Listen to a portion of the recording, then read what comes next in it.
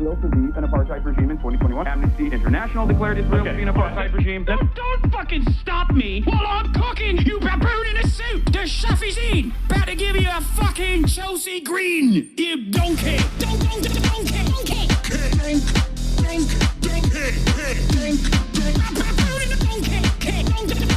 Listen to what I'm saying, and you will understand, perhaps, what I'm trying to imply. Patronizing.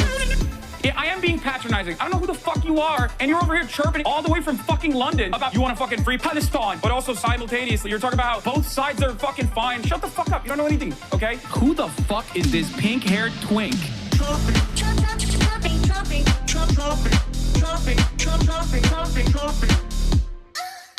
the apartheid So what would you like to Allow see happen, Palestinians- Hasan? Do you not understand the English language? What's going on, everybody? I hope everyone's having a fantastic evening, afternoon, pre-noon, no matter where you are in the world. I'm Hasan Piker, and this is the HasanAbi broadcast coming to you live from cold, not very sunny, but instead very cold, New York, folks. We're live and alive, and I hope all the boys, girls, and MBs are having a fantastic one because today's a beautiful day. Today's a wonderful day. Today is a very special day. Now, for those of you who are wondering why it's a special day, it's a very special day every single week. That's right. But because I'm dual streaming on YouTube as well, I'm not going to be doing the thing that I usually do because I don't want to get hit with a copyright. But it is Friday. So, I know, unceremonious. I just don't want to get my live broadcast on YouTube dinged for no reason. I know everyone is going to freak the fuck out. Also, welcome to the YouTube audience as well. This is how much care and consideration I have for you. This is how much love I have for you. I didn't actually end up promoting that I was live streaming on YouTube as well. But we're here. It's Friday, then Saturday, Sunday. Okay. Yeah, Mufasa. Imagine if I'm doing Mufasa. Like, think about it as though I'm doing the Mufasa. Yeah, it is, ladies and gentlemen, it's Friday, February 6th. Friday, February 6th, 2026. We're live, and I hope everyone's having a fantastic one. I am a little tired, a little out of place, feeling a little, I want to say under the weather, but feeling a little all over the place if we're being real, if we're keeping it a $150, but the vibes are going to be immaculate regardless. The vibes are going to be immaculate regardless, as they always are, because it is a freaking... It's because it's freaking Friday. Anyway, Themasius, thank you for the playlist. Yeah, we got a lot going on today. We're going to be talking about all of it. But before I do that, it's the personal news part of the broadcast. This is part of the broadcast where I tell you about my personal news, about what's going on in the world of HasanAbi Piker in between the time period where I press the stop streaming button and press the start streaming button. So help me God, that's precisely what I'm going to do. Yes, I read the YouTube chat as well for the chatters who are asking. In any case, it's Friday. Last night I ended the broadcast and basically passed out instantly. And then you might have noticed from my Twitter activity, woke up at like 4 a.m. Started posting on Twitter at like around 4 a.m., 5 a.m. And then tried to go back to sleep. Ended up sleeping a little bit at approximately 6. So I got like, a patchy ass sleep situation here. Not doing great. Yes, New Jersey 11 Congress race is obviously another thing that we're going to be talking about today. Should have put that in the title. Actually, I'm going to put that in the title because there is a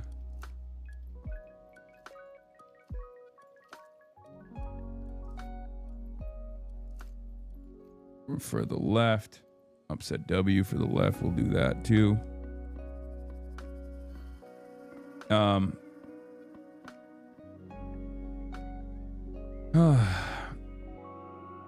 was following that race from afar, following the New Jersey 11 race from afar. And it's been a fantastic thing to watch. It's been incredible to see.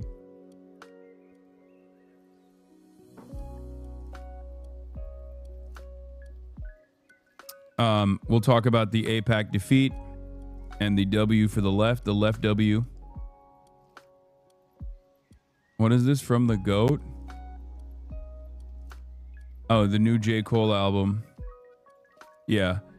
In any case, isn't he supposed to be home, says a YouTube chatter? No.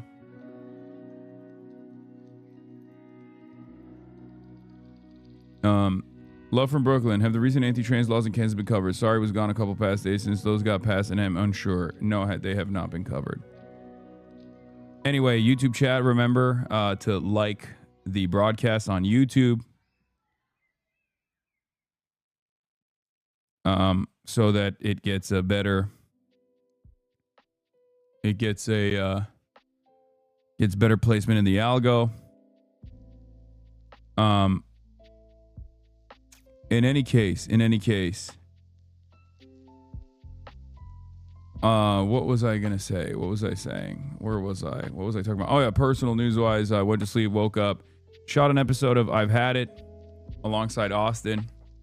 And then on top of that, shot an episode of Fear and with Jennifer and Brace Belden. Hold on, I got room service real quick. 1 second.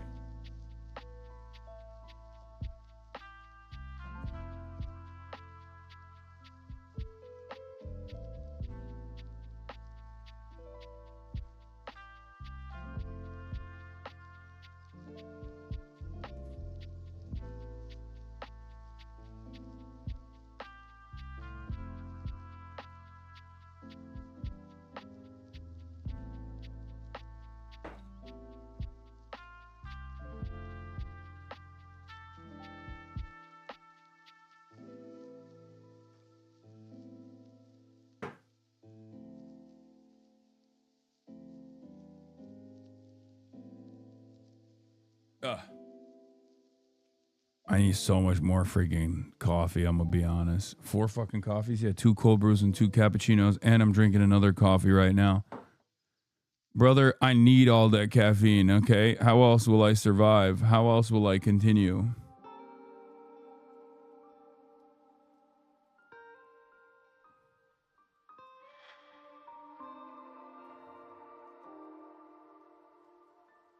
Anyway. Do you think Twitch regrets pushing you to dual streaming? I don't think they think about me at all. I'll be honest with you. I don't think I got motion like that, twin. Hello, everybody. Hello, everybody. Hello, everybody. I can finally watch your stream without Wi-Fi, says Hub, probably. $49. God damn. That's a lot of cookies on YouTube chat. Okay, so. Folks. Ask Clav for some crystal meth. Yeah, that's what I need. I need some freaking crystal meth to keep me going.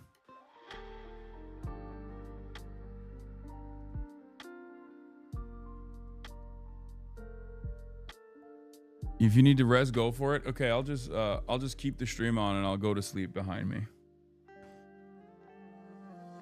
Do you think Trump will get in trouble for the video? No, he won't, because he never gets in trouble for anything. I don't think he'll get in trouble for this. I mean, he's a racist. We all know he's a racist. Bro, he's not even getting in trouble for being dick deep inside of Epstein.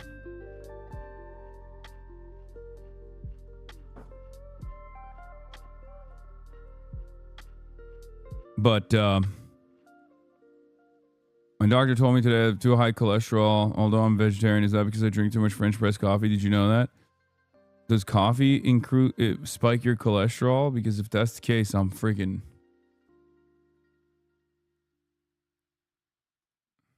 You know.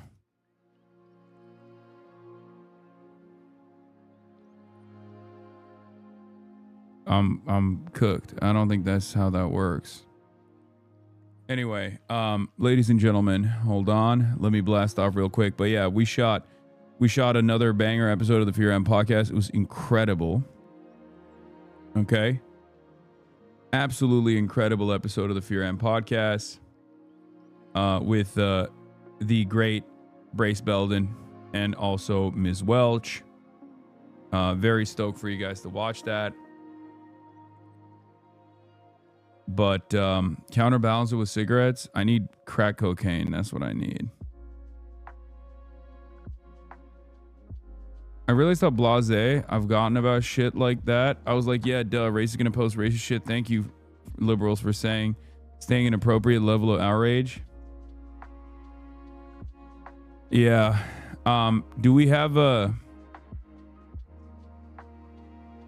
chat? Do we have a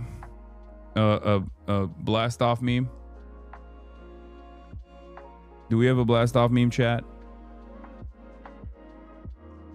Because if we do, I would like to use it. Christian exposed you in Austin. Gonna link with Mero while you're there? I did link with Mero.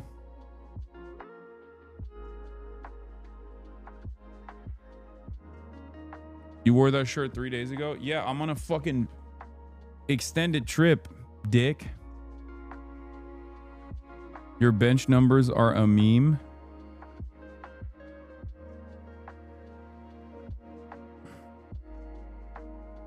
Okay, we'll use this lemon one. By the way, lemon heads are uniting all around the internet today. Lemon heads are uniting all around the internet today. Why are you in New York City and not at the majority report like usual? Because I have to I have a slammed, jam-packed, slammed ass situation here, okay? When is Felix coming on, dude? What the fuck are you doing? Okay, guys. All in due time, okay? Please. Oh my God. You guys are fucking cooking my ass for all this shit. Noah's gonna be on today. Felix probably on tomorrow. How much you weigh in kilograms? I don't know, like 109.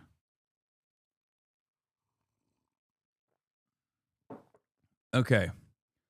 I'm talking to Don Lemon today over the internet. I have Noah Kulwin coming on today.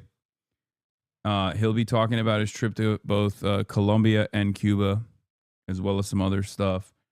I have I'm talking to Zoran and his team about seeing if we can fit him into a collabo, because I want to build off of the momentum that he currently has for a lot of the left flank candidates all around the country.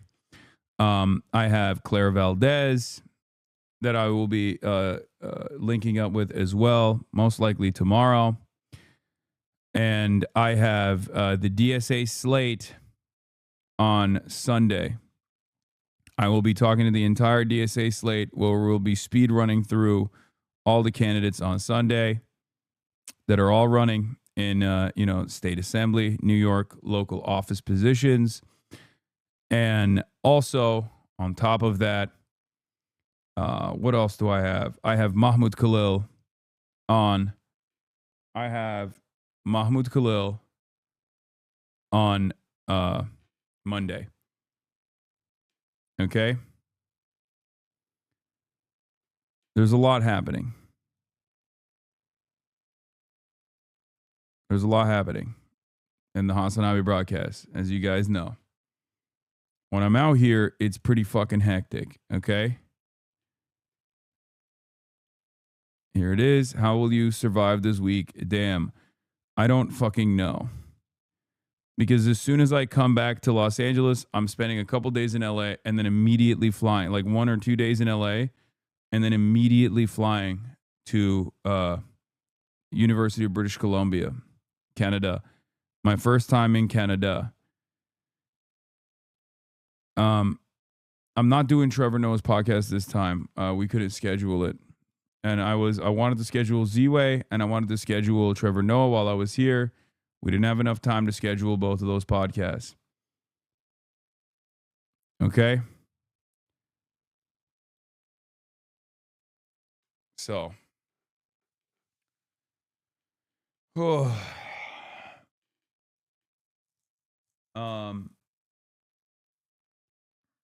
Yeah. God damn, dude. I'm freaking dying. A University of British Columbia Northern Line collab. I mean, I hit him up, balls in his court at this point. But he hasn't, we've talked briefly.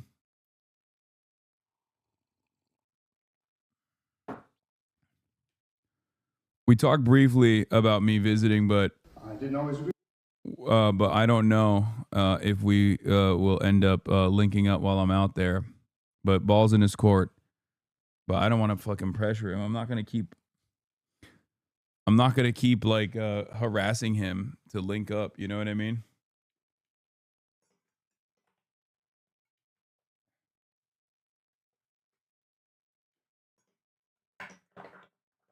Fuck. They did not clean this hotel room while I was gone this morning, so I'm a little bit cooked. Northern Line doesn't really collab. I mean, I wasn't even talking about collabing with him. I was just saying, like, if he wants to pull up.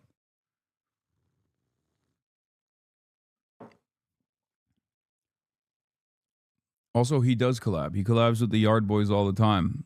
I just don't think he fucks with me like that. But it is what it is.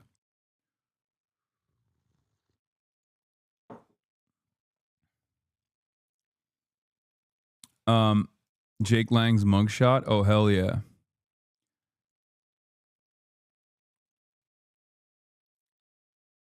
Putin episode coming up. Is a hotel room? Nah. This is my brownstone. This is my brownstone that I bought.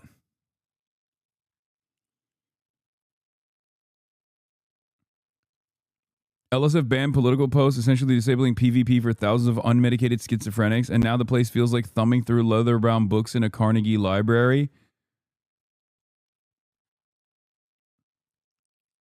Yeah, it's been, I've heard. I don't really go on LSF, but I might go back on LSF now that they fucking banned politics, because it was used like it was used basically like a sleeve to engage in fuck Hasan campaigns and like smear campaigns against the left position in general in a not so subtle way, even though it was.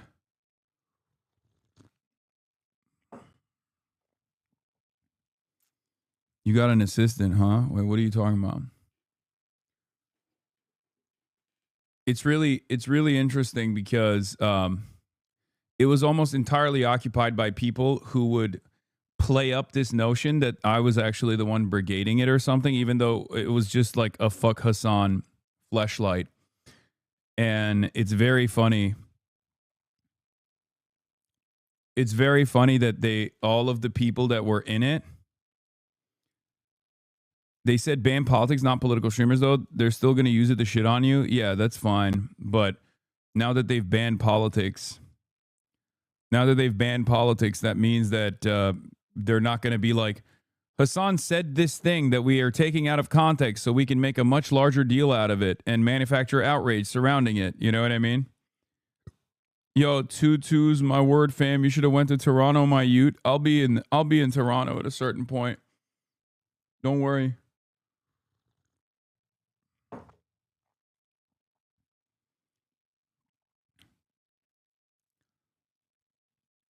I mean, it greatly limits the amount of fuck Hasan posts they could be posting, because they were using that a million times over. So shouts out to RIP to Stale 2000. RIP to DGG's like massive, sophisticated, I will admit, sophisticated smear operation that they were running out of LSF.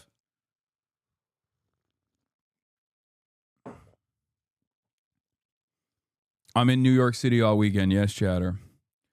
I'll be here until Monday.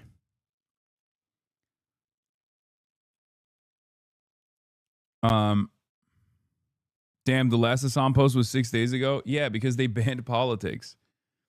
They still upload posts about me on there, but they just delete those posts.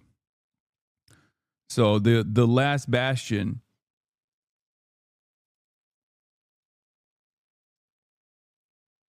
The last bastion of fuck Hasan content will be just on Twitter, the platform for Yeet.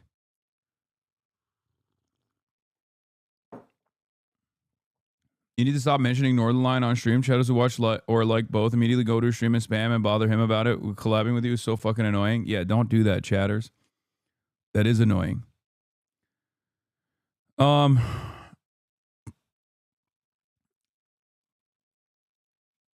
Anyway, where was I? I noticed less haters coming in here. That's why. Oh, that's true. I'll miss the haters. RIP to my haters. Where was I? What was I saying? Oh yeah. We blasted off. Let's get started. Going to cover Ana Lilia Meja possibly winning a Dem primary in New Jersey? Yes. Of course I'm going to be talking about that. There was a massive primary night upset that took place last night. And it's once again going into my bracket specifically of the left position is alive and well. Yes, Austin Ox told me about it, but I can't be everywhere all at once.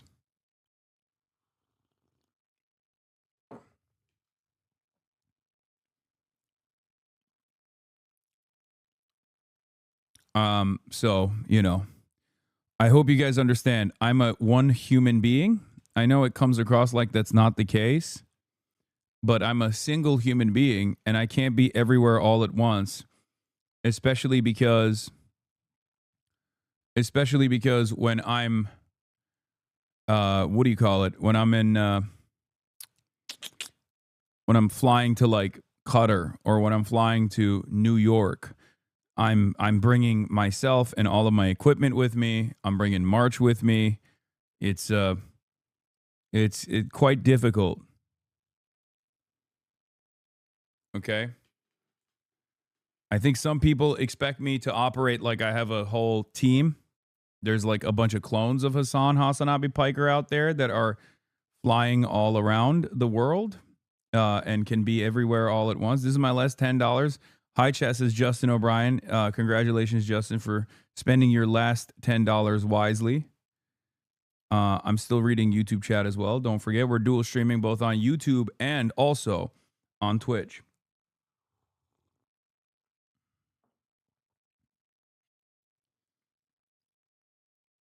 But yeah, this is a fantastic primary victory for Analilia Meha.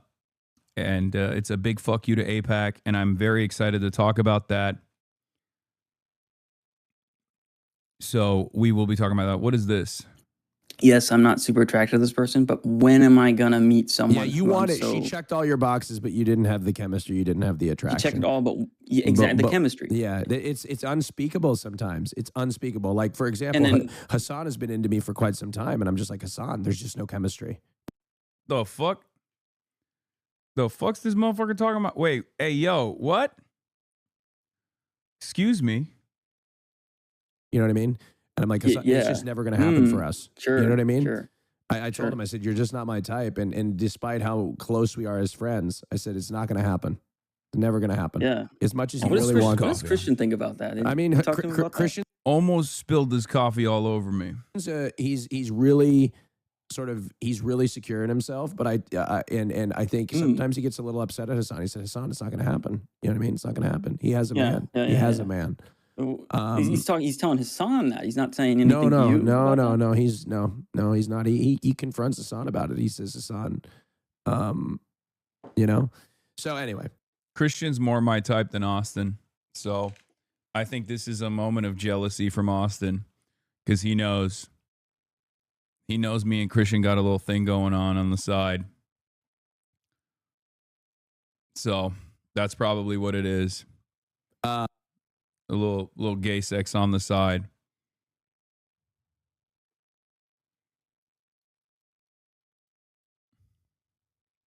Yeah. AIPAC coping over the results. Oh, hell yeah. I love that. All right. First we'll do incredibly racist Donald Trump. Guys, this might come as a surprise to all of you, as we are all Donald Trump supporters. Obviously, we are all Donald Trump. Donald Trump posted something on Truth Social. Donald Trump posted something on Truth Social, and the thing he posted was a little racist, okay? Just a little bit, And it's obviously unexpected because as people who voted for Donald Trump, we all know we voted for him because he's the least racist guy out there, right? I mean, this is the least racist American, probably. Like, every American's a little racist, and Donald Trump certainly is probably the least racist out of all of them. But it was a reshare on his Truth Social that featured the Obamas. Let's take a look. Yeah, quite the storm. Actually, you know what? Let's watch the full thing first.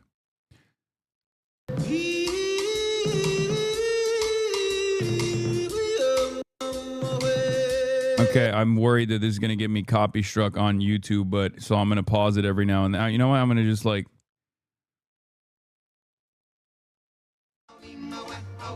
But you get the picture.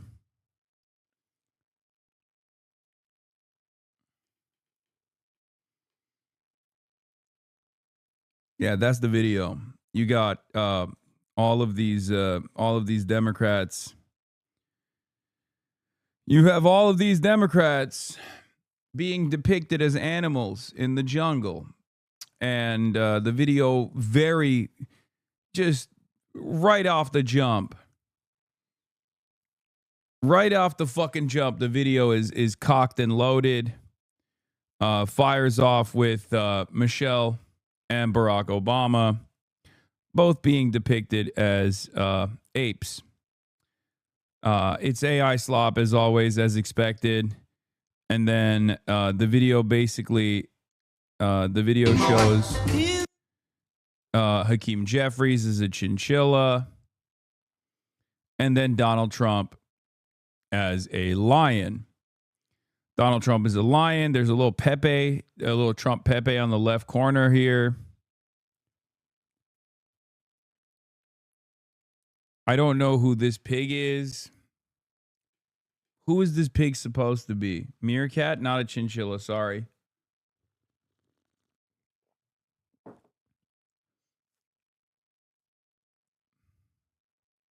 I'm sorry. And I don't mean this in some racist fashion at all. But this is the most Indian slop I've ever seen. Okay? He is posting like an Indian unk on WhatsApp. Like, this is literally like, and I don't mean this in like a racial way at all. I just mean like I have depicted myself in an AI video as a lion and all of my enemies as various different animals that are living under my kingdom. I feel like this is the most, like, it's Brandonization through and through. Okay. But this type of posting I have only encountered on Twitter from some of the greatest posters of all time, Indian unks on WhatsApp. This is like this goes hard on the group chat for Bangladeshi unks. You know, that this is Daisy posting through and through. The depiction of like the depiction of yourself as this towering being, as a lion, most commonly I see on that side of the internet, and I respect it. I think it's good posting. This is a bad version of that. Okay, this dark woke shit gotta stop. Okay, first of all, maybe my Indian unks and aunts are all right if this is what you're calling Indian unk slop. Dark. This is not like a like I'm not doing the Kyle Kalinske adjacent shit. Okay, like you can point to Indian activities, you know, South Asian activities on the internet without it being directly racialized. Yes, this is Pakistanis too. You know, don't fucking eat my ass on this. In any case, if this was Indian slop, there'd be a Xi Jinping being eaten by Lion Trump. Yes. So I was going to say, as is the case with many American retooling of much more advanced versions of this kind of slop, this is a much worse version of it. Because if this was being posted on the WhatsApp circles by Daisy Uncles, there would definitely be a moment where the lion eats the enemies that are depicted as weaker, more feeble versions of animals. And because this is the Americanized version, unfortunately, we were not able to emulate the cultural product of a million WhatsApp uncles.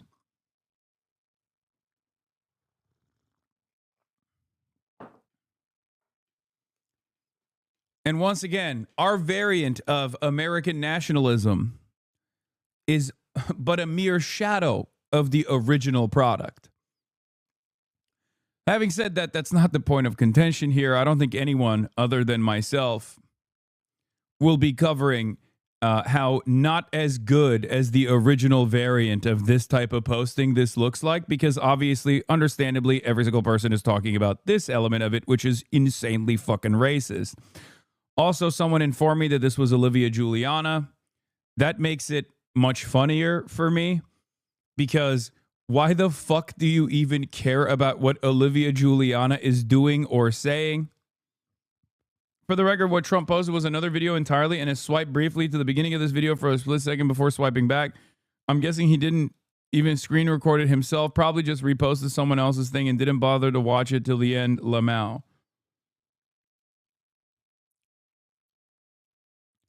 Trump posted a video from Truth Social. Oh, this is the OG video he posted. Trump posted a video on Truth Social claiming vote counting stopped in key swing states before Biden surges, comparing it to Venezuela. In the final seconds, Barack and Michelle Obama depicted as monkeys. Initiated by a court order, the Michigan investigation team obtained forensic access to a DS-200 tabulator, the machine that counts the votes. A Telit 4G wireless chip. The story gets even funnier. Okay. Does this video feature AI slop of Harry Hasan, though? I need to know. There's got to be a Harry Hasan mention in here. So this is the OG video. Oh, there is. Yep, there it is. That's my goat. Okay. Masterclass. Your MAGA schizophrenic uncle made this video and shared it with everybody. And let me tell you, this is excellent. Harry Hasan as a flamingo fanning the lion Donald Trump with a Pepe Donald Trump laying in the lap of the lion Donald Trump that is laying on a hammock with meerkat Hakeem Jeffries. Okay, Whoopi Goldberg as a hippo. All the animals are bowing down to the lion Donald Trump, which weirdly looks like an amalgamation of Donald Trump and Benjamin Netanyahu, kind of, or maybe even a little bit of Joe Biden. The AI really bricked on the Trump face. I don't know what kind of inputs they added into this, but I do feel like the Donald Trump face does not necessarily look like Donald Trump all that much. It looks like it could be a combination of Joe Brandon and Benjamin Netanyahu at times. But in any case, the original video, or the video that Trump posted, was this one about this video from the PatriotNewsOutlet.com about how the Democrats stole the election from him. But of course, because some fucking boomer was screen recording this video instead of downloading it, apparently at the end of the screen recording, there's a brief snapshot of Barack and Michelle Obama depicted as apes. Let's take a look at the OG video that was reposted or retruthed on the Trump Truth Social page now. Initiated by a court order, the Michigan investigation team obtained forensic access to a DS-200 tabulator, the machine that counts the votes. A Telit 4G wireless chip manufactured in Taiwan was discovered embedded into the motherboard. The voting machine tapes clearly indicate modem engagement and transmission of election data. Some of the anomalies that we noticed in the 2020 general elections, that 5 key states all stopped counting at a certain time in these key battleground states. These were all where the software, Dominion machines, ESNS machines were used, the Smartmatic, the GEMS software. So when the vote stopped counting, and this has been noted in other countries as well, President Trump was significantly ahead. When reporting and counting resumed, there was a massive spike occurred that favored Joe Biden.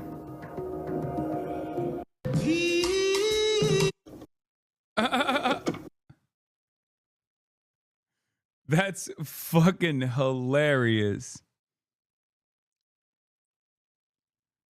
Like, the fact that there is this like brief swipe up of this video that shows the intro of Michelle and Barack Obama, the video, the AI slot video of Michelle and Barack Obama, the video that we just watched, the full video that we just watched, adds a whole nother layer to this fucking story.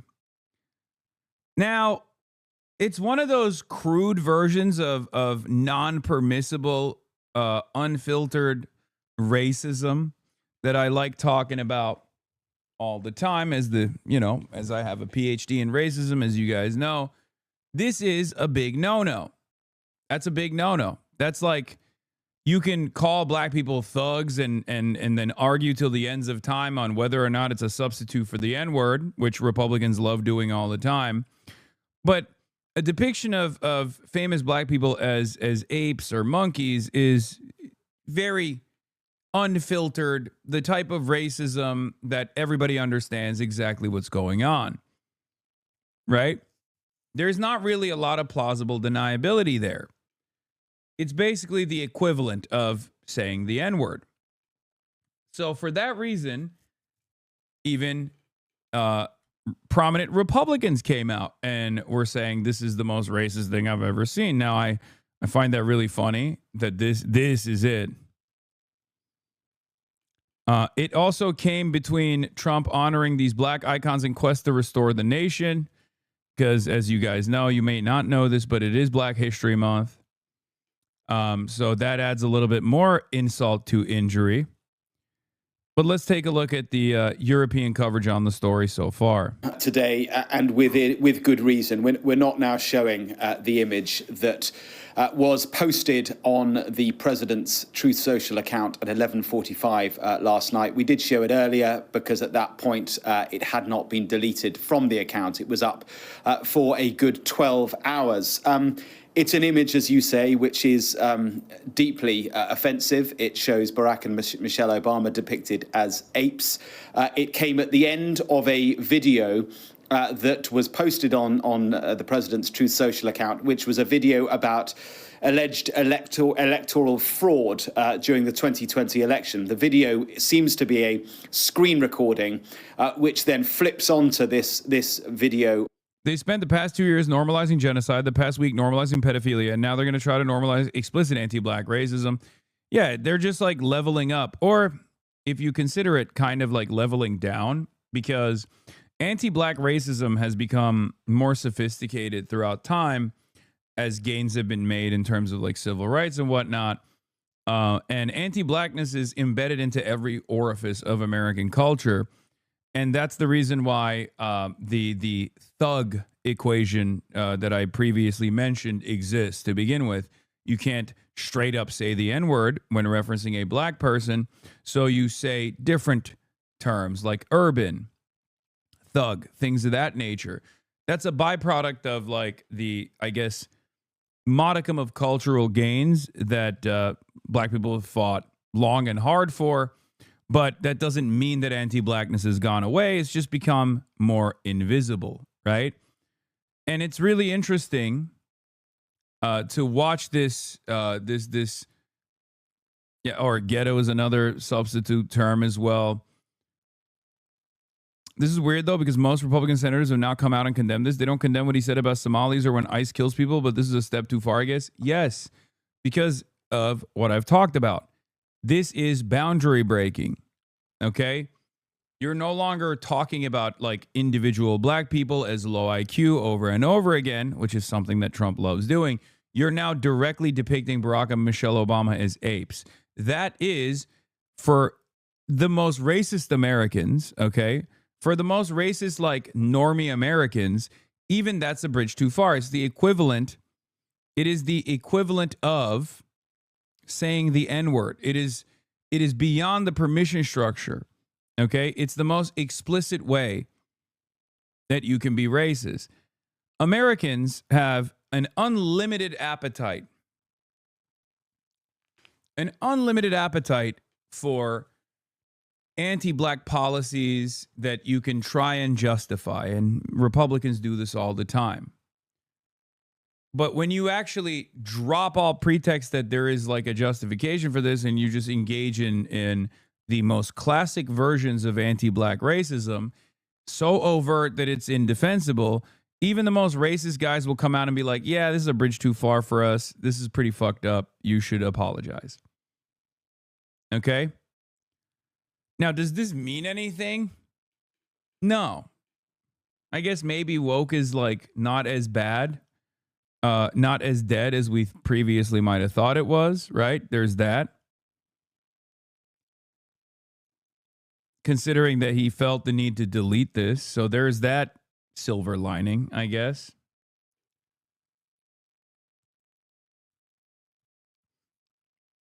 Having said that,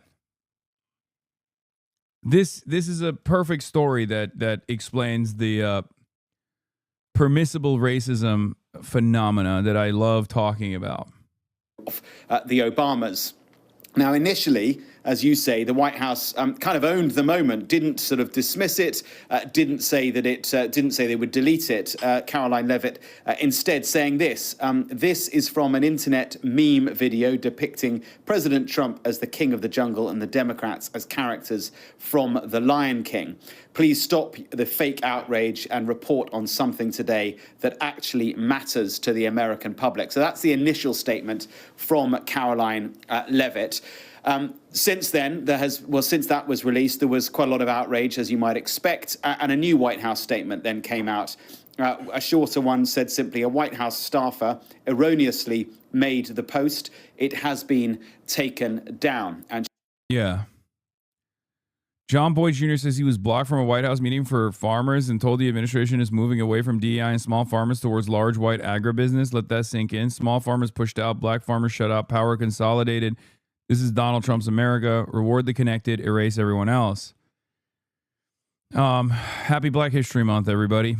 Sure enough, it has gone. So a suggestion there, which raises new questions about the fact that a White House staffer had access to the president's Truth Social account at 11:45 at night. Why would that be the case? Incidentally, between 11:45 at night and just after 5 a.m. this morning, there were more than 70 different posts on the social media account of the president about all sorts of issues, including a meme about a dog.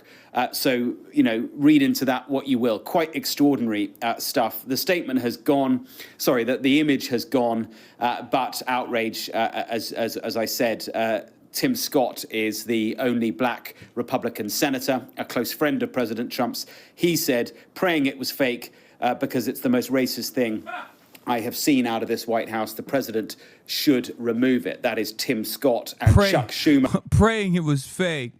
Like, what the fuck do you mean praying it was fake? How could it be fake? Is real. Also, that is what he thinks about you. And you're a Republican. You already know that's what your colleagues think about you, big dog. Fuck you mean praying it was fake. This is the most racist thing I've ever seen. I swear to God, bro, these guys, the only reason why Tim Scott is saying that is because he has to engage in ass covering. Okay? The only reason why Tim Scott feels the need to say that in this very moment is because he has to engage in ass covering, because this makes his position utterly indefensible as a black Republican. Okay?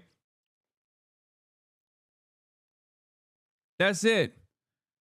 In some ways, this is like the Europeans saying, like, we'd rather be happy vassals than angry slaves, right? Like, that's what it is. That's what it is. It's just like, it's too offensive to continue being the token black person for this administration, for the conservative movement, when you have the president depicting two pivotal black figures of American politics as apes.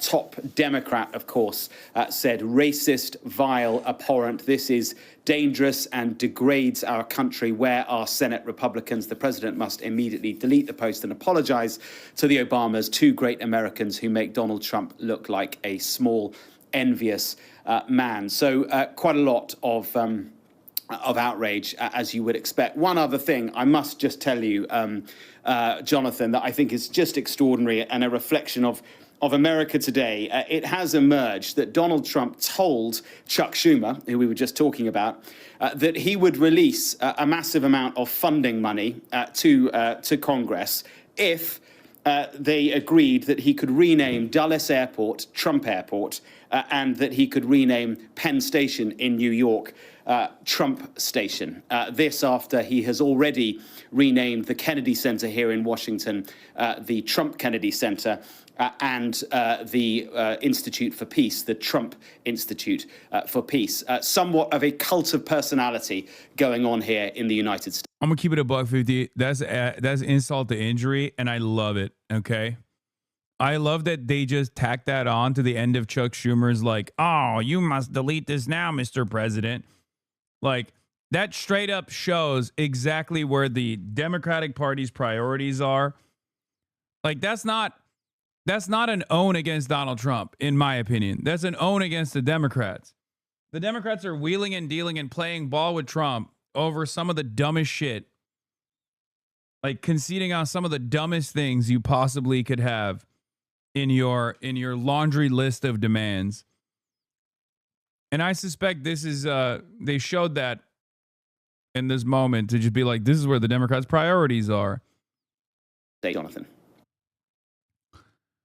So that's the story so far.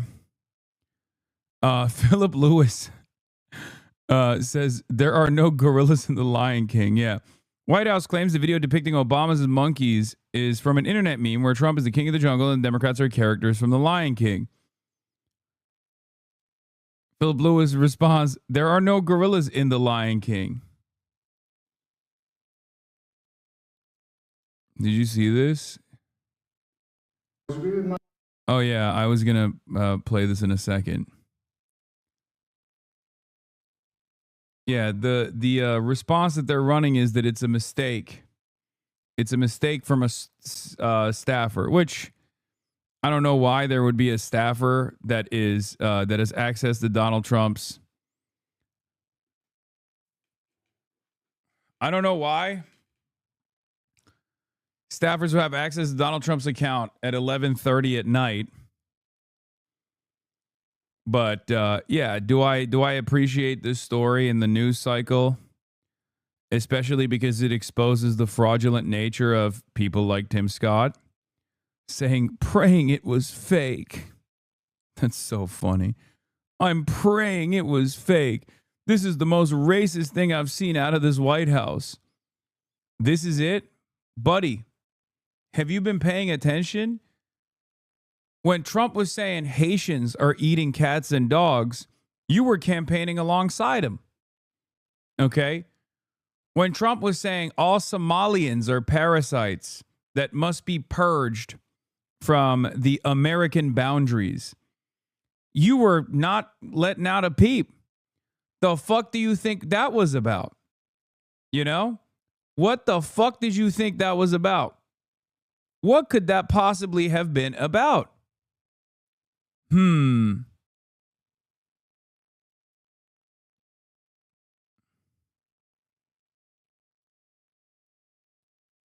You know? That's not my Donald. That was different. It's not, though. It's not.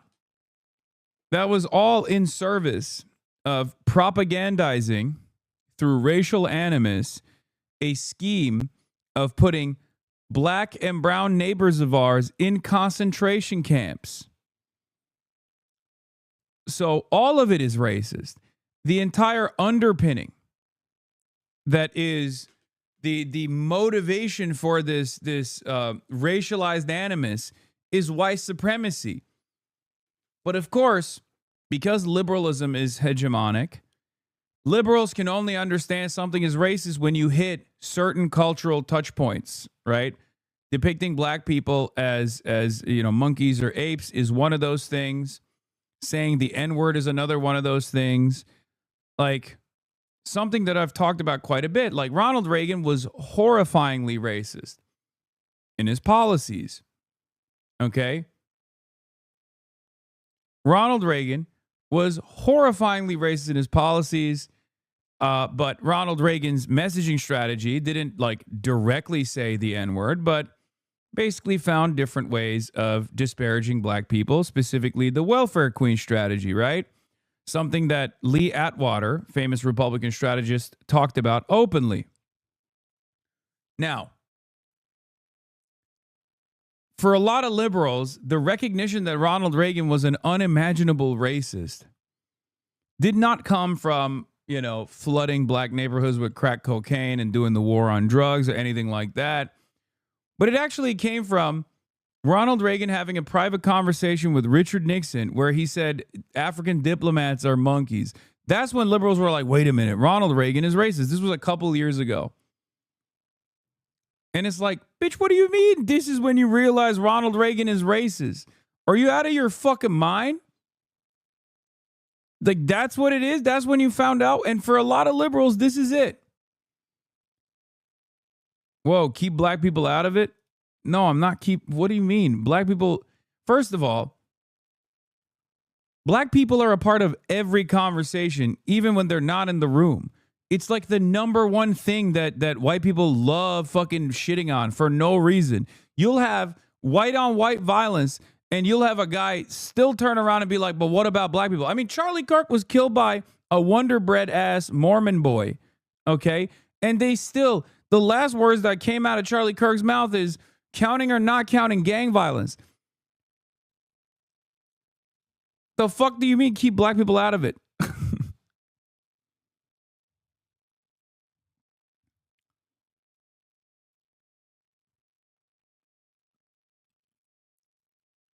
White racists can't keep black people out of any conversation. It's their number one thing that they love slamming into every conversation. In any case,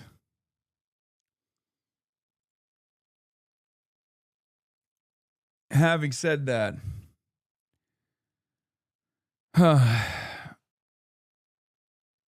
this is the story. This is the big story.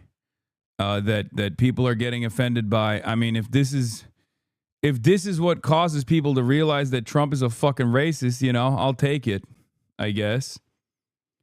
Strange that this would be it, but I guess not so strange when you recognize that this is the only thing that liberals fucking respond to. The only thing at all. Perfectly explain how white libs who like Reagan act. Yeah, lots of other things are just accidents. They don't really mean what you're saying they mean. What one of us doesn't walk to the other side of the road when they see a black person. Yeah.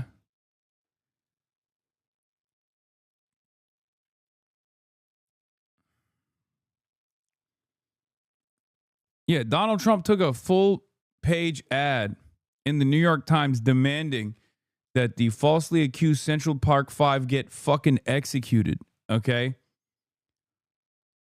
I think, or anytime he talks about like a black person, a black politician, he'll be like, they're low IQ. The fuck do you think that's a substitute for?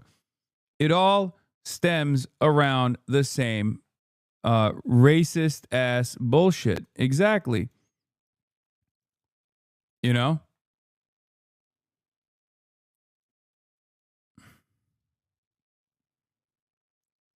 Him and his father were prosecuted by the federal government for refusing to rent their properties to black people. Like, there's never been a moment where Donald Trump wasn't demonstrating white supremacist racism, specifically anti-black racism. But I don't think it's time to move the needle in that direction.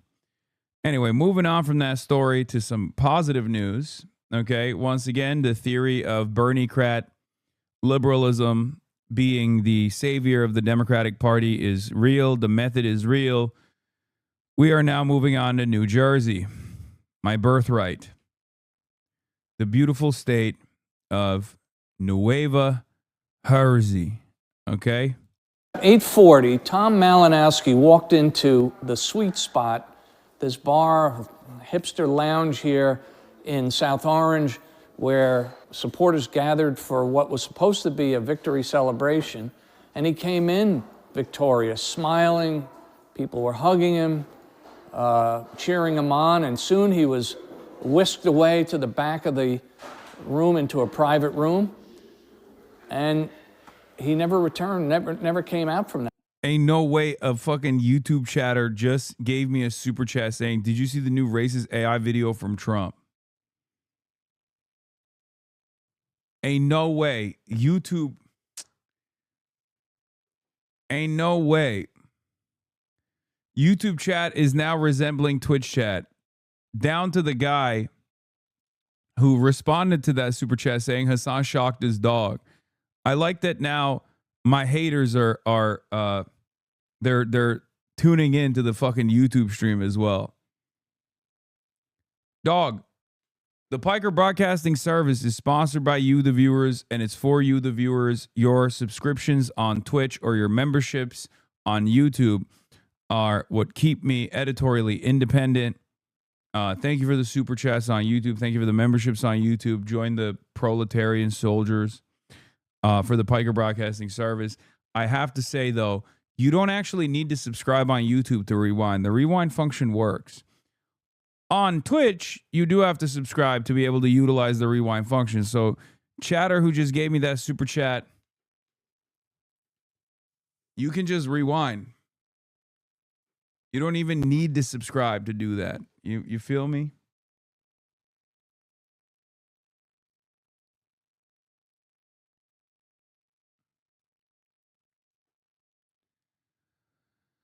I just got done covering it. Why? Because Annalila Mejia, a far left progressive activist from Glen Ridge, has basically stunned the political landscape here, the political world, by coming from virtually nowhere and leading as the night closes with almost 500 votes ahead of Malinowski, which is nobody. That was not on anybody's bingo card, frankly. And now Malinowski's people are huddling and are talking about evaluating the vote-by-mail ballots to make sure they're properly cured with proper signatures. And now this is not done yet. Okay, it's not done yet. But my analysis on this is that this is a spectacular underdog moment here, okay?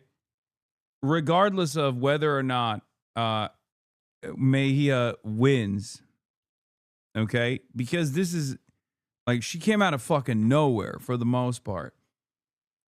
Everything was positioned against her, and yet she was able to overcome all odds. Like, her overall expenditure is so marginal in comparison to everybody else. Like, look at the ad support.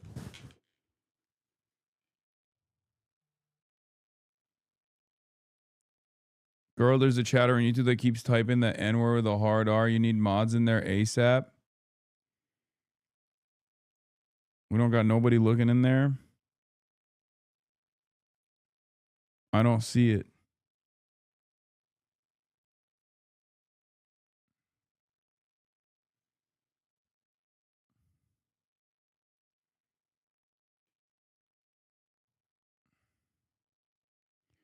I'm like 20 minutes behind. Love you too, but are you going to cover the New Jersey primary results today? That's so funny.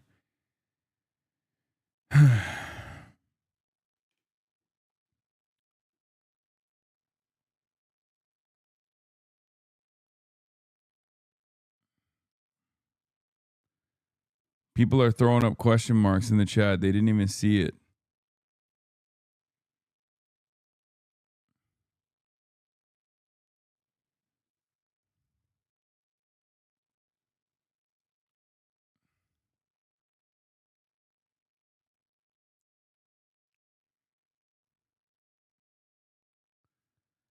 Yeah, we got razor thin margins here for Mejia.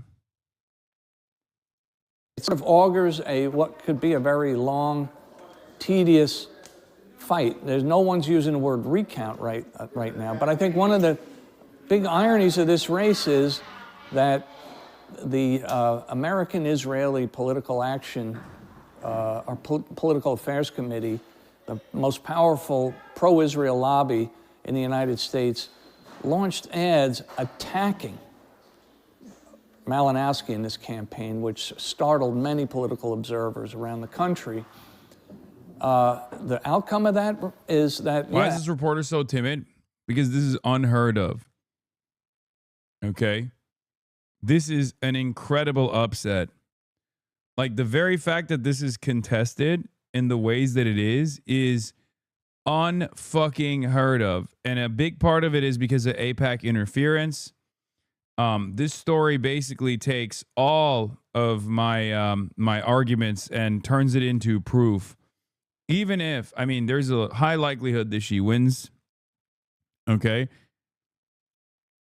But even if she did not, with these results being so close to one another, it still is the proof that I have been advocating for. This and the Texas race that took place as well are two massive W's in the left alternative position being the one that is favored by even Democrats in the fucking suburbs. Okay? You must understand, if there was a little bit more support for her, like, this is why I feel somewhat responsible for, like, not being everywhere all at once, because I do feel like there are a lot of races out there where I don't think I have a lot of motion. Right? I can't change, like, outcomes so dramatically, but I could certainly help a little bit more. Like, this is one of those races. And I'm aware of this. Like, I'm certainly aware of it. That's why I'm trying to do all this shit that I've been doing.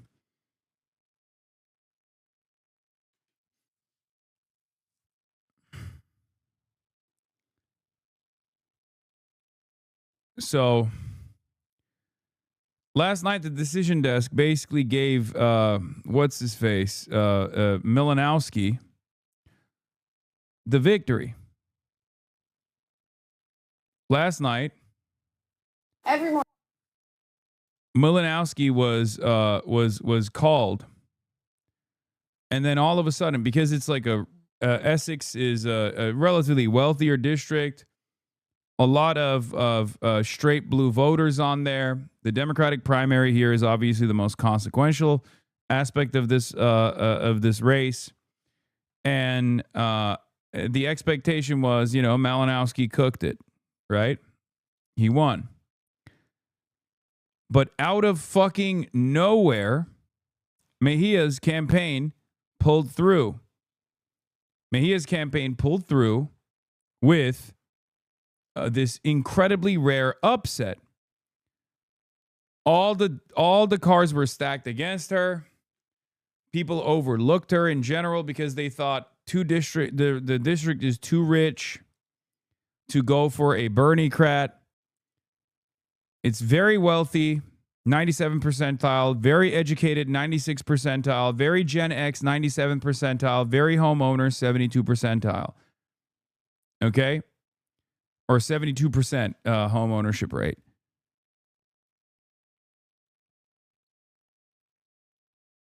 Truly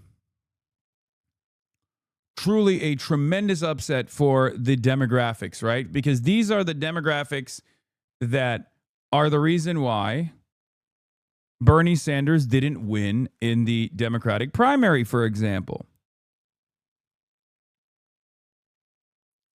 This is the Democratic Party's Tea Party moment coming to fruition. Okay?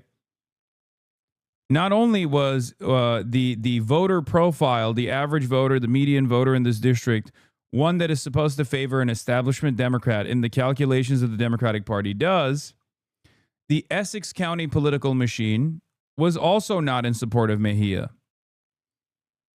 Okay?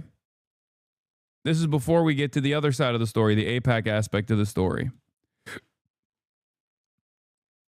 which I will be getting to in a second. This was, hold on, or was it, or there's more. Oh, here. Yeah. And if you want to look at the actual ad support, Tahisha Way, which was the AIPAC candidate, got $2.6 million worth of ads from AIPAC subsidiaries. The anti-Tom Malinowski ad spend was around $1.9 million, and Tom Malinowski was supposed to be the candidate that was favored to win this race. Former congressperson, right? He had all the backing. He had the background. He was the perfect candidate for this. Okay? Malinowski had 900,000 in supportive ads. Brendan Gill had 495,000. Zach Beecher had 340,000. Ana Lilia Mejia had 215,000. And the highest spending advertiser in the contest was United Democracy Project, which I think is a AIPAC subsidiary. Okay? So basically, the entire race was designed in a way where Mejia should have lost. This was her final day message that apparently resonated with a lot of voters. Let's take a look. Morning. While I go pee. Up and down. Talking to people. That's how we win. Stay. I'm running for Congress. The special election is on February 5th, and I'm running because I think our government has been bought by billionaires, and we're screwed if we don't send people who aren't untethered from that kind of pressure. I agree. Well, there you go. I think corporate interests, lobbyists have bought our government. Absolutely.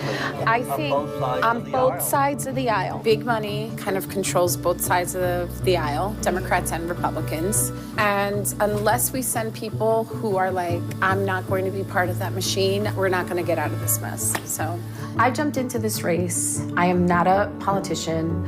I am not a professional campaigner.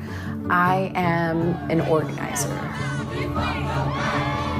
I am the kind of person who sees a problem and jumps in to fix it. Governor Phil Murphy signed the $15 minimum wage into law. Paid sick leave is now on the books in New Jersey. And Lilia was active in my presidential campaign. She's a great organizer and somebody who is going to be an extraordinarily wonderful congresswoman for the state of New Jersey. We need an organizer's energy in Washington to do what people of New Jersey need done. Folks have talked about the rising cost of childcare, of housing, of healthcare. I've seen people get emotional over the idea that they don't think their kids are going to have the same opportunities that they have had. I feel for my kids and my grandkids, and something's got to give. Chocolate?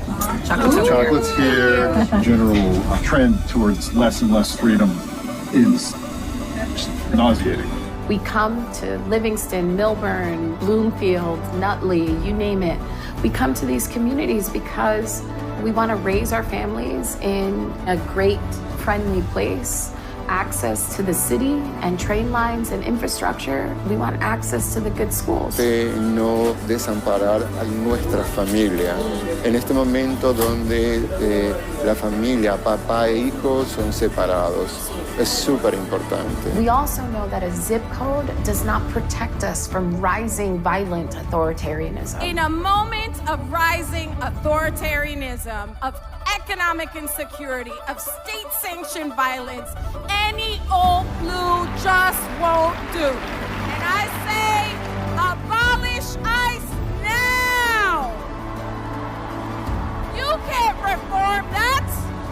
It's not fixable!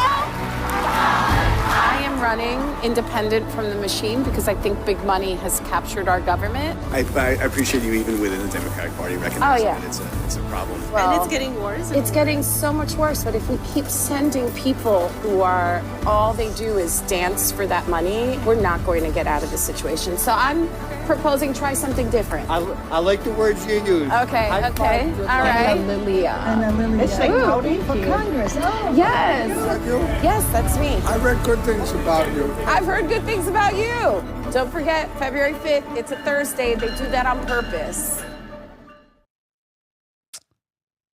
Seemingly, this strategy resonated. The early vote versus election day split was something never seen in a New Jersey race before.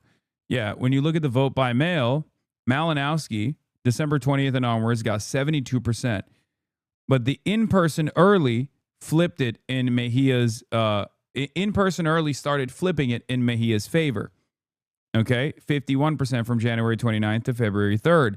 The election day split was gangbusters for Mejia. 64% of the vote. Now, this was a phenomenal upset for that reason, and that's precisely the reason why the decision desk had already called it for Tom Malinowski. The Democrats, the DNC press, had sent out an immediate press release congratulating Democratic nominee Tom Malinowski on his victory in New Jersey 11 special election primary.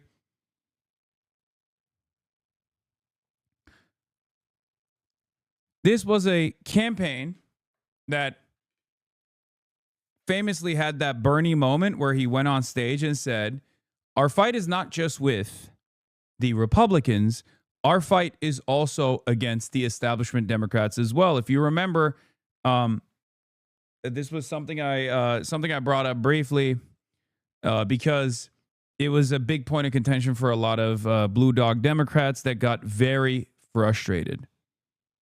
Okay?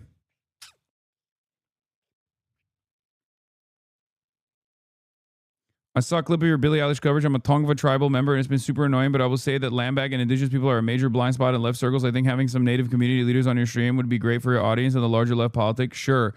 Except the Tongva tribes literally thanked Billie Eilish, no? Am I crazy? I was talking mostly about how, they were using and abusing the reputation and the name of the Tongva tribe to attack Billie Eilish in the most cynical way possible.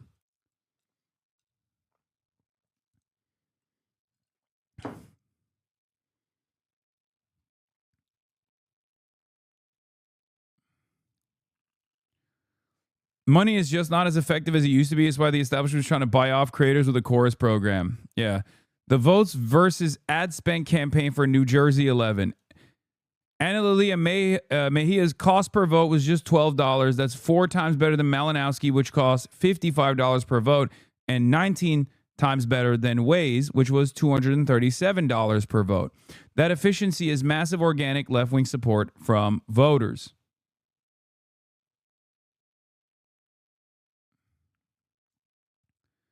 But we still haven't talked about my ops.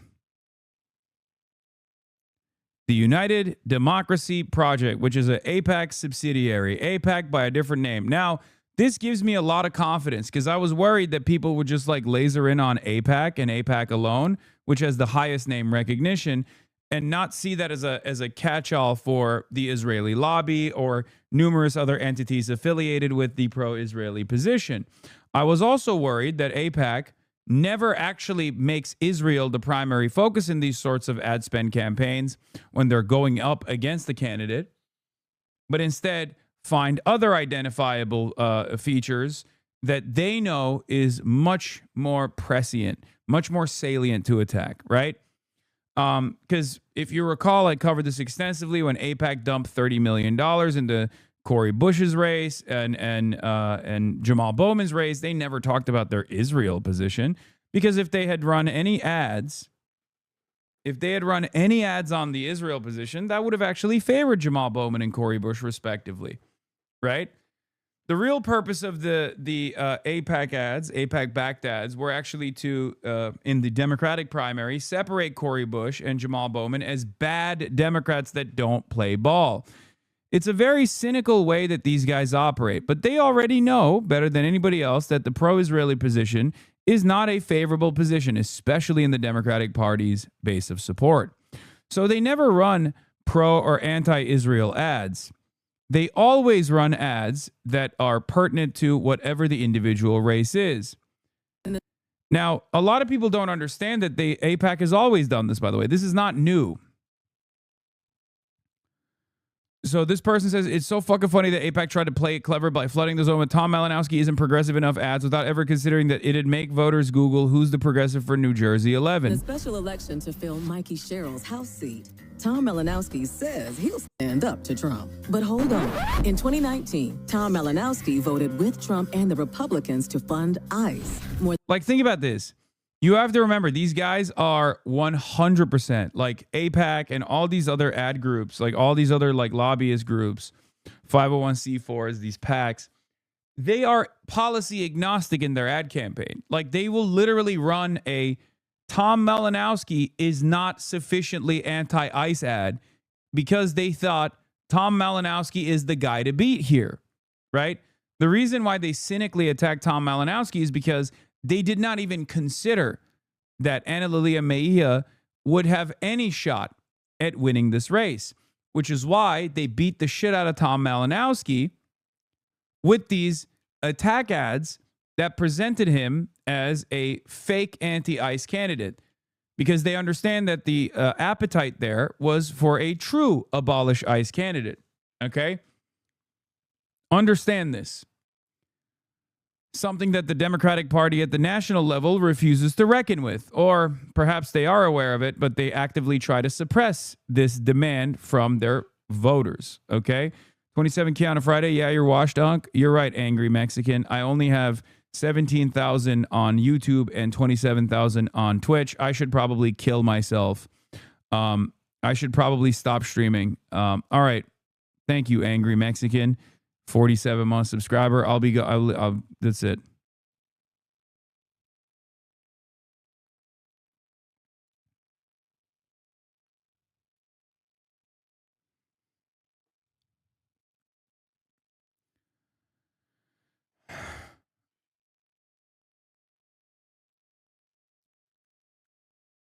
All right, so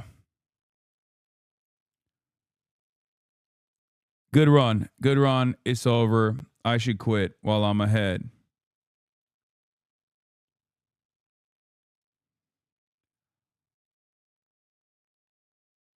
So there's a couple different things that AIPAC is doing, obviously, in their coordinated efforts to pump up certain candidates, in their coordinated efforts to attack certain candidates, right? If a candidate is like anti-Israel, they go after them pretty hard. Tom Malinowski is not exactly anti-Israel, right? I mean, he has a position that's closer to liberal Zionism. He is the one who wanted to condition aid to Israel, right? Like, he has talked about conditioning aid to Israel, which garnered a lot of attention and enmity from AIPAC. That is precisely the reason why they were trying to make sure that he doesn't win the race. And all this ended up doing was actually make people Google who the true progressive candidate was. $200 million they attacked Malinowski by bringing up his records on ICE, because Tom Malinowski was also trying to do the anti-ICE pivot, right? Force. $200 million that got us this? Democrats called Malinowski's vote a blank check for the Trump administration and a betrayal. We can't trust Tom Malinowski. UDP is responsible for the content of this. Yeah.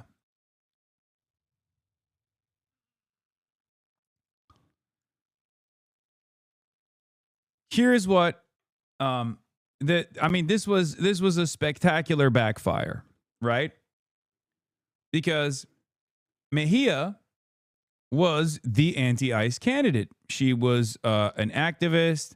She was a true progressive. She was backed by Bernie Sanders and AOC. She was a Bernie-crat, right? A left flank Democrat, as I like to call them, or a Bernie-crat.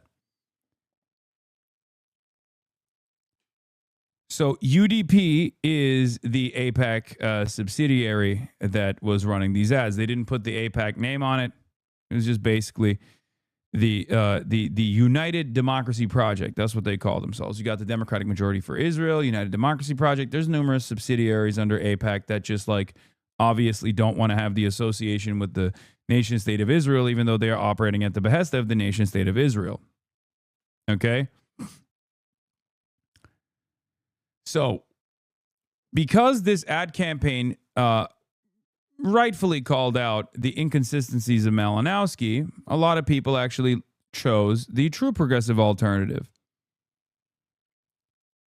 And Mejia rose from that fight.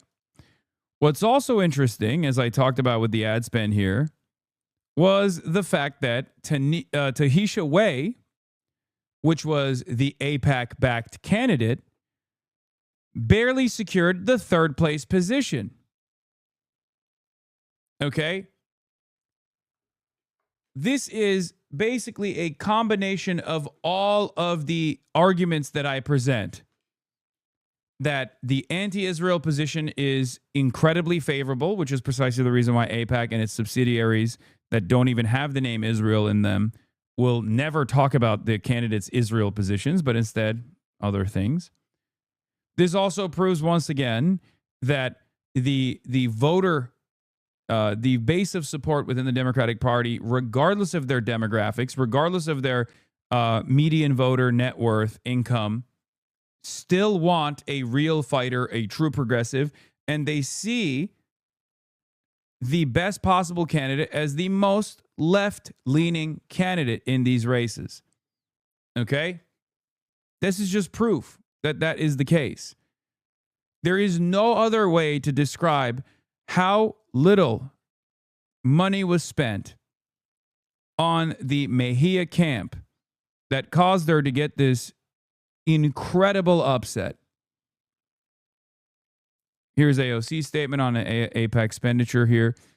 I hope Dems begin to see that moderate or progressive AIPAC is not our friend. They endorse January 6th insurrectionists. Yet if you so much as suggest the U.S. uphold its own Leahy laws, no matter your record, they will work against you.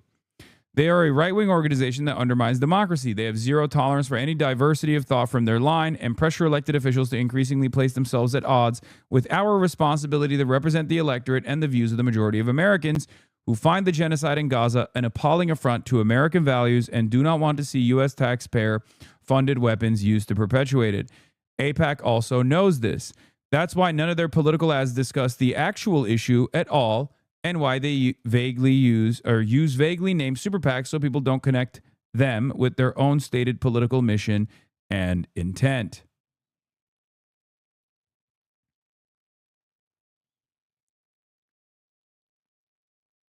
You understand?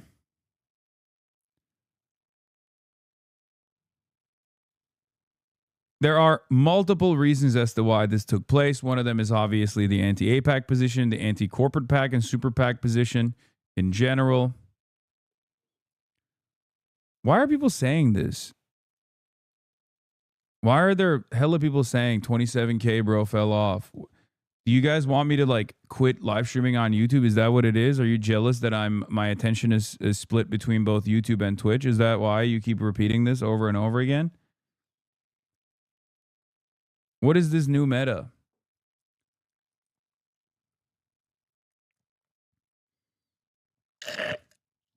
Probably admin chatters?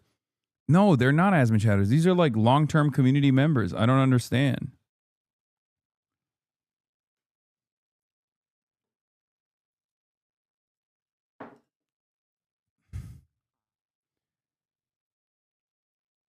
Where the fuck are these people coming from?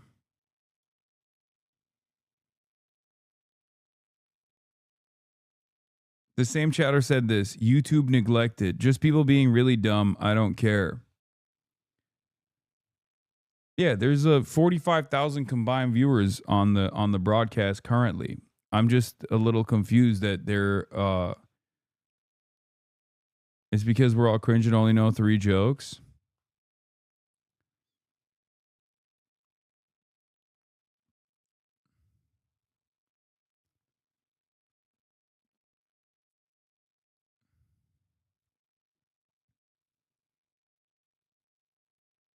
What? Think before you...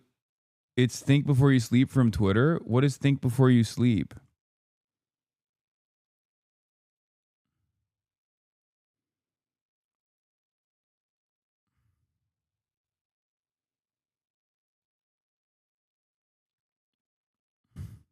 Anyway. To the YouTube chatters, once again, don't forget to like the YouTube live stream. And let's continue with the commentary. Okay. I think it's important that people realize people don't know if they're supporting or opposing AIPAC simply because they run ads under a different name. They're absorbing the content, and yesterday it meant weakening Malinowski. Yesterday was more about strategic blunder by AIPAC and less people finally turning on them. AIPAC's preferred candidate got 17%, but I don't think most people knew that she was backed by AIPAC. There's also some truth to this as well. It was definitely more so an AIPAC blunder because they tried to undermine Malinowski. They tried to undermine Malinowski, and they tried to highlight their specific candidate.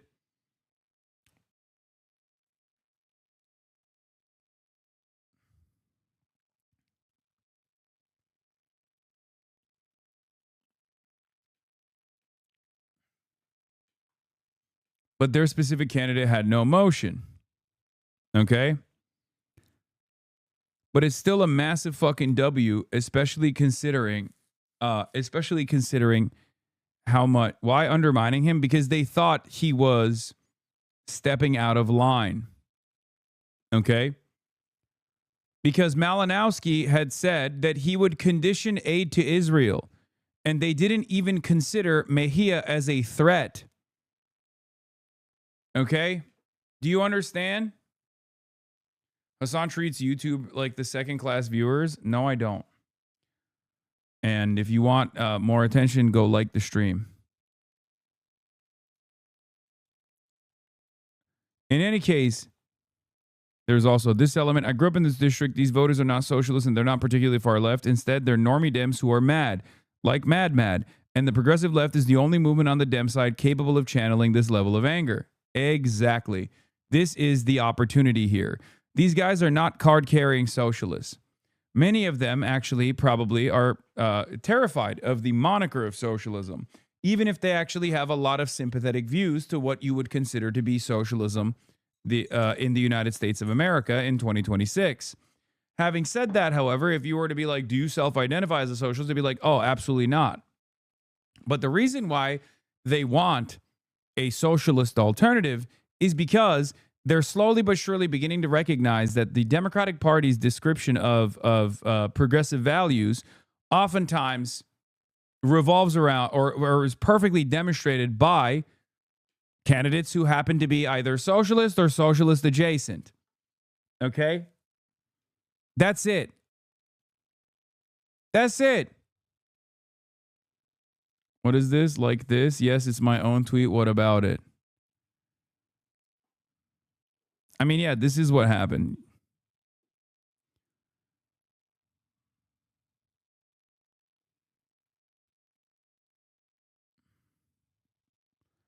The voters are mad at the status quo. They are mad at the status quo being represented by the Democratic Party because the status quo on the Democratic Party is doing nothing against the onslaught of fascism coming from the Republican Party.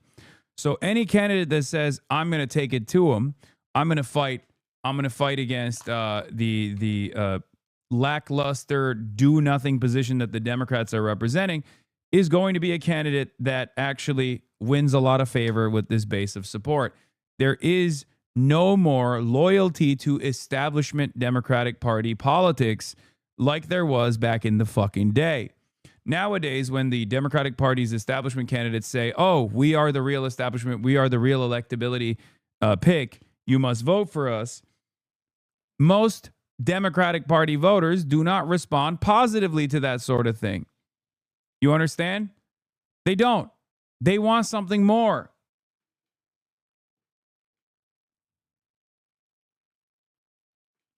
Zoran is only one part of the story. Okay?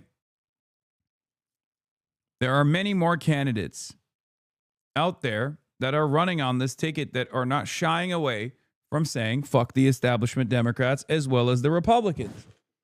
That is not a bad thing. That is a good thing. Here's Julie Rodzinski, who ran the super PAC in support of Tom Malinowski's campaign. I'm also a pro-Israel Jew. What AIPAC did in this race is bad for Jews, bad for Israel, and bad for having bipartisan congressional support for the very issue AIPAC claims to care about.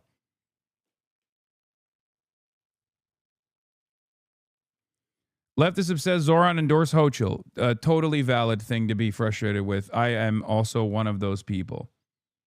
Okay? I'll get to that in a little bit.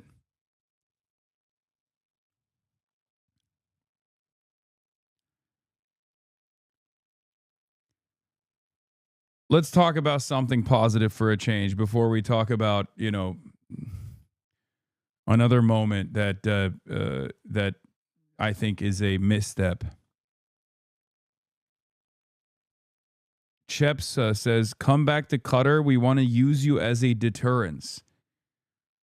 A deterrence from what? I don't think anyone in the region is that fond of me. I think they won't shy away from bombing Qatar because I'm there. You mean Iran?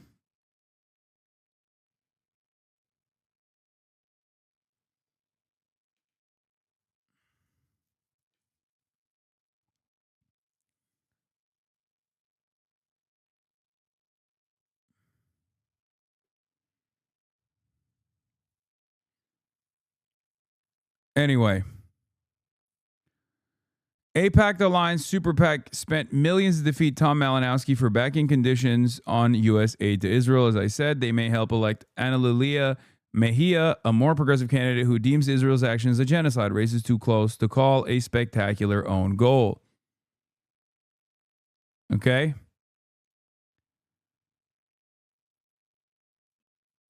There's another aspect of this story that I'm going to be mentioning here as well. Malinowski was a staunchly pro-Israel vote in Congress, but he said he wouldn't guarantee he would always vote unconditionally to send tax dollars to Israel in the future, and pro-Israel groups wanted to send a message to Dems that even their new balancing act will make them a target. And it fucking cooked them. Okay? Good job. There's also more positive news. For the first time, GOP strategists are telling Axios that losing the Senate, where Republicans have a 53 to 47 majority, is a distinct possibility. The House is already expected to be lost based on history. This is happening in spite, I need you to understand, this is happening in spite of the National Democratic Party, led by establishment Democrats, are doing everything in their fucking power to tarnish the left flank, to basically shut the doors to actual Democrats with real grassroots support. Okay? Hakeem Jeffries and Chuck Schumer are basically terrified of this prospect, or at least they're moving as though they're terrified of this fucking prospect. And yet, the Democrats have the motion, or at least the left flank candidates create real grassroots support around the Democratic Party. But once again, the last thing I want to say about the Mejia race, the last two things I want to mention with the Mejia race is that the abolish ICE position is spectacularly popular. Okay? No matter what Hakeem Jeffries and stupid ass Chuck Schumer try to present, the abolish ICE position is the fucking position. Democrats that are running for Congress, remember this, okay? Remember this. I talked to two Democrats earlier today who told me about voters telling them they had planned to vote for Malinowski, but were either swayed against it or wavering because he had voted to fund ICE, clearly getting that from AIPAC's ads.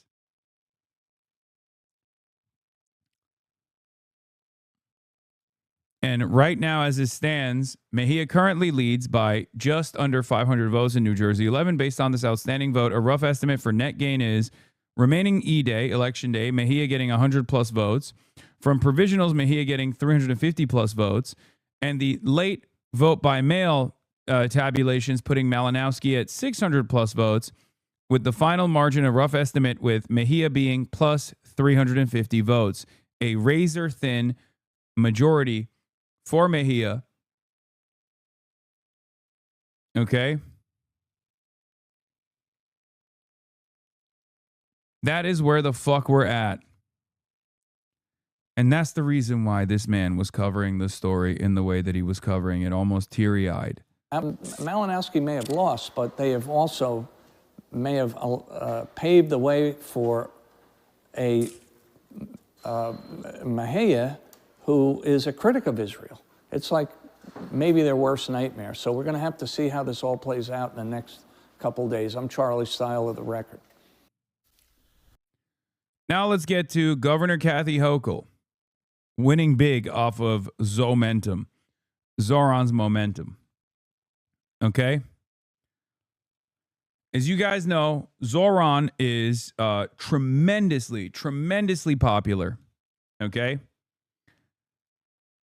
There's no other way to cover it. He is developing very quickly a cult of personality around him. He's incredibly popular, partially because he was able to secure universal pre-K by the 8th day of his administration, of his mayoralty. Okay? 8 days in.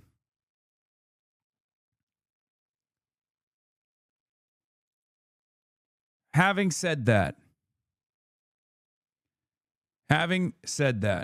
while he is doing a great job as a mayor, my expectation of Zoran and the expectation of many others like myself of Zoran is not that he would be a great mayor and basically fix the reputation of the Democratic Party, but also simultaneously be such a great mayor and a movement guy that he actually is the pivotal person that promotes the building and the organizational capabilities of socialism in the United States of America. Okay? Democratic Socialists of America. He is a movement guy himself. He is a real DSA guy. AOC was DSA endorsed, but did not spend, if I'm not mistaken, nearly as much time as Zoran has spent within the ranks of the Democratic Socialists of America in New York City. Zoran also has an activist background.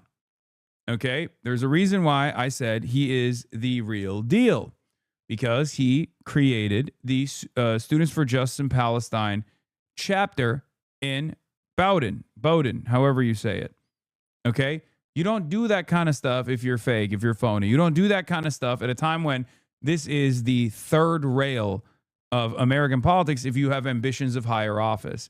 Before people say Zobama, there is no comparison between Obama and Zoran in that regard. If you look at his activist background,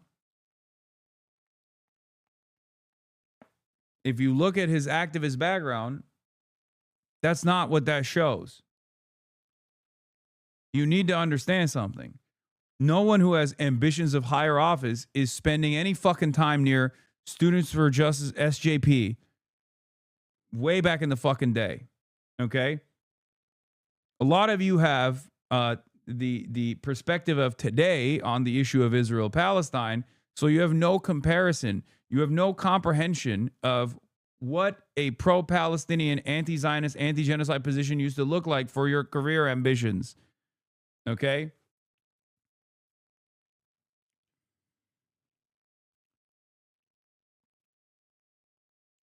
This is why maybe decisions like this one are even worse, in my opinion. On the eve of her formal nomination as the Democratic candidate for governor, Kathy Hochul notches the long-expected endorsement of Mayor Mamdani. And it's giving her... For me, I will admit, this is a ginormous disappointment. Okay? Straight up. If this cooks my chances of linking up with Zoran while I'm out here or in the future, so be it. I have to fucking stay honest. And I have to say my piece. Okay? This is, once again, a ridiculous moment. Okay? Totally unacceptable. Especially considering that it didn't have to come so fucking early.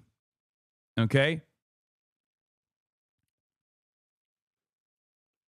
The reason why I say this is because Hochul was called a disgusting genocide apologist by Zoran Mamdani himself.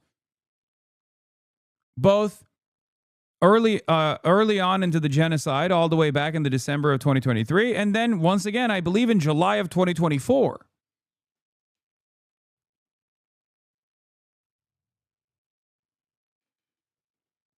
Not only that, but also, while Hochul has signed off on universal pre-K, there's a lot more in Zoran's agenda that she must sign off on, especially as it pertains to a wealth tax that he wants to apply in the city of New York.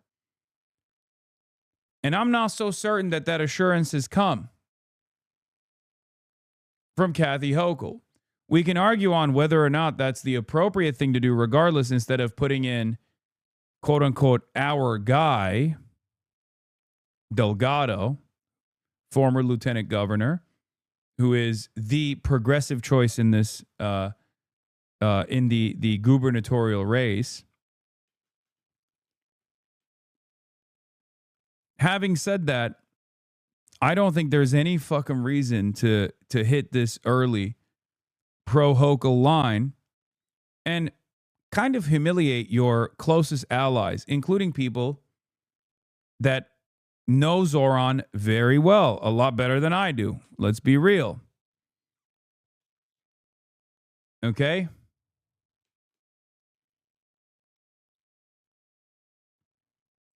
But I see the other side of this as well, as I've talked about with the Chiose primary efforts being thwarted before it was ever launched.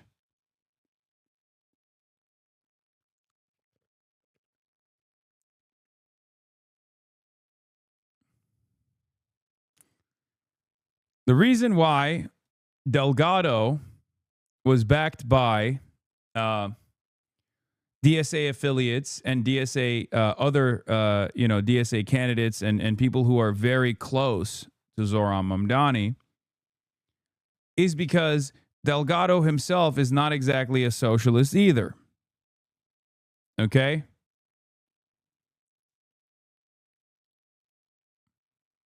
Zoran gave his endorsement in the nation pretty much after spelling it out a week prior to this, but still gave his endorsement in the nation, saying, I'm endorsing Governor Kathy Hochul because she's someone willing to engage in honest dialogue that delivers results. Along with the movement that powered our campaign is how we secured a historic agreement on childcare, and we're just getting started.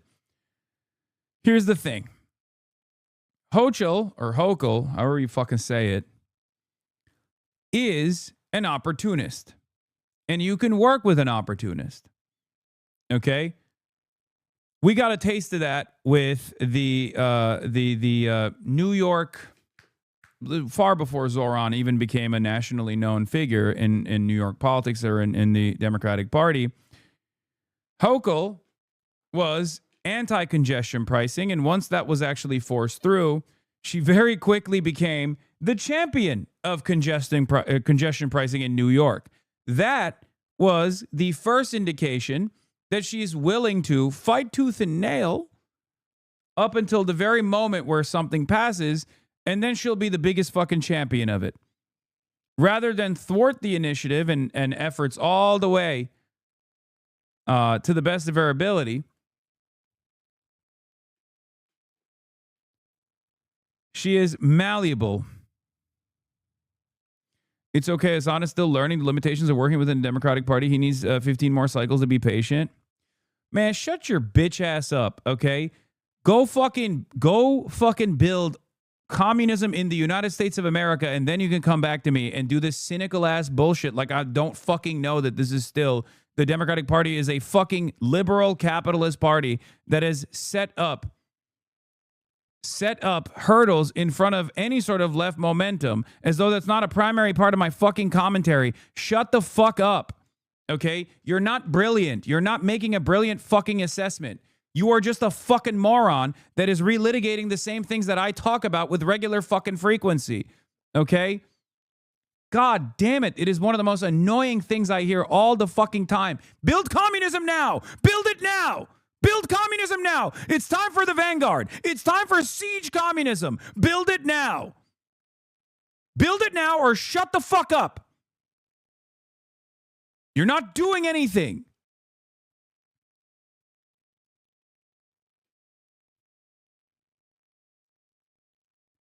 A lot of you fucking morons act like there's a build communism button that I just refuse to fucking press. Okay? Jesus Christ.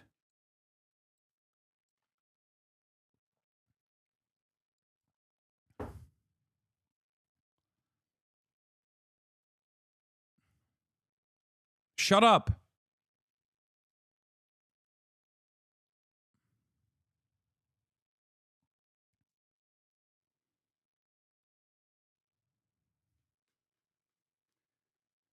Oh.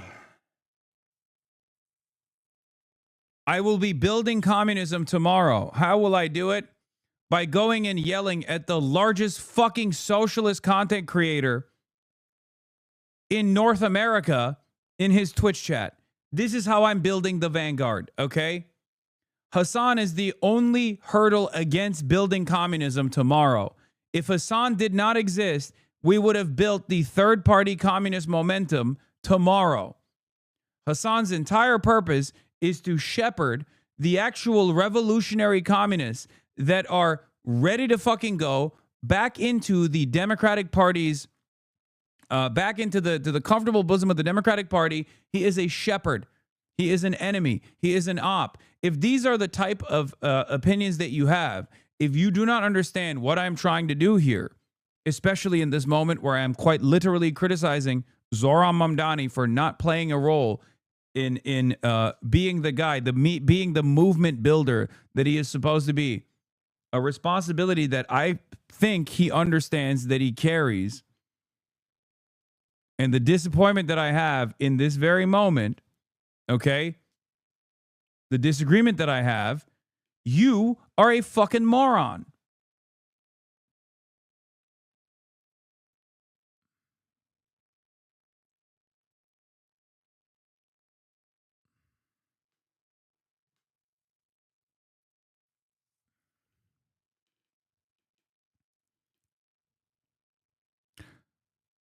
The purity testers legit need to be left behind woke 1.0? No. The problem is these guys don't understand where the fuck I'm coming from. Okay? These guys don't understand where I'm coming from. I have the same opinion that they do. We have different methods. And in the absence of an alternative, in the absence of a fucking alternative, you don't have anything. You're just yelling at a guy trying to do something that you disagree with. Okay? I'm one person. I'm one singular person. I'm a fucking Twitch streamer. Okay? I try to use the platform that I've been able to develop for good to the best of my ability in terms of building socialism in this fucking country. And you think I'm the fucking opposition here. Okay? I thought that we would, at this point, we would be a little bit more aware of what this looks like, okay? Working within the confines of availability, the opportunity where there's an election machine in one of the two parties that is unfathomably weak right now because it's not fucking standing in opposition to the Republican fascists, using that as an opportunity to show that the left position is the more viable position to as many Americans as fucking possible, especially considering that a big part of this nation is still a bunch of small business Hitlerites and Treatlerites of different variety that have the most reactionary position on socialism because they're fucking oblivious about what socialism actually is, what communism actually is. Like, you have to use whatever fucking options are given to you, okay? A lot of you are completely fucking delusional. I'm the biggest socialist on the internet. Also, I'm just a small bean. No, this is your weakest argument. That's no one's argument. Stop strawmanning. We told you this would happen. Stop backing Democrats. Shut the fuck up. Shut up and build communism now. Shut up and build communism now. I'm banning you so you can go out there and actually fucking engage in the revolutionary organizing. Okay? Go out there and build communism right the fuck now. You're not doing it in this chat by yelling at me. Okay?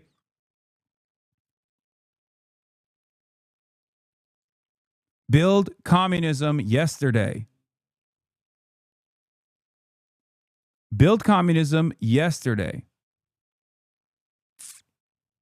Do it.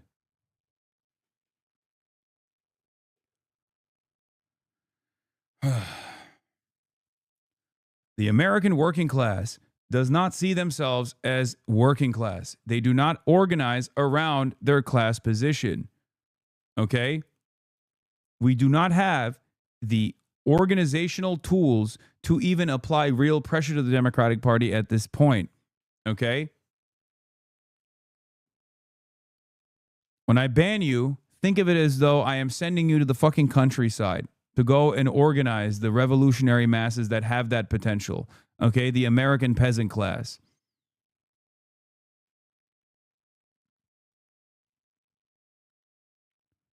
A lot of you see any movement in the socialist direction and then go, okay, the time is now.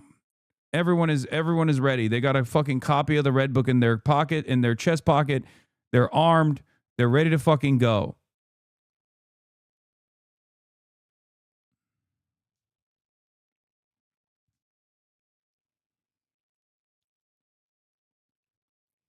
It's so funny that they're doing this at a moment when I'm also criticizing Zohran Mamdani's endorsement. And it's just, everyone is like so fucking invested in this like idiotic I told you so moment with no fucking alternative. You have no alternative. You've done nothing.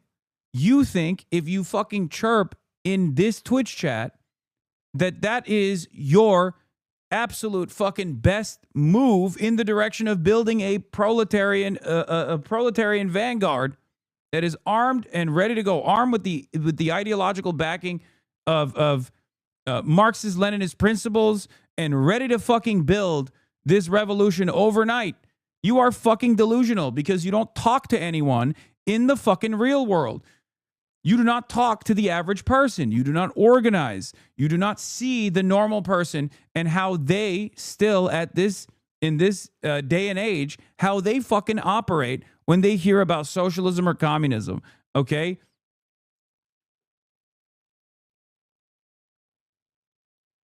You have direct access to Zoran. We do not. I'm sure you understand what the argument is. You're just assuming people aren't doing the work in the real world. No, dumbass. If they're doing the fucking work in the real world, they wouldn't be in here chirping. That's the point I'm making. Okay? Because if they were doing the work in the real world, they would have already seen how people react to socialism still to this fucking day. It's not there yet.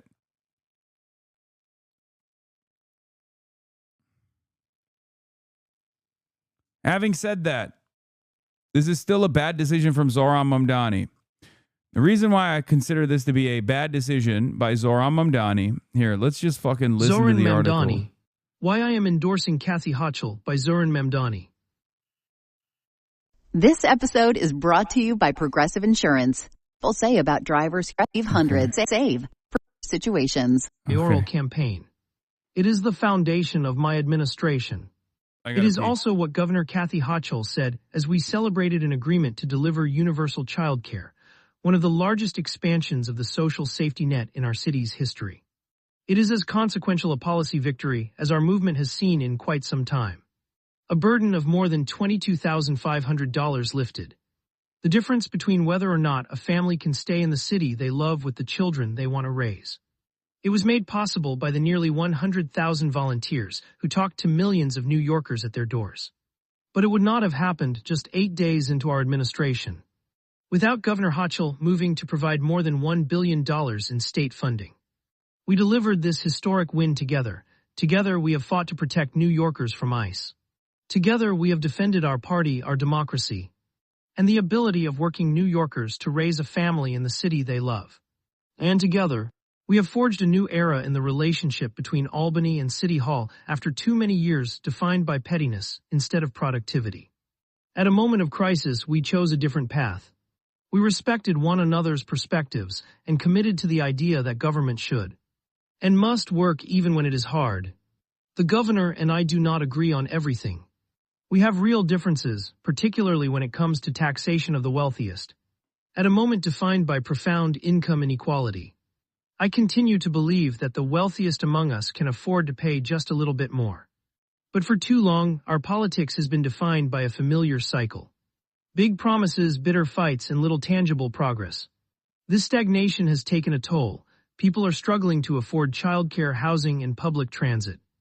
They are tired of being told to wait while they are crushed by an affordability crisis that drives out the very people who built this city.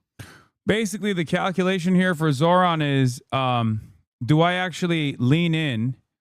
Do I actually lean into Delgado, who is not a safe pick, or do I stand by with a governor that I've already been able to work with, that I've already gotten something done with, and hope that she will maintain her interest in defending the Zoran agenda? Okay, defending the left agenda.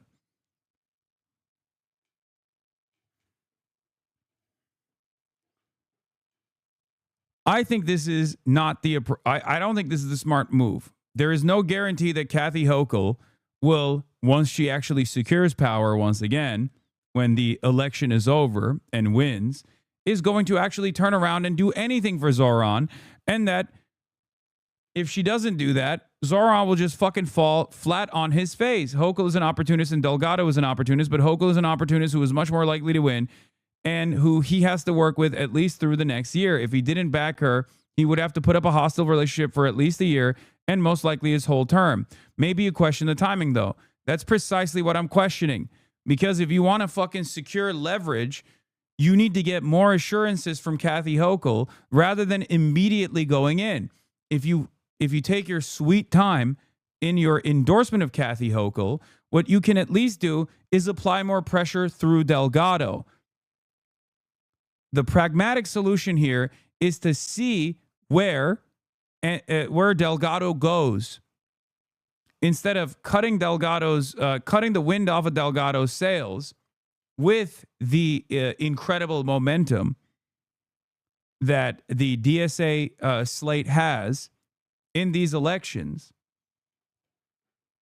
The appropriate and smart choice, the Machiavellian choice in this moment, would once again still be to wait and fucking see.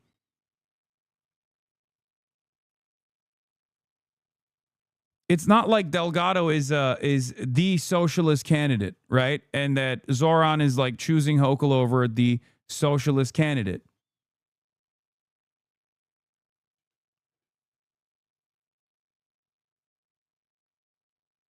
What I'm frustrated by, from my position, is this. I want to be fucking radically transparent, radically honest in this moment. Okay? Because it's much easier for me to sit around and just be like, Zoran is my guy. He's doing the right thing. He's doing the best thing, and just glaze him. Okay? But I have to be fucking honest here. What I worry about, as someone who has not only endorsed Zoran and has said like he's the real deal over and over again, my hopes, my dreams for Zoran Mamdani is that he utilizes the Democratic Party to build socialism, and that he doesn't become a person that utilizes the DSA as a door-knocking operation to build the Zoran brand and build the Democratic Party. Okay?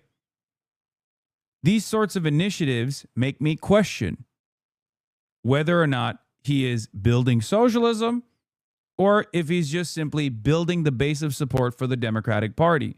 The goal here should not be to build the brand reputation of the Democratic Party, as the Democrats are doing everything in their fucking power to attack the left flank candidates over and over again.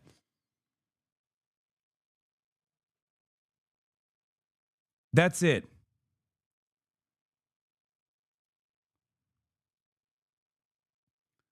My expectation is not to for Zoran Mamdani to do like pie in the sky idealism either. At the end of the day, if it became clear that Kathy Hochul was going to absolutely fucking win, then of course Zoran should endorse Kathy Hochul. But every moment up until that endorsement is an opportunity to secure more concessions. Okay? That's it.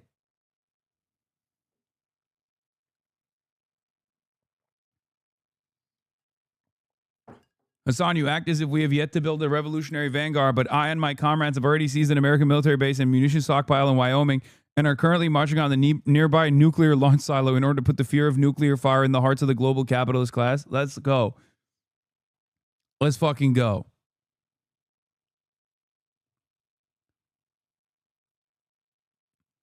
If Zoran waits in this moment, he can take advantage of Delgado putting pressure on Hochul to assume more left-wing positions. And yes, I do think Zoran Mamdani has that level of political capital. Yes, I do. Yes, I do. 100%. I don't know if it's the insecurity that he feels, like he's too green, like he doesn't have the fucking momentum behind him. Maybe he doesn't recognize it, but he does have it. Okay? He does.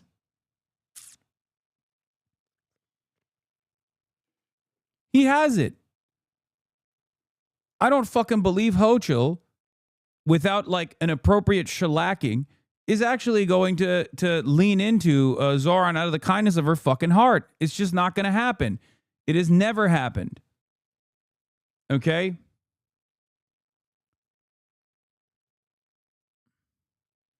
Even if you don't trust Delgado, and that is part of the reason, that is part of this, this like quote unquote betrayal. Doing this amidst a massive nurse strike where 15,000 nurses in New York City, one, got arrested yesterday for their participation in the work stoppage at a time when Hochul is also extending the emergency in an effort to continue not leaning into the demands being made by the fucking nurses.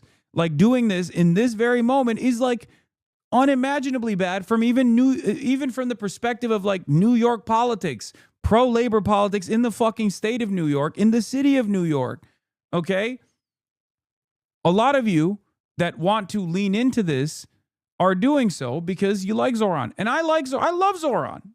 Okay?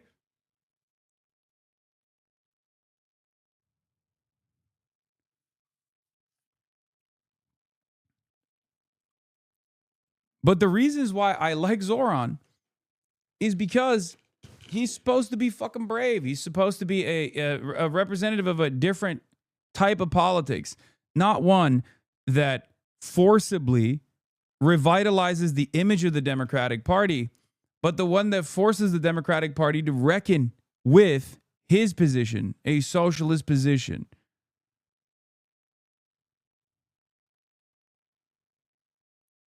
Okay?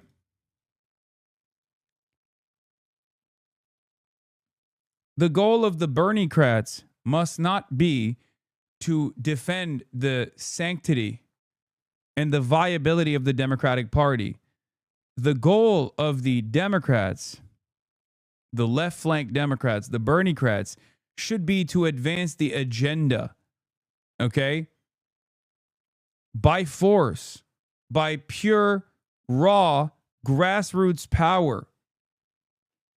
Whether that agenda be universal pre-K, universal child care, or whether that agenda be a wealth tax on some of the wealthiest individuals in New York City, we must not shy away from bullying establishment Democrats. It's not just about winning elections. It's about how you legislate beyond the elections, which is part of the reason why I wanted to come out here to New York City to show that Zoran's momentum as a competent administrator, to show that leftists are not these pie in the sky idealists that are silly and they get cast aside when they actually win power, but actually do deliver on the promises that they make and fight to achieve their agenda. Okay? Here's a DSA nurse that is striking in a tough spot. Mayor and support Trevor, a nursing student in New York City DSA, and Brendan Roses, who's helping coordinate strike support, told the call that there were Zaddy, please save us signs at Sinai West when Zoran came to speak. However, given Zoran's endorsement of Hochul, he says it's going to be whiplash for a lot of rank and file now that it's clear that that won't happen. Trevor laments that the timing of this could not be more embarrassing to our movement. Zoran is in every ad for DSA on Instagram. I don't know how I can proudly tell nurses on the line that I'm a DSA member. In the labor movement, we have the saying, which side are you on? Zoran chose wrong.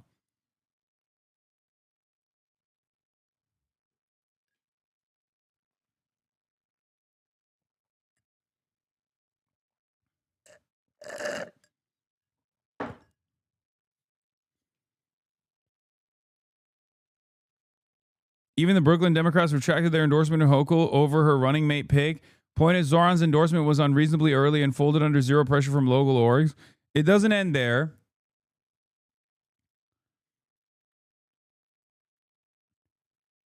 Because some people might be making the calculation that Zoran Mamdani is doing this because he's singularly focused on delivering the affordability agenda in New York. But this is not even good for being singularly focused on delivering the affordability agenda in New York. Because out of the 5-point plan, he only secured very early on universal pre-K. The point is, Zoran Mamdani must not be another Bill de Blasio, okay? The point is, Zoran Mamdani is supposed to be a socialist, a democratic socialist. Sure, his campaign that he's running on is a modest expansion of already existing social safety nets, you know, fixing some of the issues within New York public transit. But the most ambitious aspect of his otherwise still modest social democratic agenda is the wealthy tax on the super wealthy in New York City. That's the most consequential part of his policy making, especially when there's a fucking huge budget shortfall that he has to deal with as a consequence of Eric Adams' ineptitude or rank corruption. Let's be real. It's not even ineptitude.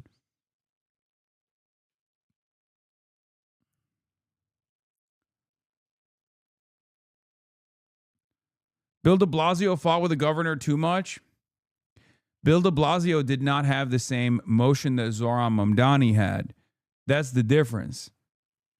And Kathy Hochul is not Andrew Cuomo, a dynastic name that time and time again aligned with the New York Republicans in an effort to solidify his position of prominence in the fucking New York State legislature.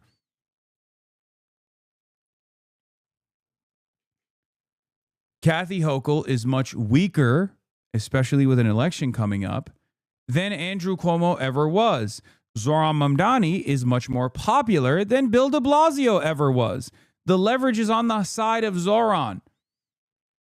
The chips are in his hands. That's it. It sucks because I know that the social democrat position in this is to just shut the fuck up and say this is a good idea. Oh, everything that Zoran is doing is good. Let him cook. That's what people want me to say. I know for a fact that plenty of people will go, oh, here we go again. Hasan is not happy with anything that anybody ever does. But I am talking about strategy. And I hope you guys can understand that. My expectation is not that Zoran Mamdani lead the revolutionary vanguard. Okay? This is purely strategic. And it doesn't end there. AOC's endorsement of Hochul basically destroys any sort of pressure point that Hochul would have to withstand and make campaign promises on.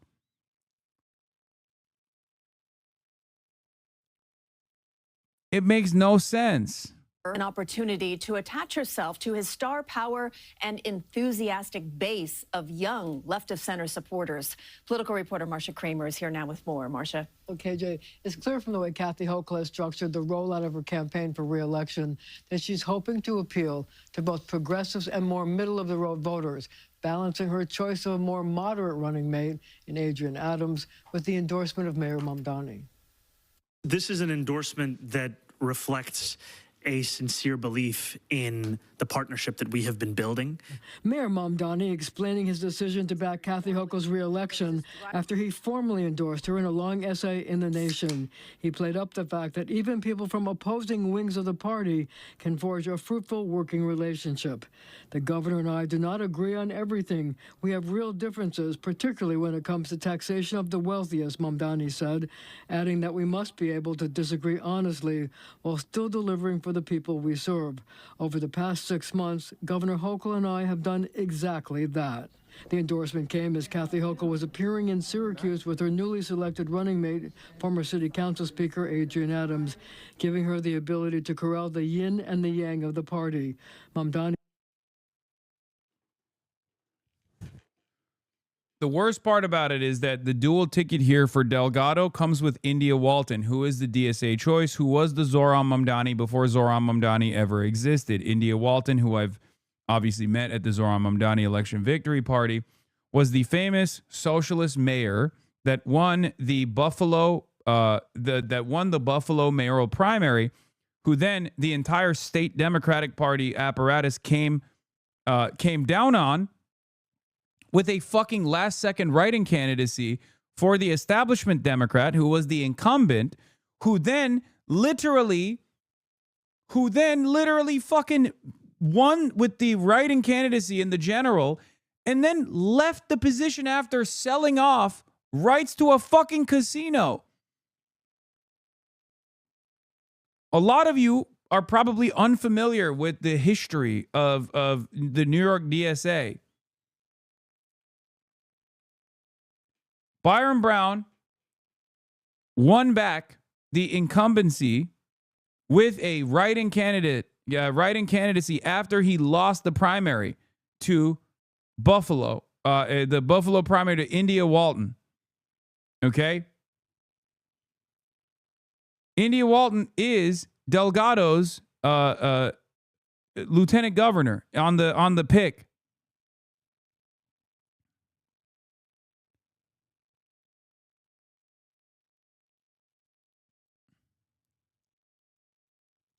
Progressive base and the more moderate outer borough supporters of Adams. This job is not about our egos. It is not. It is about how we put our own desires and ambitions aside and put the people of this great state, 20 million people who look to us every day to help them get out of their circumstance. You put that first. But Republicans immediately tried to turn the coveted endorsement against her, labeling Mamdani, quote, an anti-Semitic communist who stands against everything America stands for. State Party spokesman David Laska adding, quote, what new taxes and radical proposals did Kathy Hochul promise Zohran Mamdani in exchange for his support? Law professor J.C. Polanco says it's now up to expected Republican nominee Bruce Blakeman to pick a running mate that creates an exciting ticket for his party. And I'm not here to give advice to Bruce Blakeman, but you have to play chess here. Governor Hochul is playing chess. She understands the map. She's from Western New York. She picked someone from Queens, a woman, first black woman speaker of the city council who's a centrist. Your job now, County Executive Blakeman, is how can you compete with that? Now, J.C. Polanco suggested a few possible Republican running mates, including former Council Minority Leader Joe Burrow. I wonder if Mamdani's betting on the fact that Delgado can win without his endorsement. No, Delgado was not a fucking... Delgado was a long shot even with Zohran's endorsement. I still believe that if like AOC and the Bernie-crats and Zohran Mamdani backed Delgado, he would have at least had a shot of unseating Kathy Hochul. It's just that they didn't want to fight that fight. It's very obvious that they're playing really scared. Okay? They're moving not like a unit that has all the fucking momentum, but they're moving as though they don't want any sort of blemish on the agenda. Okay? That's it. That's it. They don't want to fight any fights. It's the same principle behind cutting Chiose out from ever running against Hakeem Jeffries. And even if there was more, like even if the argument, even if it was a more understandable argument from Zohran Mamdani at that point for that specific that specific disruptive candidacy by Chiose. This one is, in my opinion, even crazier than that. Okay? And I did not like the timing of that like anti-endorsement against Chiose from the start. And I was very open about my criticisms then. But this is even worse than that, in my opinion.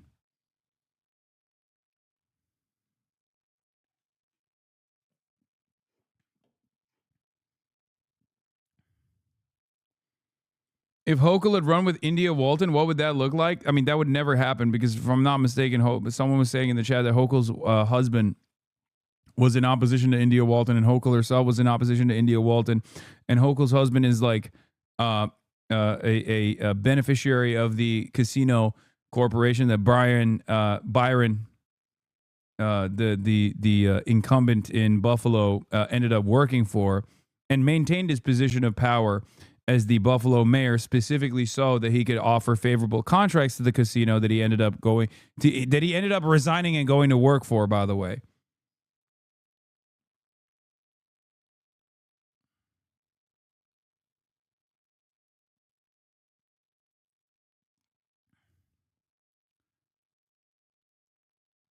Hochul herself refused to endorse Walton for mayor when she won her primary in Buffalo. She lost because of an establishment organized writing campaign. I know, I talked about it already.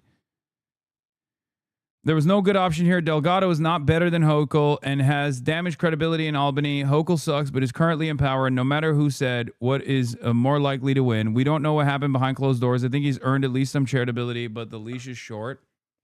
Yeah. I think the most fucked up aspect of this is the timing, okay? That's it. Adam Carlson says, I genuinely can't envision a path of victory for Antonio Delgado at this point. Before this, there was a slight chance he could harness progressive lefty anger at Hochul for not taxing the rich, etc. Things that got testy with Mamdani, but now it feels like the door is officially closed. This, in my opinion, this kills the taxing the wealthy momentum. That's why I'm frustrated, okay?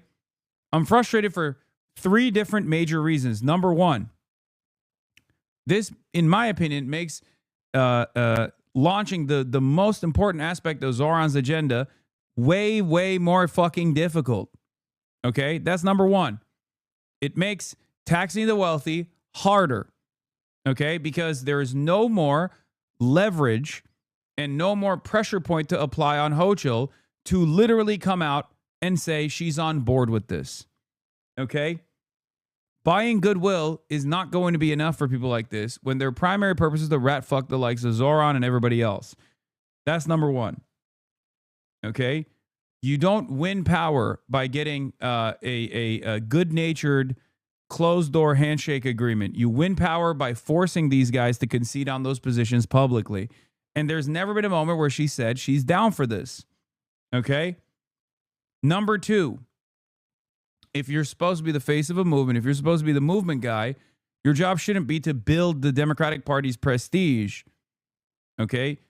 Your job is to create more opportunities to apply pressure on the Democratic Party by winning additional seats for people who are more pliant, for people who are going to be your loyal servants, your loyal soldiers in positions of power. This means getting allies elected. This means sometimes fucking fighting against the establishment candidates.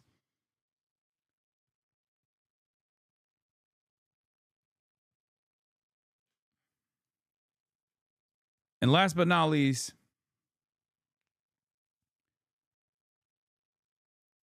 okay, but when did Zoran say he was the face of the movement? Okay, dude, what the fuck kind of argument is this?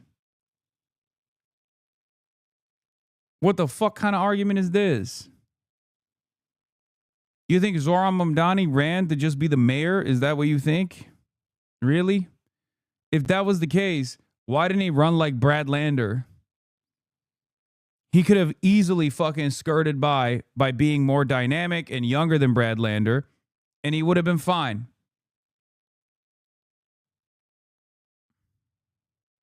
There's a reason why he won and not Brad Lander.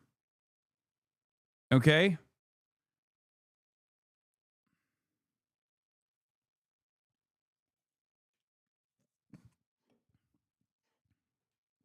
being a good mayor does a lot more for the movement than picking a fight with the governor. You're not picking a fight with the governor. You're forcing the governor to reckon with the amount of motion that you fucking have.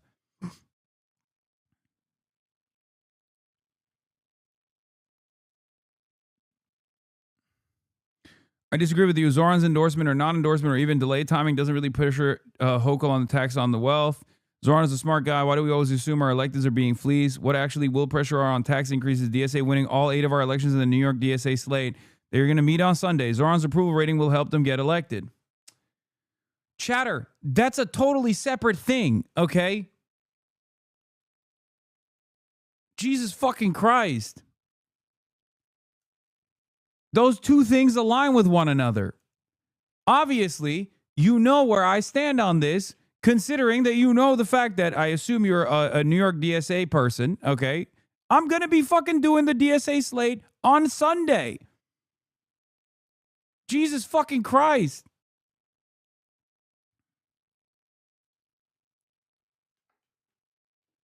Listen, I like when you have a charismatic figure who is making unilateral decisions, okay? I don't like that the New York DSA does not have any sort of like punishment mechanism or a protocol to keep electeds in check. They don't. That's just the case. They don't. And I actually do like that people make unilateral decisions because, unfortunately, our movement is disorganized, okay? And although I'm not a part of New York DSA, I'm saying our movement, okay? That's it. Having said that, when someone is making unilateral decisions, I wish that they would be making unilateral decisions that actually apply more pressure to the people in positions of power and have more confidence in their momentum and have more confidence in their fucking movement. Rather than one that they predict will make things easier for them to govern as a mayor. Zoran Mamdani is not just a fucking mayor. Okay? He's not. There's a reason why he is an internationally known figure now.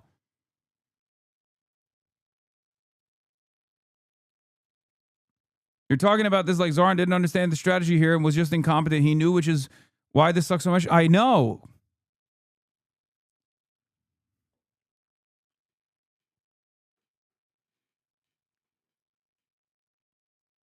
Do you want the DSA to be a fucking door-knocking operation for electeds that make a prominent, become like prominent national and sometimes international figures?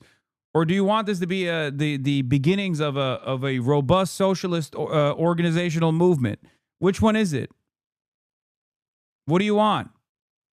If you want to keep door-knocking for candidates, then yeah, great. This is awesome. He's going to fucking kill as the mayor. And then maybe down the line, there will be more people that will vote vote for Democratic Socialists.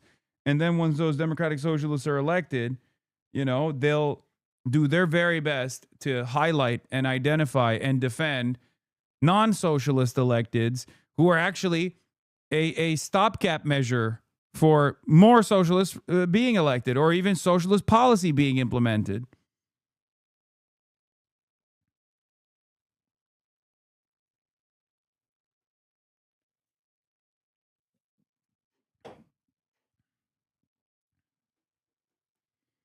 If Z waits a year for wins, he's definitely going the de Blasio way. His strategy here is definitely right. Delgado is no less opportunistic, and Hochul has a lot of power to help or hurt Zoran immediately.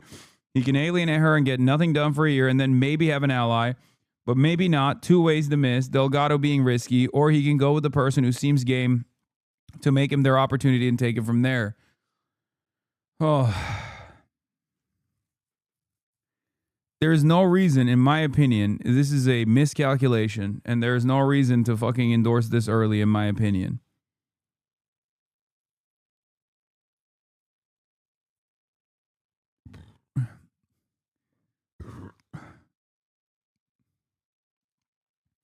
This whole conversation is just this. This art from the New Yorker really sparked a lot of debate, and I want to know what you think about. Is it right? We are assigning a role to Zoran he never set out to have. That's not true. That's not true. You're wrong about that. Okay? You're wrong. He's focused on New York City. He will never prioritize a national movement over that. I think it's been clear in his politics since he started running, but a lot of people have thought of him as something bigger than he sees himself as. It sucks, but I don't think it should be surprising. No, that's literally not true. You're not right. You're wrong. Okay? That's it.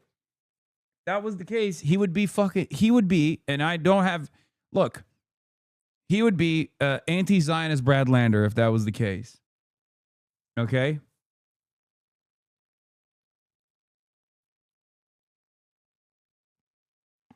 You're wrong.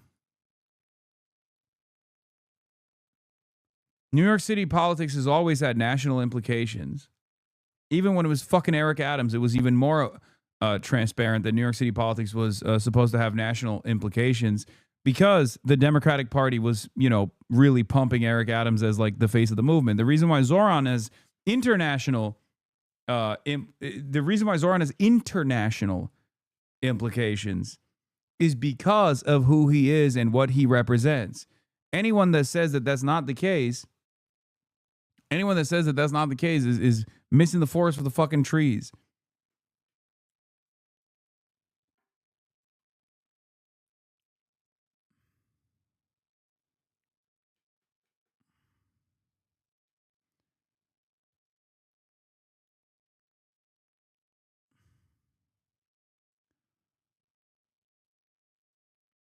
What's your general take on the Hochul endorsement? Like, I understand the calculation that he's making. I think it's wrong. That's it.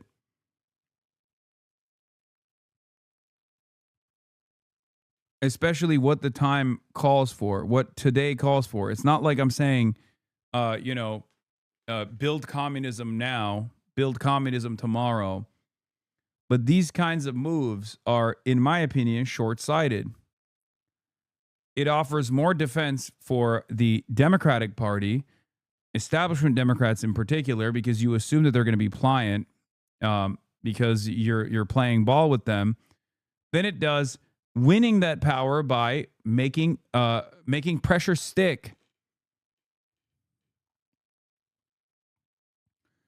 Those of us entrusted with the sacred oath of service must heed that call and work together to honor it. That requires not the absence of disagreement, but the presence of trust. We must be able to disagree honestly while still delivering for people that we serve. Well, that's what I think too about my criticisms of Zohran Mamdani here. Over the past 6 months, Governor Hochul and I have done exactly that. This experience matters because the challenges ahead are real. New York City faces budget hardships, an affordability crisis that rages on, and an urgent need for government to deliver. The temptation is to allow difference to turn into distrust. But over the course of our relationship, I have come to trust Governor Hochul as someone willing to engage in an honest dialogue that leads to results. Okay? As we face threats from Washington, she has defended our social safety net and protected funding from critical infrastructure projects. At its best, the Democratic Party has been a big tent, not because it avoids conflict, but because it channels conflict towards progress. A party united by, not by conformity, but by a commitment to structural change. And to the work required to achieve it. I've seen a model for what that can look like with my collaboration with Governor Hochul. A relationship built on candor, a shared commitment to a government that is equal parts competent and trustworthy, and results that working people can feel in their day-to-day lives. The success of our movement will be defined by the success of our government. New Yorkers deserve leaders who believe in that transformation, leaders who understand that hope is inspired by a vision and sustained by change. Governor Kathy Hochul has earned my endorsement because she has chosen to govern in that spirit, and in this moment, that choice matters.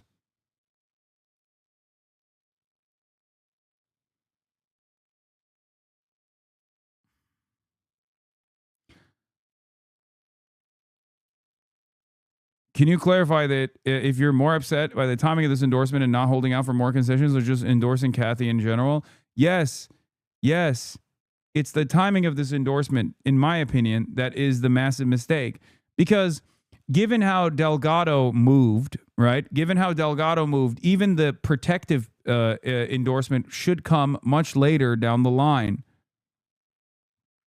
Okay?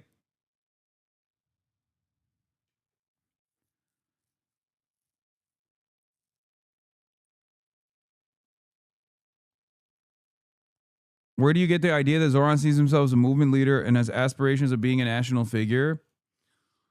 Oh.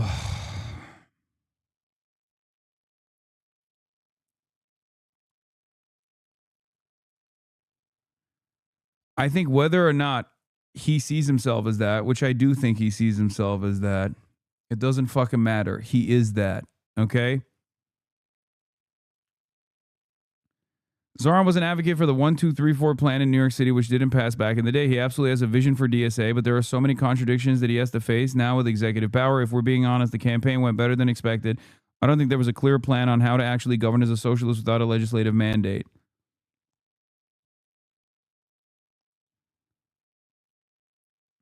Especially considering a tit-for-tat measure here. The reality of the matter is, considering how all of these figures that he is now sitting around and defending unconditionally took their sweet-ass time to fucking defend Zoran or endorse Zoran, he has every opportunity to wait, okay? That's it.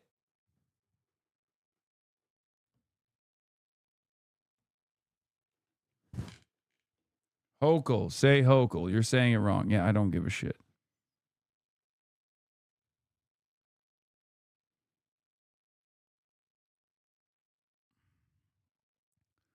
Now, this in and of itself is not me like pulling out the fucking ripcord and being like, fuck Zoran, he's compromised, Zoran Musadani.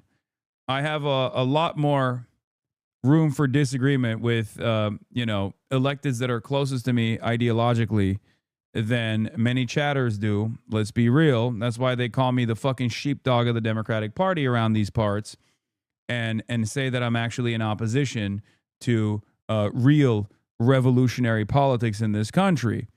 Okay? Same goes for Bernard Sanders, same goes for AOC, and same goes for Zoran Mamdani. Okay? No one calls you that, Lamau? No, the fucking the real revolutionary figures in my chat who have actually overtaken forward operating bases in the United States of America that are ready to build the peasant revolution, the peasant rebellion in the United States of America, are in the fucking trenches, armed with AK-47s. They're ready to storm. They're ready to storm the fucking barracks, okay? They're ready to storm the barracks armed with a copy of the fucking Red Book on one hand and an AK-47 on the other, okay? And I'm holding them back and I'm telling them, please vote blue no matter who, obviously.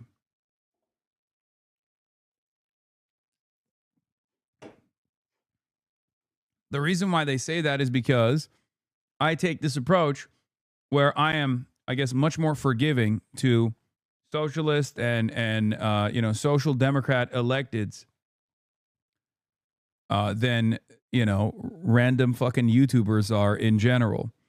They think I'm doing that because I want to boost my fucking profile, boost my platform in the national front, and only care about, I'm only self-interested.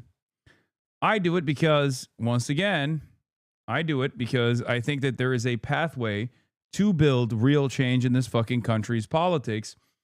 A country's politics that is at least aware or at least factors in its analysis how fucking reactionary the average working class person is. Okay?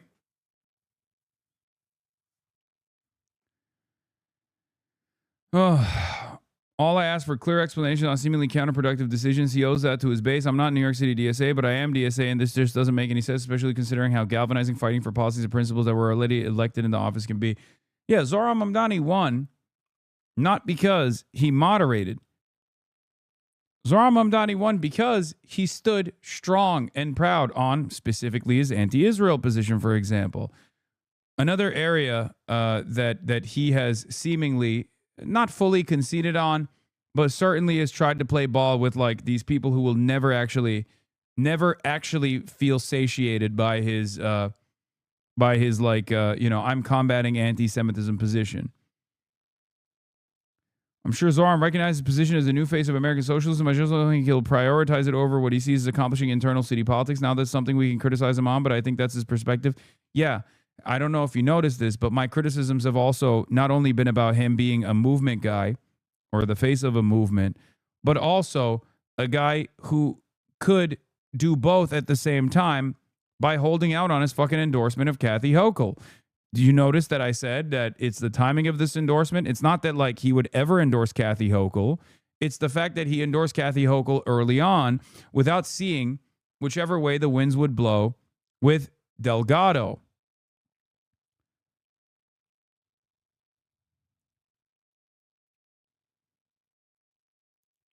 Do you notice that that was my main point of contention here, especially considering that a Hochul endorsement could come down the line, especially if it was very obvious that Delgado had no fucking path towards winning. He could utilize the DSA to keep pumping Delgado, to keep door knocking for Delgado, to keep pumping for Delgado, and see how he decides when it's a little bit fucking closer. Because I think in the absence of his endorsement of Kathy Hochul, there is a real room for unseating Kathy Hochul with a much more pliant Delgado. Okay? And if that's not happening, if there was no opportunity for Delgado, then he fucking says, hey, I'm endorsing Kathy Hochul. We've had a great back and forth so far, very productive so far. Kathy Hochul has the same fucking vision for the future of the Democrats that I do, you know? That's it. On the one hand, you can't celebrate Zohran Mamdani's upset victory in the New York primaries, in the New York mayoral primaries, and then be like, well, there's no other options. Now it's time to play safe. You're being fucking ridiculous. It's the exact same energy. My commentary on the issue is for nothing if you also are playing scared. Okay?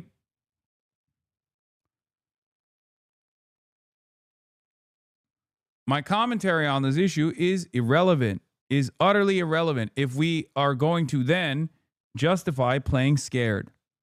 Scared money don't make no money, okay?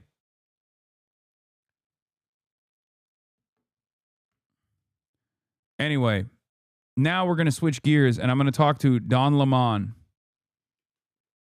a newly minted folk hero, Don Lemon, about his arrest and numerous other things that are going on. Okay? But let me finish this off real quick, and I got to go pee real quick as well. And Brooklyn Councilwoman Ina Vernikov. Personally, I think he needs to pick a mom because Hochul is laying claim to running on a two-mom ticket. So, guys, both of you are moms. Anybody interested? Oh, no, thank you. No. Politics, not You're on the a mom, radar. too. Yeah, exactly. Yeah, but you know what? We'll see what the next chess move is, right? We will. Okay, thank you, Marcia. Across this country, day after day, we bear witness to cruelty that staggers the conscience. Masked agents paid by our own tax dollars violate the Constitution and visit terror upon our neighbors. They arrive as if atop a pale horse, and they leave a path of wreckage in their wake. People ripped from their cars, guns drawn against the unarmed, families torn apart, lives shattered, quietly, swiftly, brutally. If these are not attacks upon the stranger among us, what is? This cruelty is no faraway concept. ICE operates. God, he's a fucking... His team is so solid, by the way. Even the fucking Nation article is so well written. I mean, I just, it makes me extra upset because I feel like it literally is going to waste for Kathy Hochul this early on. You know what I mean? Squashing the beef with Don Lemon. Yeah, that's what I'm gonna be doing right now. Hold on, let me get in here. Entering the studio.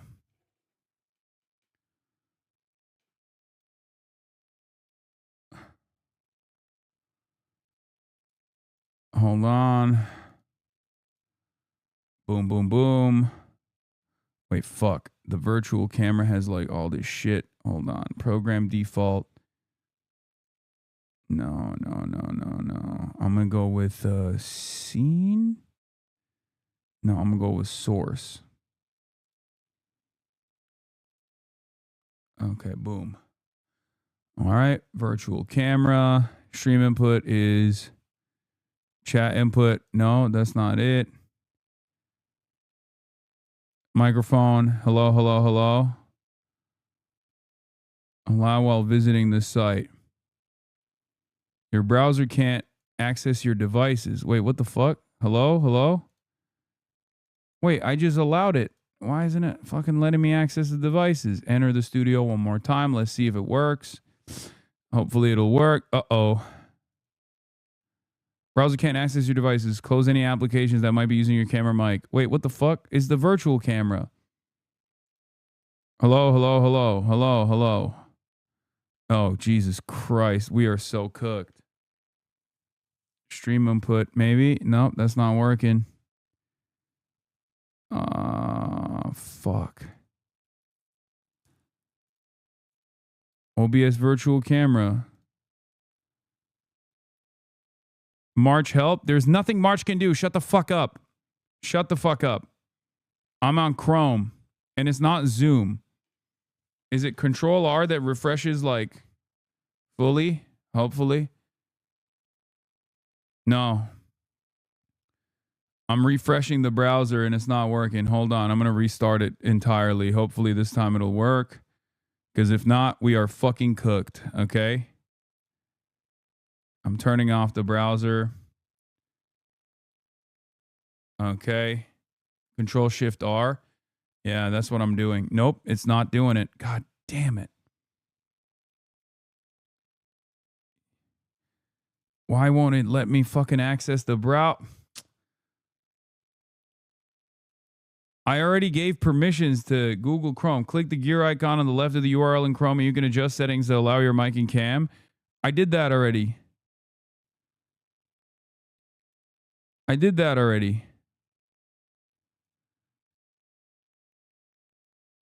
Wait, what? Autofill performance, maybe? You might need to cut stream, set it up, and then redo stream. I can't do that. Right click on the page and press inspect, then you can Control Shift R. I already did that. Shit.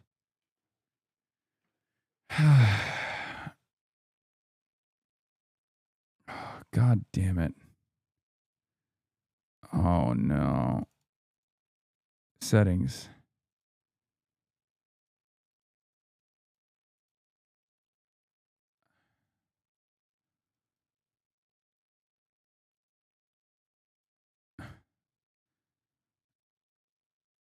Check settings, microphone. Use Steam browser. Let's see. I'm going to try something crazy here.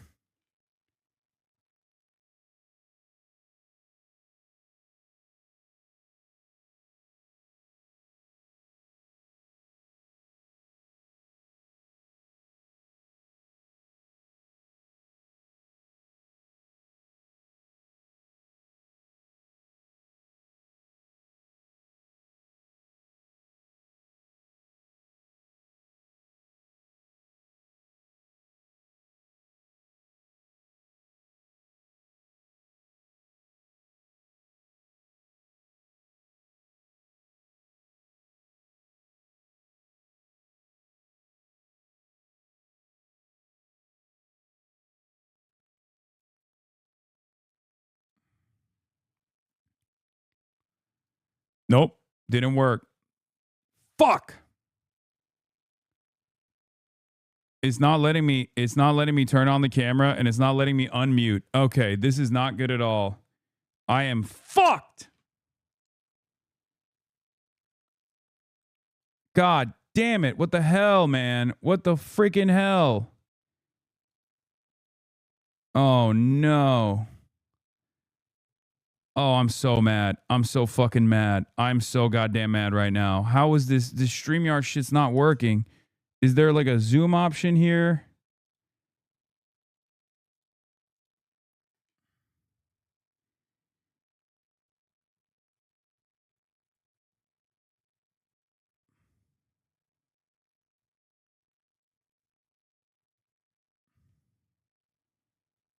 Is not letting me use mic and cam even when I turn off OBS and single source it to StreamYard. Quit Discord? Wait, that might be an option here. Let's see.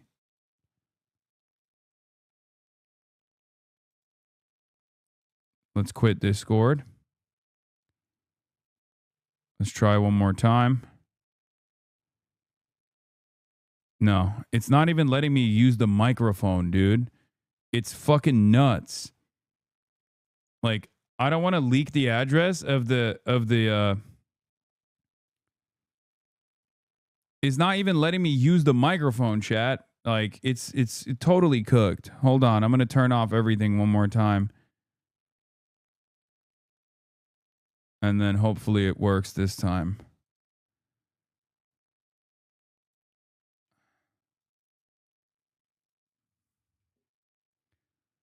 Hello. Maybe I can try without the microphone and shit.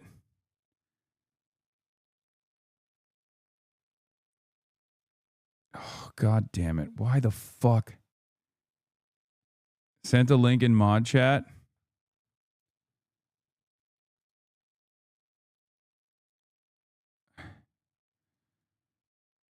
Yeah, it's not. The mics don't work, and the speakers, nothing works. Yo, I see it. I turned off Discord and then I turned it back on, and it's still like the browser permissions are supposed to work. I gave it the browser permissions, and they're seemingly not working for some reason.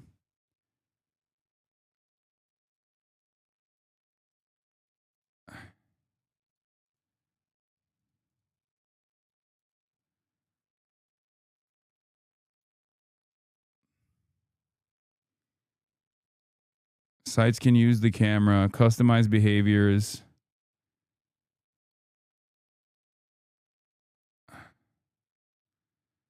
Camera allow, microphone allow, notifications as default, all this shit.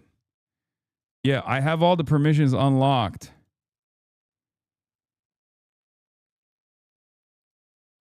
But it's not letting me do it.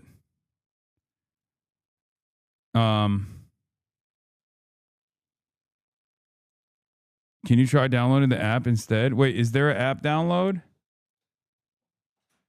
Turn off your cam and OBS. You don't have to end stream. Delete the cam as a source and then capture from whatever you're conducting a call with. Same with the mic. Yeah. Yeah, I mean, it's not working. Like, if you want to try, go ahead. But even the fact that it won't let you unmute the microphone, I gave it all the permissions, right? Wait, hold on. Let me reload one more time. Maybe this will work randomly. Yeah, see? Look. All right. Have you done StreamYard before? I've not, but I'm sure it's the same. Try a couple things here. I'm gonna change to your laptop camera real quick.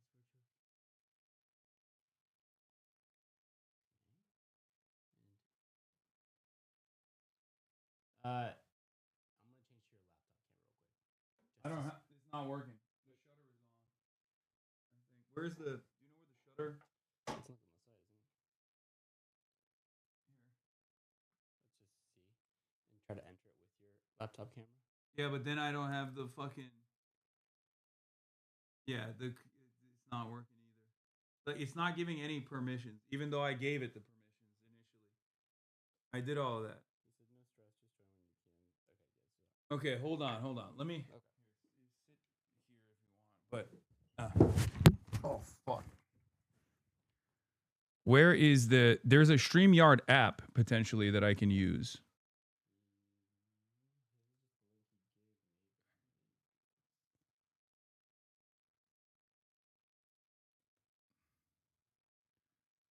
Let's see if I can download the StreamYard app. No, there isn't. I lied. My bad, bro. Fuck. Okay, well, then we're fucked. Turn off your cam and OBS. I mean, but then it doesn't matter. I turned off my OBS before, and it still didn't allow me to use the StreamYard application. Like, I hit the OBS. I did everything. I reset everything, chatter. Oni Spumoni. I reset everything. I put BRB. I turned off Discord. I turned off fucking... like, I tried all that shit. Try a different browser. Do I have a different browser? Internet Explorer, I guess. Microsoft Edge. Fuck.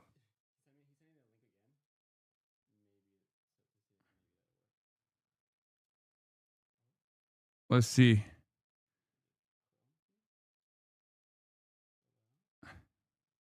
Yeah, your browser can't access your devices. I give it I give it all of the permissions and it won't. Wait, hold on.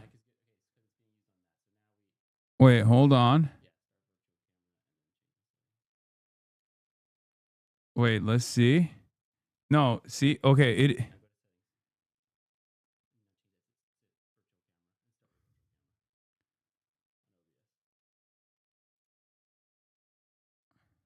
No, it's not. Yeah, it's the same shit.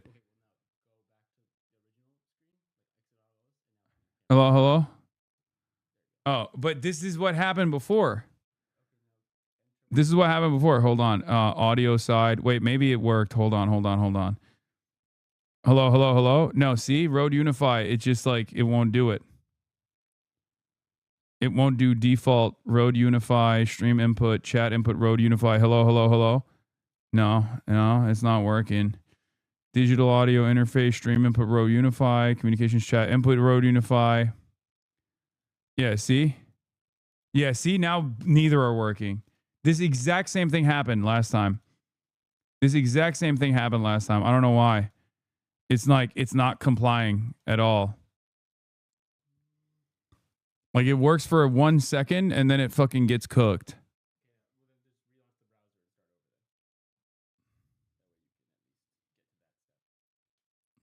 Let's see. Oh God, Microsoft Edge is so ass. Plug it into the internet works better. Send another link in the mod chat, but it's a Hail Mary. See? It's like, it looks like it's supposed to be working, but the mic is literally refusing to pick up. Maybe try your laptop. Like this? Yeah, it's going to sound like shit. For them. Yeah. But I don't want it to sound like shit, you know? I mean, I can do it like this. And they need to be called out very plain and very simply. Okay? So I am joined by some esteemed guests. I'm so happy to have Hasan Piker is here. He's a political commentator, a content creator who live streams daily on Twitch and on YouTube. And I am a huge fan, and I can only learn from his greatness here in the streaming world. Also joining us is Akilah Hughes. She's a writer, a comedian, and the host of the Rebel Spirit podcast. And then a little bit later on, Godfrey is going to join us, a comedian and actor, a dear friend of the Don Lemon Show. After that, Katie Fang is going to join us. She's an attorney, a legal analyst, and the host of the Katie Fang Show right here on YouTube. Charles Coleman is an MSNBC legal analyst, former prosecutor, and a civil rights attorney, will join us in a bit. Anna Navarro is a host of The View. She's going to be on. Sunny Hostin, a host of The View, will be on as well. So thank you for joining. You have been sitting patiently, Akilah. Hasan, you have been sitting here patiently. I've had a lot of technical issues. Sorry. That's okay. So, Akilah, there's no debating what this is. Yeah, this is explicit racism. I don't think that it's even a new form of racism. It's actually kind of the oldest American racism, is comparing Black people to apes and monkeys. So I really appreciate you saying we're not going to split hairs on whether it's racist or not, because it's a waste of everyone's fucking time. It's racist. Somebody said hello in the comments. Hi. But I think what really struck me was how lazy Caroline Leavitt's lie was today. Like saying it's a frame from The Lion King, when The Lion King for a very long time, most of my life, was the highest grossing animated film. I don't know a single soul who hasn't seen it. We all know that there aren't gorillas in it, and there certainly aren't palm trees that look like that. It's just so stupid. And she, really boasts about being a young mother and being pregnant and having a kid on the way. And I'm like, well, do you watch the movies your kids are watching? Because this is the most popular animated film, before Frozen and I guess most recently Zootopia 2. So I think it's like actually damning to come up with a very lazy lie, which also, like, to your point, makes it easy for the president to undermine her and say, well, it's just another person who works here, without naming that person, without calling for them to be fired, without a real apology, just more of the same. And so I think, especially in Black History Month, it's like a real slap in the face to Black people in this country. But, it's just more of the same from this racist administration. Hasan, what do you say? I mean, I think as the white guy on the panel, it's probably not my place to say this, but I have this theory of permissible racism, that the broad majorities of white people who might share racialized animus might consider to be like somewhat permissible, because anti-blackness is baked into every orifice of American society. And there are a couple things that you can't touch, right? There's a couple things that when you do it, even other racist white people will go, ooh, that's a little bit too much for me. And I feel like obviously the most, the classic example of this is perhaps best demonstrated by Lee Atwater, famous Republican strategist Lee Atwater, that said you can't say the N-word anymore after the civil rights movement. So you like find different ways of analogizing the N-word by attacking black people from the point of welfare, claiming that black people are welfare queens, things like that Ronald Reagan did. This is like we all know that Donald Trump is racist. We all know that he is deeply invested in anti-blackness as a primary part of his politics. I mean, this is the same person that took out a full-page ad in the New York Times to demand the execution of the Central Park Five. This is a person whose family was prosecuted by the federal government for refusing to rent out their properties to black people. So we already knew this, and yet the Republicans are acting as though they're shocked now because he has finally touched on this like untouchable position where he is depicting Barack and Michelle Obama as apes. Is completely unacceptable. But I think it should maybe hopefully serve as a wake-up call for a lot of Americans who are still questioning whether or not he's racist. But I think at this point we all know, like, I mean, he is. I mean, he's been calling, he ran and campaigned on saying that Haitians were eating cats and dogs, which I thought would have been a turning point or a wake-up call for many Americans to go, wait a minute, you're talking about a bunch of black immigrants that have temporary protected status that you gave them, actually, living in Springfield, Ohio, boosting the economy of Springfield, Ohio, and you're just saying that they're eating, you're using incredibly racialized narratives about black people in that regard. You've said Somalis are a parasitic force that must be forcibly excised from the country, even though 95% of Somalis are American citizens. So there is no anti-immigrant advocacy there. There is no ICE action that is justified at all in that circumstance. These are all very clear demonstrations of anti-blackness that is, I think, foundational to the Republican Party's politics. And this is completely indefensible even by other racists. Well, Hasan, this is also the party of even black people and brown people who say that, there is no racism or systemic racism in America. Yeah, exactly. Right?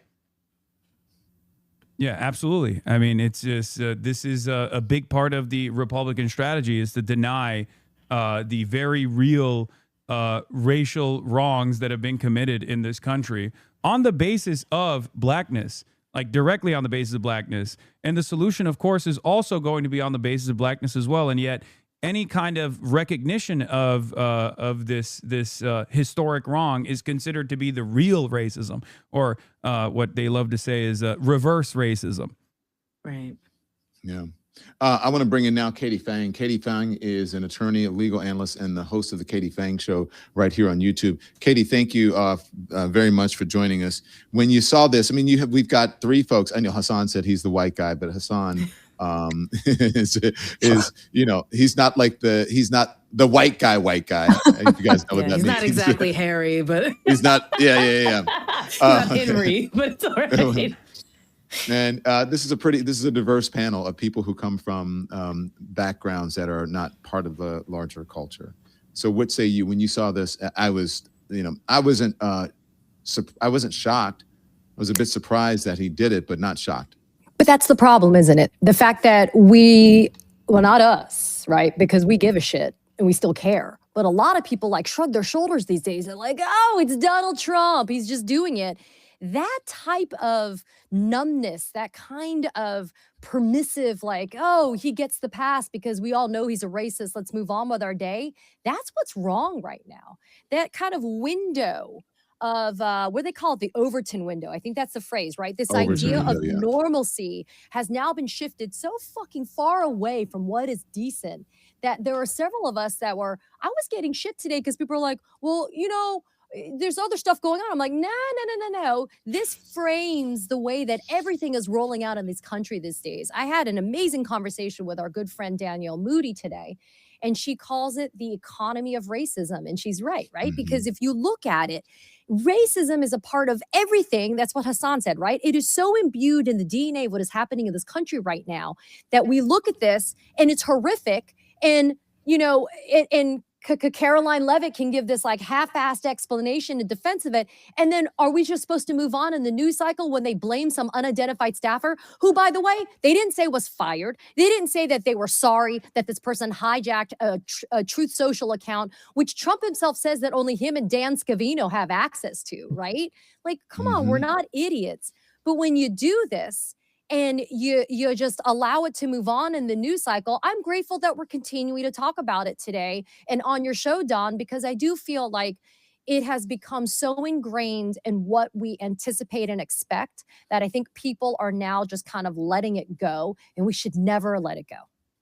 So, look, you mentioned Donald Trump saying that only he and Dan Scavino have access to the account. This is him saying it, and then I want the rest of the folks to weigh in because there's a timeline here, and I don't think it would be that hard to figure out who it is, considering Donald Trump said this. Here it is. It started off with Dan Scavino. I said, Dan, how do you work this thing? And I started dictating. I began by dictating to Dan and a couple of other people that we had, but they weren't Dan. And I'd dictate something, and all of a sudden people started following. And then on occasion, like about once every 3 years, Dan wouldn't be around because he was always there. I couldn't get rid of this guy. I call him the most powerful man in politics because he's the only one that has my number. He could say, I don't like you, voters. I don't like you at all. I'm fed up with you. I can't stand you. And that's the end of my political career. Dan's the only one that can do that. Where are you, Dan? Most powerful man in politics, I say. The most powerful. Why is some low levels? He can press it. Linda, he's got the number. Even Linda doesn't have it, although I'd give it to you. I trust you implicitly. I'd give it to you. But Dan could say something horrible. He could say something very sexually oriented. And that would end it, okay? That would end it. But he hasn't done that, and he won't do it. I saw your face, Akilah.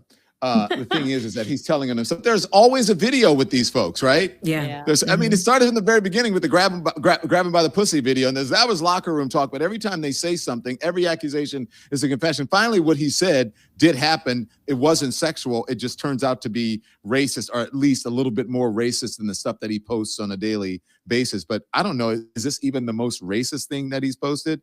Akilah, I saw your face as he was talking there.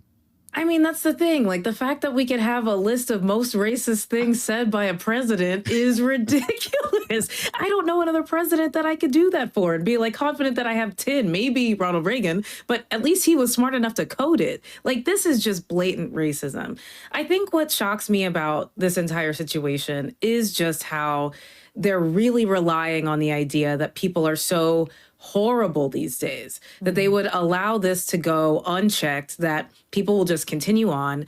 I mean, I love the Olympics. The opening ceremony for the Winter Olympics just happened. And I was like, wow, what a celebration of humanity across the globe.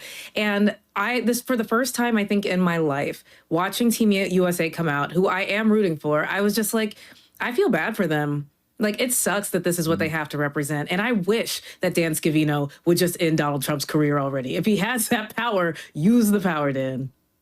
I don't know if this ends his career, because I think that even though the Republicans, and we'll play some of it or show some of it, there are more than normal. They're denouncing it, but I don't know if the MAGA base even really cares about this, because, I don't think if he even, I said, I told my team, what's next? The N-word, and would they even care about the N-word? No, they would not care. No, I don't think they would. Let's be real. I think in the absence of any sort of real material change that Donald Trump said he was going to bring, right? Because he ran on and won on a historic unpopularity around the economy, right? There were a lot of people who were frustrated with the way things were going. They experienced a year and a half of negative real wage growth under Joe Biden. And they never forgot about that, and they wanted to, I guess, that paired up with the racialized animus, wanted to vote for Donald Trump once again. And now that he's not delivering on that agenda, the only thing he can do is weaponize ICE as a Gestapo force on blue cities, punish Democratic leadership all around the country in any way, shape, or form he can, and really beef up the white nativist anti-migrant strategy, and also engage in unvarnished, vulgar white supremacist sentiment like this. So there is an expectation from the base that he does this, but it's I guess the advantage here, or the silver lining here, if you can even find one, is that that base of support is diminishing. It's like around 20%, I would say, of the diehard ultra MAGA loyalists that want this, I like to call it vice signaling from the president, because they have nothing else to look forward to. So they want groups of people to look down upon. That famous LBJ quote comes to mind, right? And that's precisely the only thing that these people are clinging on to. So I say, I mean, let go of that 20% base that is purely reactionary, and try to focus on organizing around the rest of the country with the 80%, specifically around issues that pertain to their material realities, and hopefully launch a stronger opposition against Donald Trump to the best of our ability, and continue engaging in community defense. To that point about his supporters, Hasan, often you're a better man than I, because I often see you on these panels fighting with these people, and I can't do it.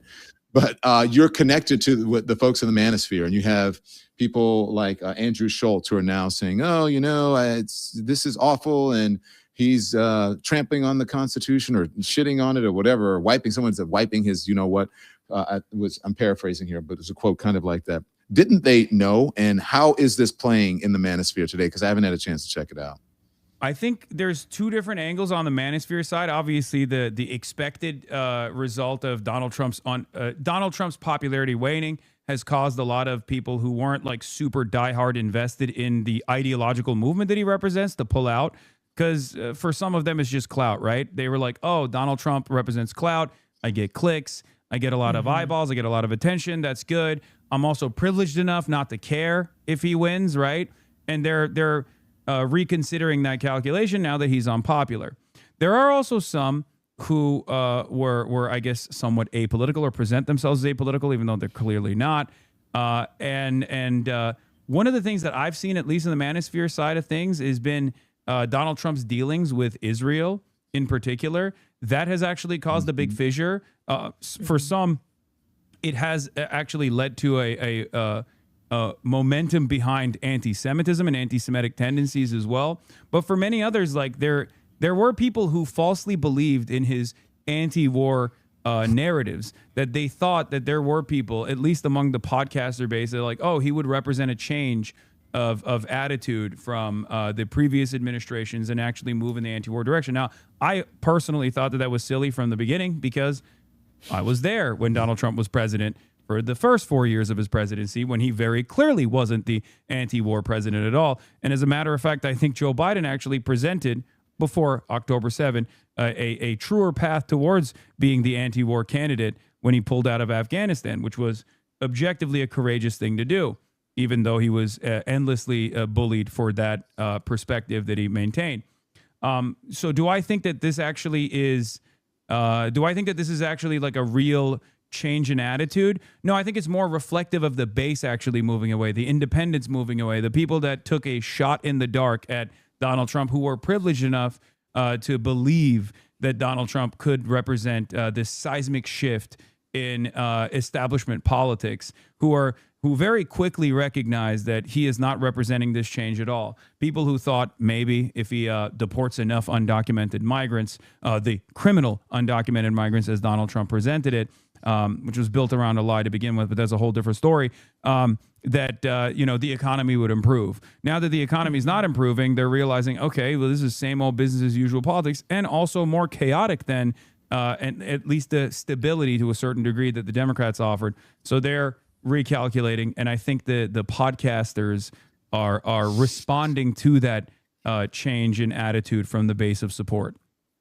Yeah, I'm just wondering, have we heard anything from the Obamas? I don't think the Obamas have responded to this, and I don't think the Clintons or anybody else has responded to this. But Democratic leadership now, they're responding. Now, I want to play this. Let me just play it, and then we'll see. This is the minority leader, Hakeem Jeffries. This disgusting video posted by the so-called president was done intentionally. Donald Trump and his vile, racist, and malignant behavior. This guy is an unhinged bottom feeder. President Obama and Michelle Obama are brilliant, caring, and patriotic Americans. They represent the best of this country. It's time for John Thune, Mike Johnson, and Republicans to denounce this serial fraudster who's sitting at 1600 Pennsylvania Avenue pretending to be the president of the United States. All right, there you go. I know you guys want to weigh in. I know you want to weigh in, but first we're going to get a word from our sponsors. And first up, everybody's going to get in, but Hasan really had a reaction there. So stand by. Let me say something very plainly to everybody here today. There's a lot, that we discuss, okay? A lot that we discuss on this show. And we talk about all of the bad things that happen, and stand by here. We talk about all of the bad things that happen and all of the things that we, that we discuss. Sometimes it ticks people off, sometimes it doesn't. But this is something that I think we all are going to need some help with, and many Americans are needing help with right now. So let me just say this, because February can be a lot for a lot of people. A lot of people are dealing with issues, especially now with this administration. Everywhere you look, like this month, they're going to be flowers, candies, couples, and this feeling that everyone else has their life perfectly figured out, the perfect relationship, the perfect timeline, the perfect story. But here is the truth. Most of us are still figuring it out. And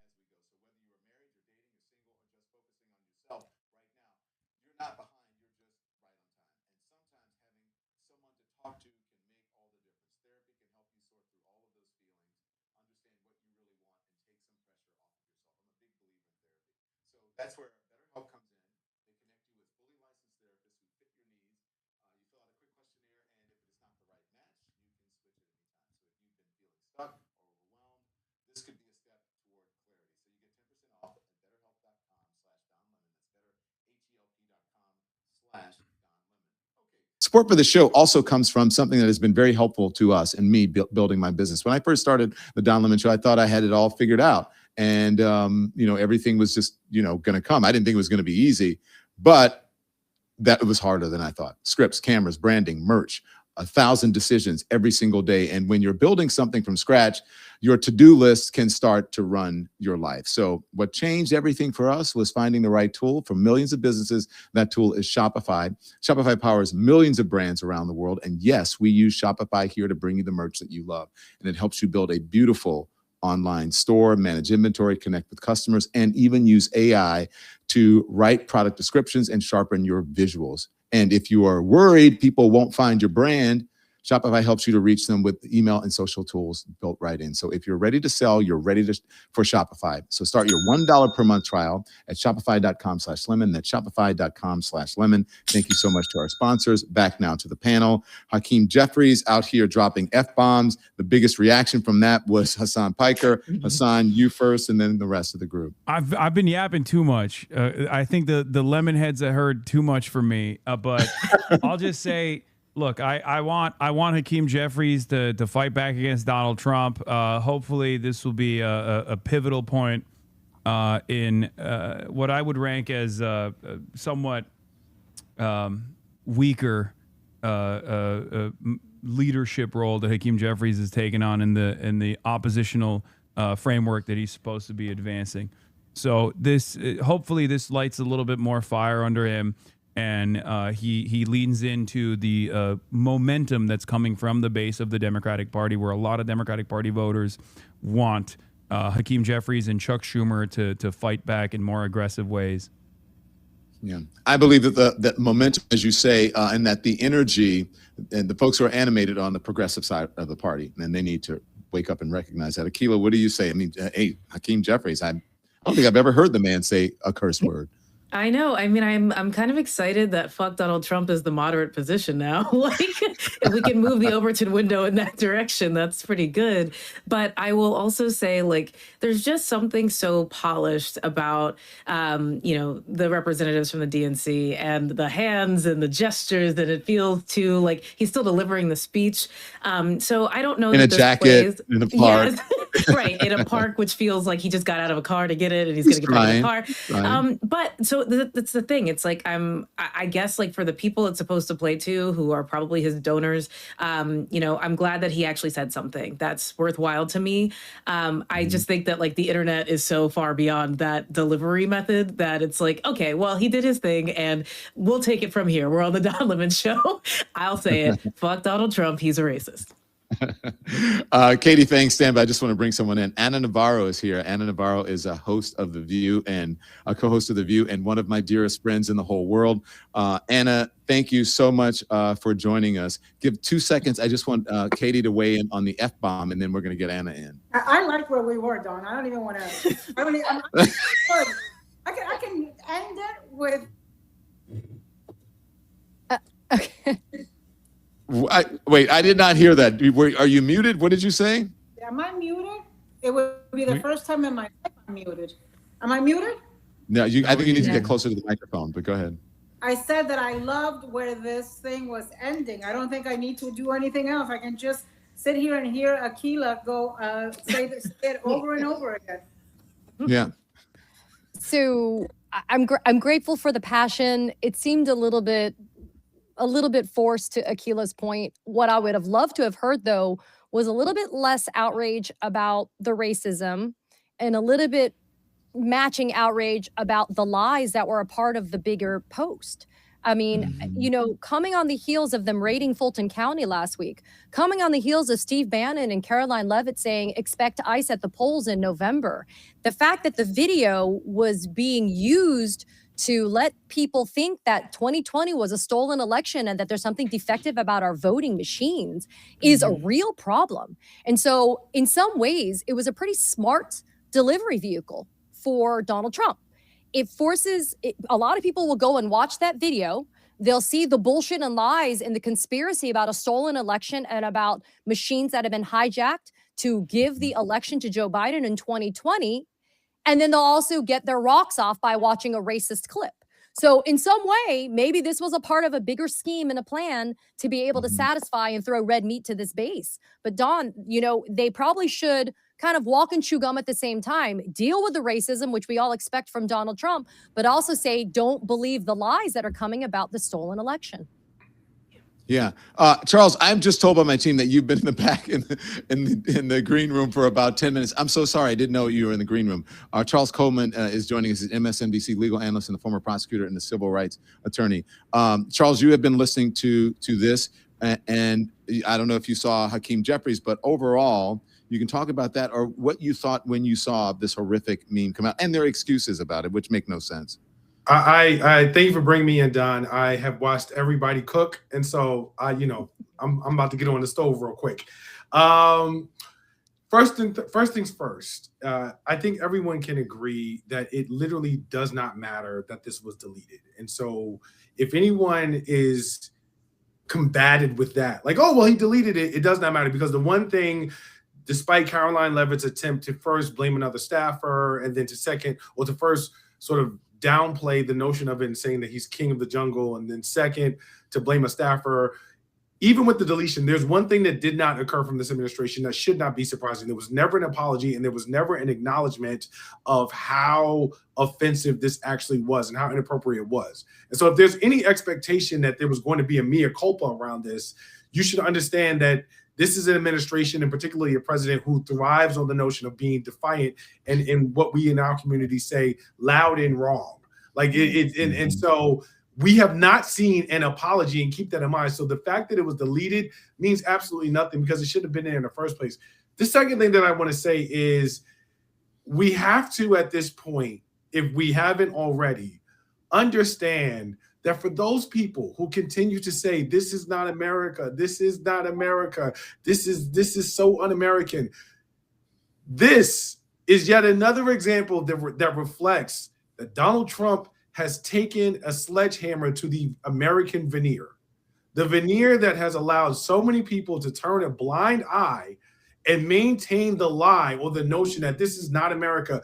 This is exactly the America that we have been telling people exists and has existed since 1776. So as we're in our 250th year, having a great time in Magaland, understand that this is very much so part and parcel of America, and that this is not America because Donald Trump is the president. Donald Trump is the president because this is America. And I think people need to understand the correlation to that as we continue to unravel this. And as far as what Donald Trump did, obviously it's abhorrent. Obviously it's an aberration. Obviously it's offensive. But the key is our reaction. Hakeem Jeffries, I heard you. He's literally my congressman. What I want to know is, will there be a demand at a minimum for a formal apology? Where your F Donald Trump energy, where is it going? Because I appreciate the fact that this seems to have lit a fire under your ass. I don't know where that fire has been, but ultimately, if I'm going to see you and Democrats and Chuck Schumer and Senate Democrats as anything other than unserious in this moment, I want to know what you're going to do. What are your demands in terms of pushing back on the president? Because, Don, the most important thing in this moment that I submit is not what the president did, nor how the White House responded, because the White House's response was a function of what they saw from the public. When Tim Scott comes out and says that this is something that is the most racist thing that he's seen from this administration, then that says everything you need to know about the fact that this administration understood I really missed the mark on this in terms of my supporters backing me up. And so the deletion has nothing to do here in terms of the level of importance.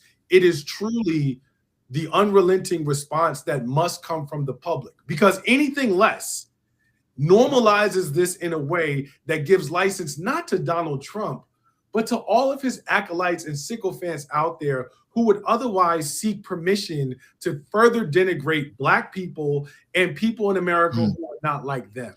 And that's why response in this moment is of paramount importance, and it must be unrelenting. Anna? You know, so most of the headlines say that it was deleted because of the backlash.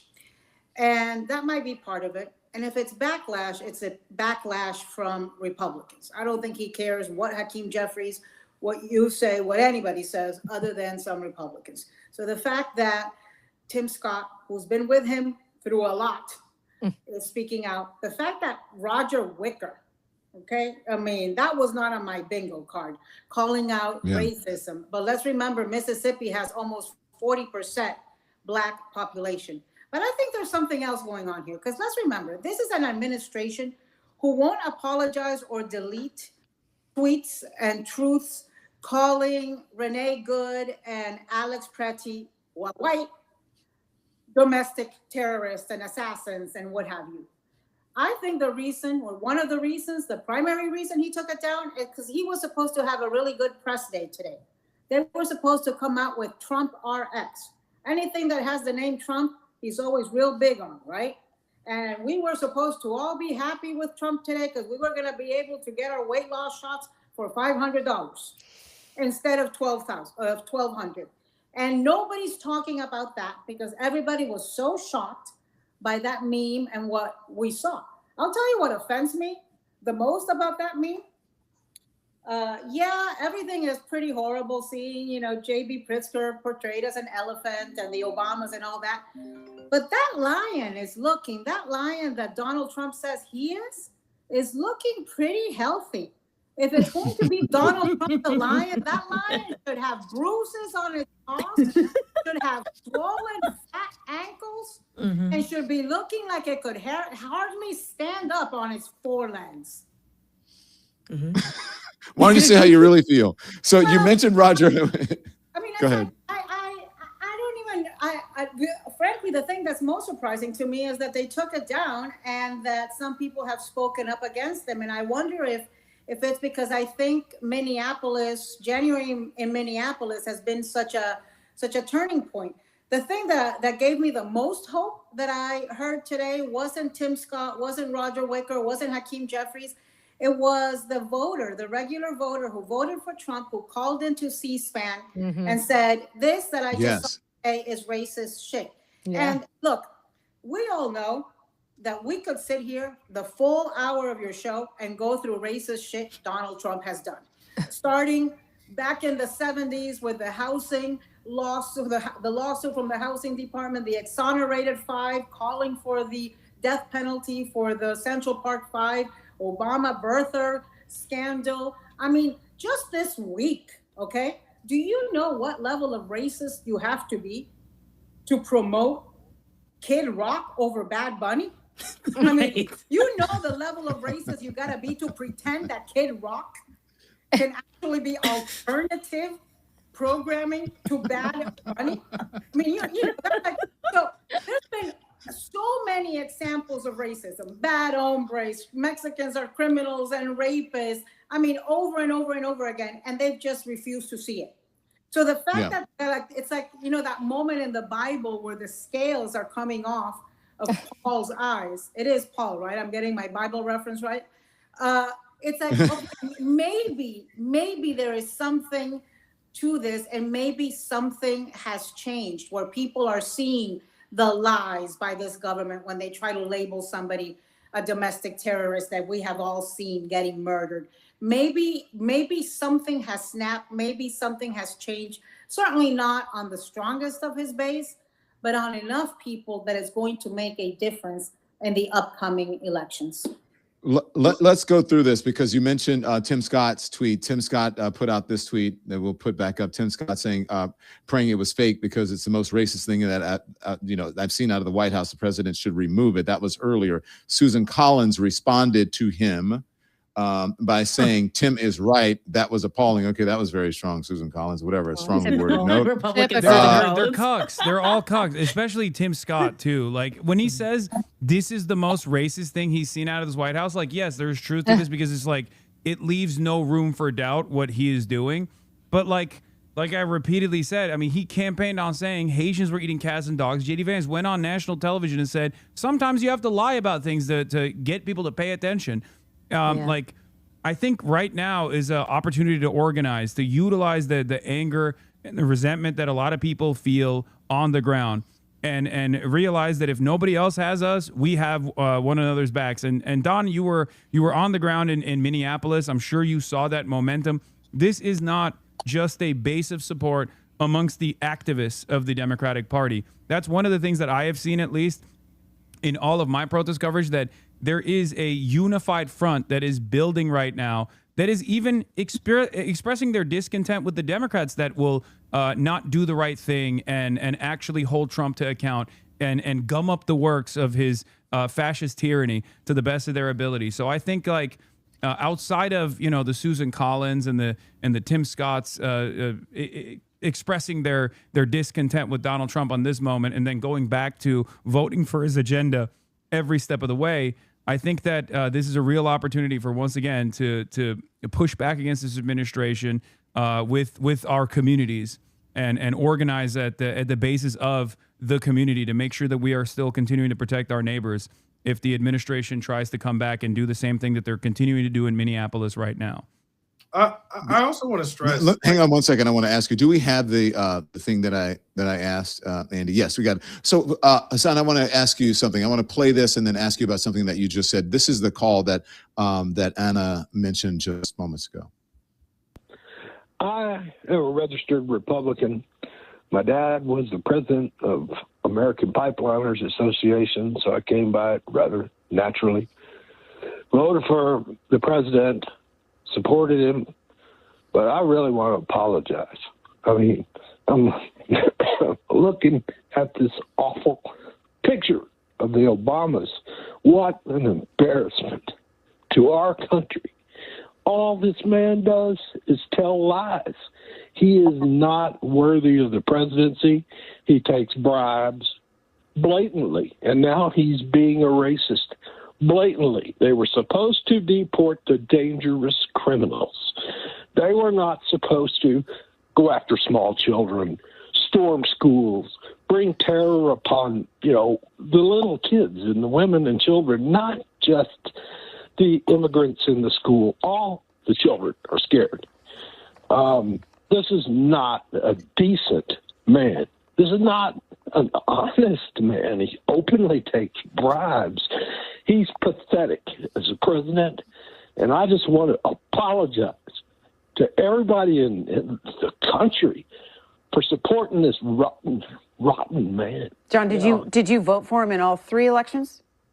I did. I was sucked into the stupidity of creating jobs, and there are no more jobs in New Mexico. Things are worse than they were before. You cannot find a primary care physician. Our governor just passed some laws to try to help. If you are a young physician, we want you in New Mexico. Come here. There's a great need for you. All right. Okay, so you said it's going to take a coalition, right, on the left and progressive, but what about?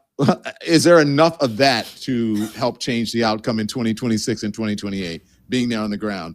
Look, all I'm going to say is this, okay? A lot of blue ticket, straight ticket Democrat voters have, in my opinion, radicalized in these last couple of months, which is a good thing overall, because they are demanding more from their representatives on the Democratic Party front. I apologize if you guys are hearing my phone ringing in the hotel room that I'm in currently. I believe I have a guest that was supposed to be coming right now, but I'll tell him to wait. But okay, the dogs often bark on this show. And yeah, it's, it's no big deal. But the other point that I was going to make is like that guy's apology is great. It makes us feel like we had the right mindset all along, right? But in my opinion, those apologies are hollow if he's not actually standing out on the streets alongside the rest of his community.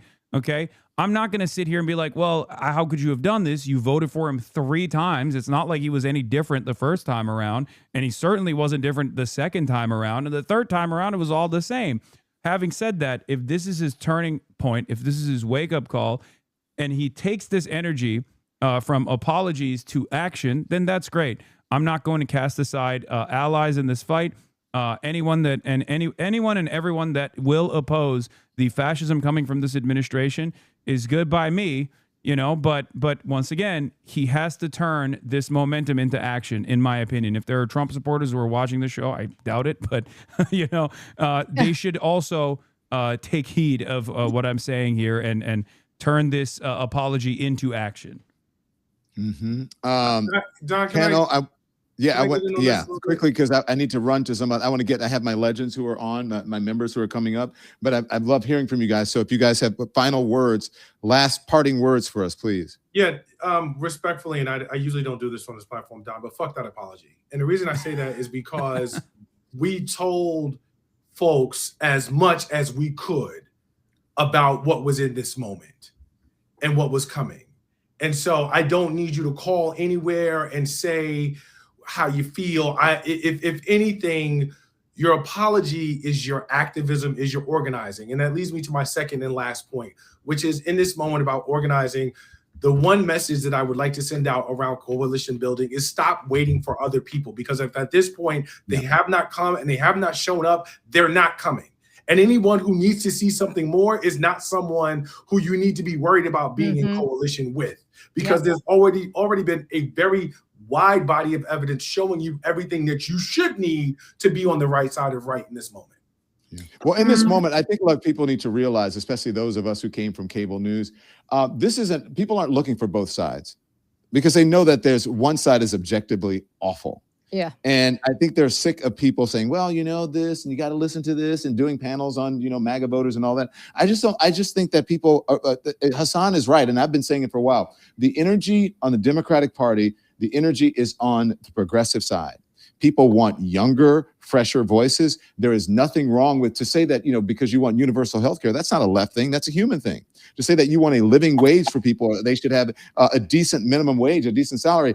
That's not being a lefty. That's being a decent human being. It should be being a patriot to do all those things. So the people who have been promoting that the longest have been, whether you like it or not, Bernie Sanders And from Bernie Sanders came AOC, and from AOC and others came Mamdani. And look at the people who have the most influence in media. If you ask anybody, who would you like to get on?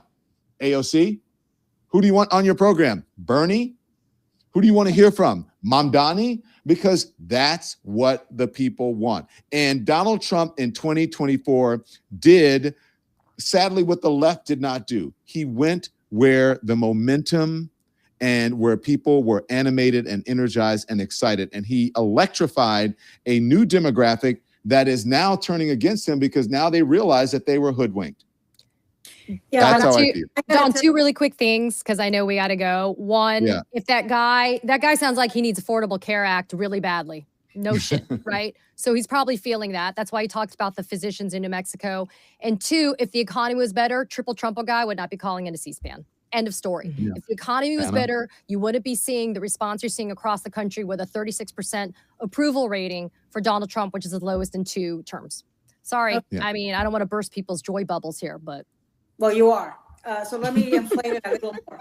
Let me try to put some air into that joy bubble. Look, I'm probably the only person on this panel, I suspect, who voted Republican all my life until 2016.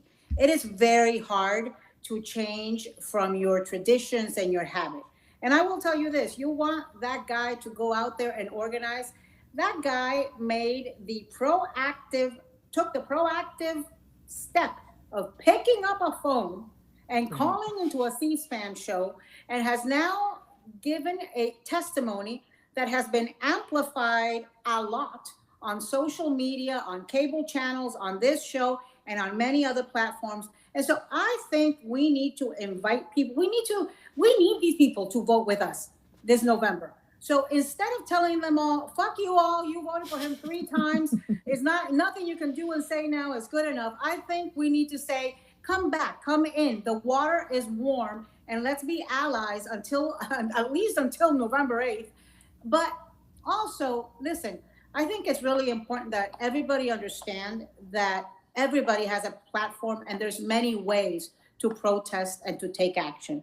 It doesn't necessarily mean being on the streets of Minneapolis, even though I respect those people enormously. I don't know if my Nicaraguan ass could be out there in -degree weather. It's cold in Minneapolis. Ask Hasan. It's cold in Miami. Oh, yeah. It is cold. It's cold in Miami. I haven't left my house all day. So I do think, I know I sound like a little bit of a, kumbaya, and that's not my nature, but we need these people, and we need to embrace them and amplify these people who are having second thoughts and who are regretting their vote. There's a lot here where I live. There's a Cuban guy here who's like a podcaster. He has got an image of Donald Trump tattooed on his body, and he's about to get his ass deported. He's deported. I saw that guy. I saw that guy this morning. Him yet. I found out. He's one of those. I will vote for Donald Trump. That guy, and then it's crying. So go ahead, Akila. Look, you can say what you want, but I'm asking you guys this: is this going to change anything? Do you think this has changed anything with MAGA? Listen, things are getting worse, so how will we know? Right? I think that the trajectory is downward. Like, the stock market's in the shitter. People, rich people, poor people, everybody's feeling the lack of opportunity. It feels like, recession o'clock. So I think that, will we be able to pinpoint it to the moment where Donald Trump was racist? I mean, it could have started a few months ago, if that's the case. We don't know for sure.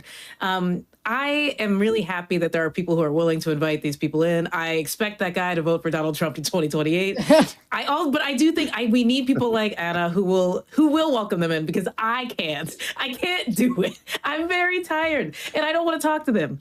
But I'm glad that he picked up the phone, because I think, C-SPAN doesn't really get huge hits often, but they do stick like grits when it's an older person who's a little bit seasoned, who clearly has, reluctantly made this phone call to be all right, finally, I can say it. I was wrong. I'm sure tomorrow he'll feel differently, but it felt good today to have that guy say monkeys is a step too far. Don, you gotta give the discount code for that thing to match you with a therapist. Yeah. Can I say something? I know I've said a lot, and I'm sure people are tired of hearing from me, but No, we're not tired. Actually, like I've been trying to get you on forever, and Jen Welch told me to give you shit about not coming on. Not having. I know. I'm sorry. She told you right. That's right. Go on. But the thing I was going to say is this: there's this calculation that takes place every election cycle in the midterms, only in the Democratic Party. By the way, this never happens in the Republicans. What I'm about to say, which is, how do we get these racists on board? Oh, we have to become a little bit more racist. Oh, we have to become transphobic. Oh, we have to do this. We have to do that. No, we want those voters to come and vote for the Democratic Party or to vote for the most progressive politician that's available. We want them to do that. But we don't want them to do that by conceding on these ridiculous lines. We want them to do that because we're offering something to every American unconditionally. Medicare for all is obviously a great example of this, because at the end of the day, racists need health care too. Racists need a roof over their heads too. And if they have that roof over their heads and if they have that health care, maybe it's going to be a little bit more difficult for them to act out on their racist desires. Or even if they don't, it doesn't matter because they voted for the non-racist option or the less racist option in that election. So my argument always is, instead of trying to bargain with them and instead of trying to concede on these, culture war narratives, offer them something to vote for the first time ever, instead of taking a defensive position and allowing the Republicans to dominate the conversation. This was a major issue in the last election cycle as well. And I really hope that this is a opportunity for restitution from the Democrats. I'm specifically talking about the Democrats and what they could do in the upcoming election, in the midterm election, and what they should be doing already. Because there is a reason for why the Democratic Party's disapproval rating is also incredibly high right now. There's a tremendous amount of discontent towards the Democrats as well, and one must ask the question, why? And I think that's because people are frustrated with their inability to address the things that Donald Trump is saying and doing, and mount a serious defense against everything that Trump is doing, which sometimes means playing hardball, which sometimes means continuing the government shutdown, for example, when the momentum is in your way, when the momentum is on your side. It sometimes means playing hardball and not conceding to some of the demands that the Trump administration will say yes to, like with respect to ICE, instead of immediately launching an opposition towards the base of support that's saying abolish ICE, instead of turning around and saying, no, we're not going to do that. The moderate position here is to reform ICE, to say, you know what, we should abolish ICE. That we should go back to the previous standard that we had when the Department of Homeland Security did not exist. It's a 23-year-old institution in this country.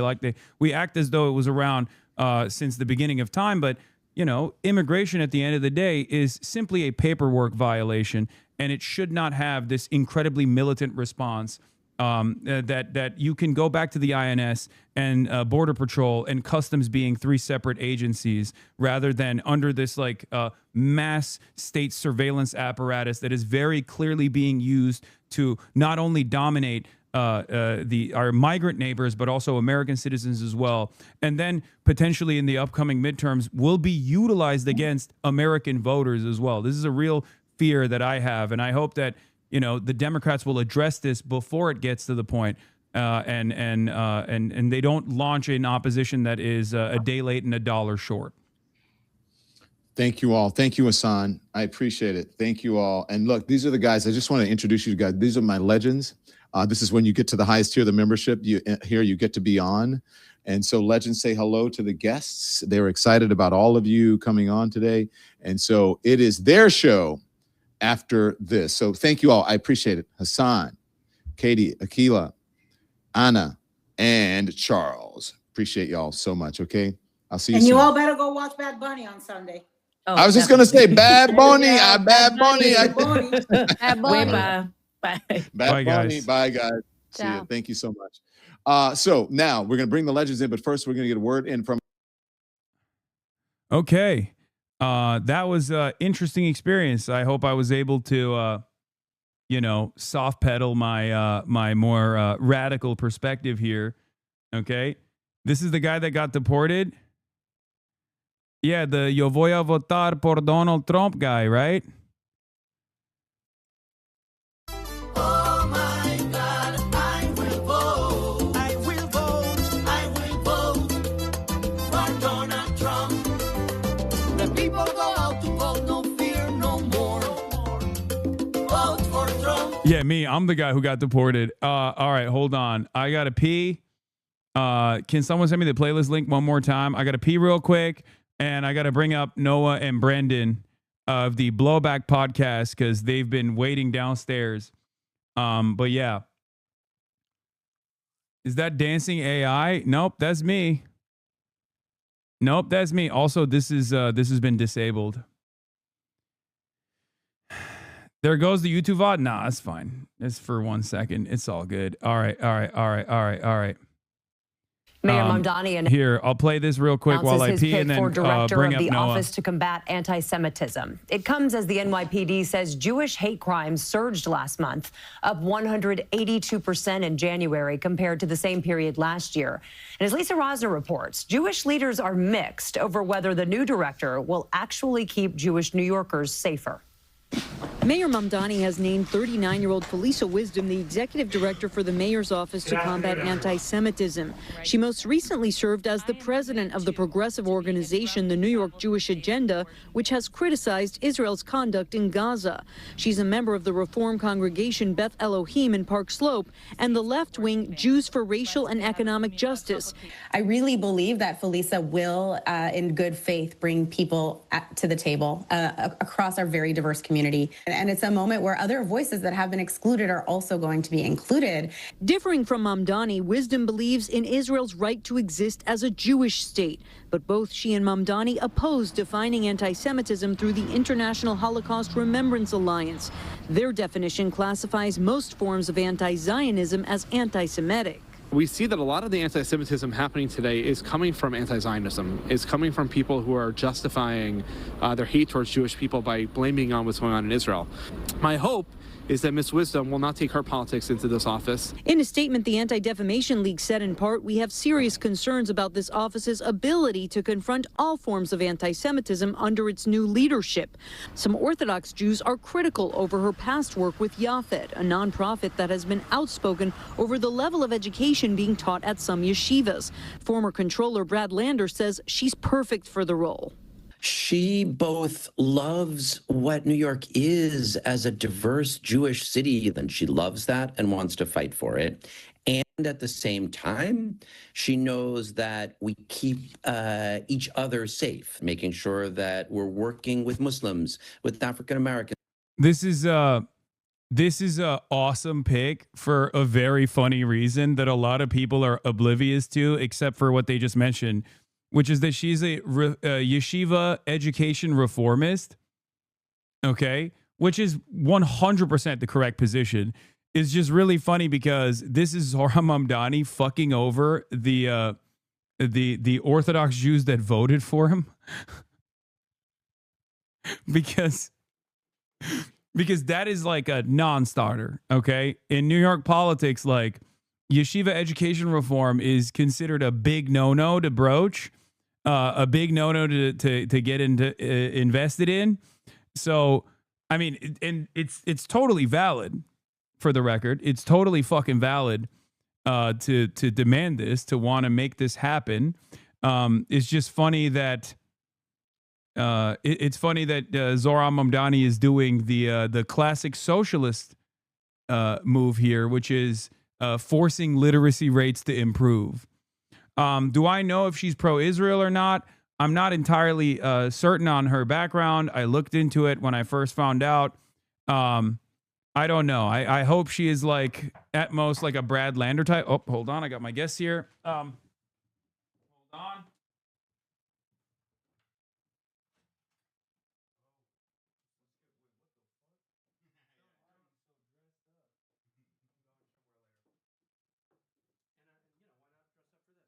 Okay.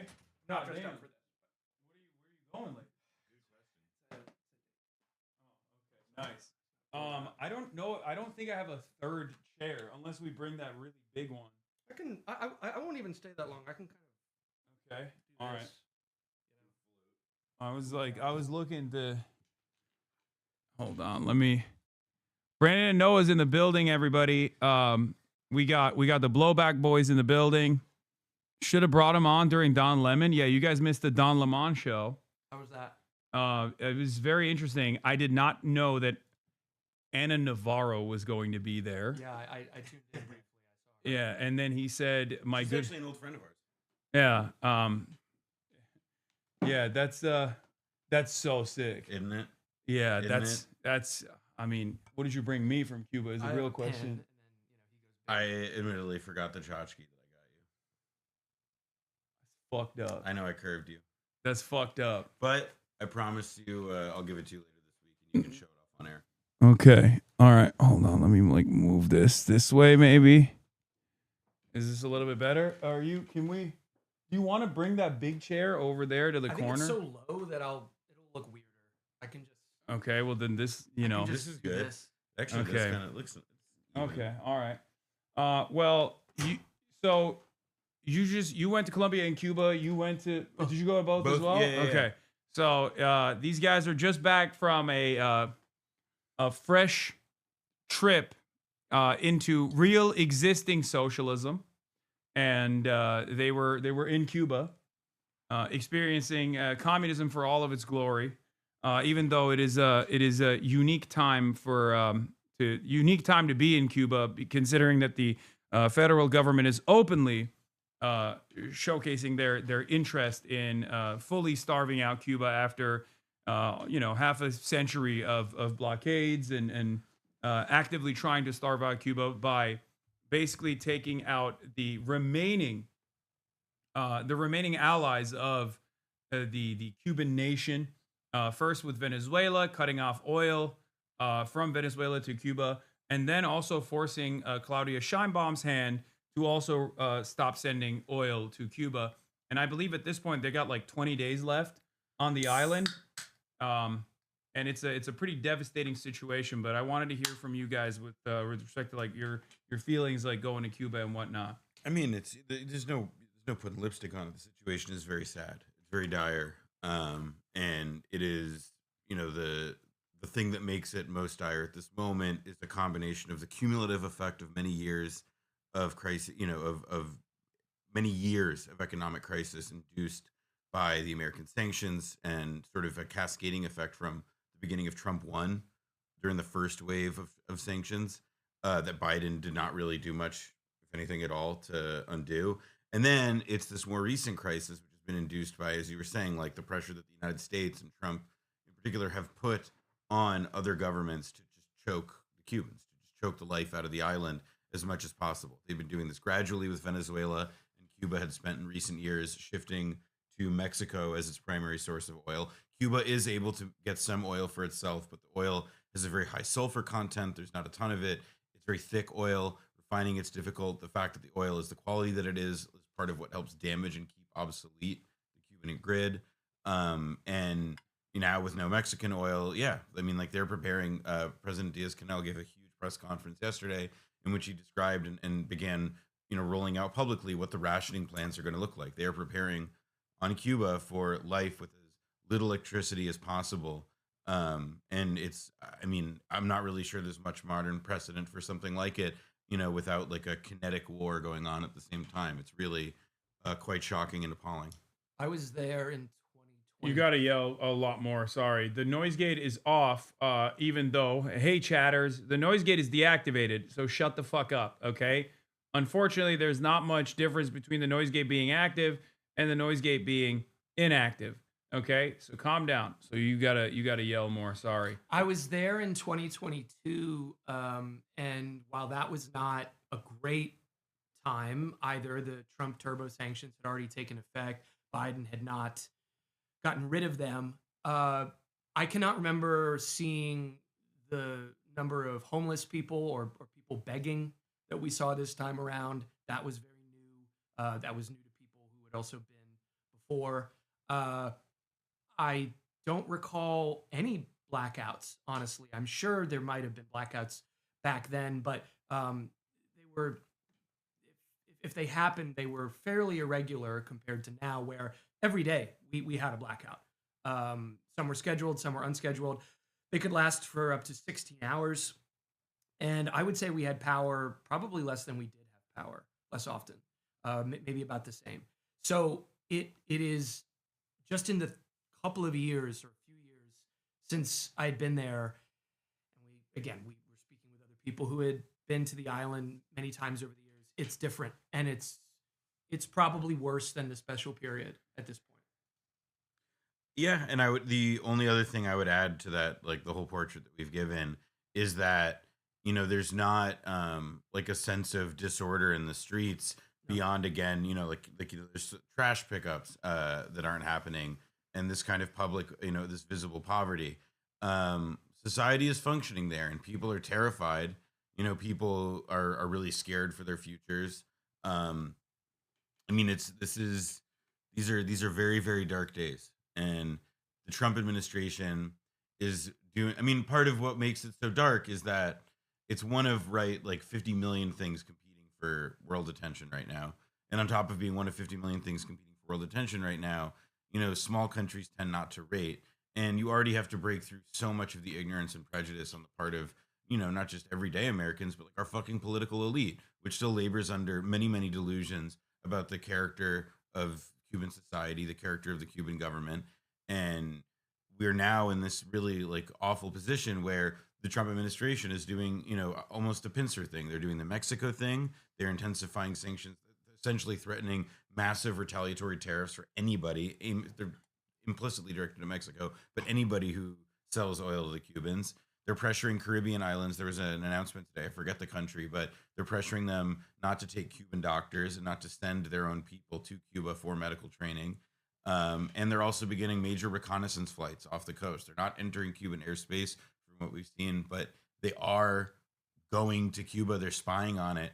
And, the Cubans are preparing not just for this economic calamity we've been describing, but they're also prepared for an invasion. Right? Exactly. I mean, Yeah. This is as dark and scary as any moment as has existed there in 60 years, and that was back when fucking like there was a live nuclear dispute involved, that took place there. It's a very, very intense and insane situation. It's a dire set of circumstances that is completely in the hands of the American government. It's just rank naked American imperialism, American cruelty.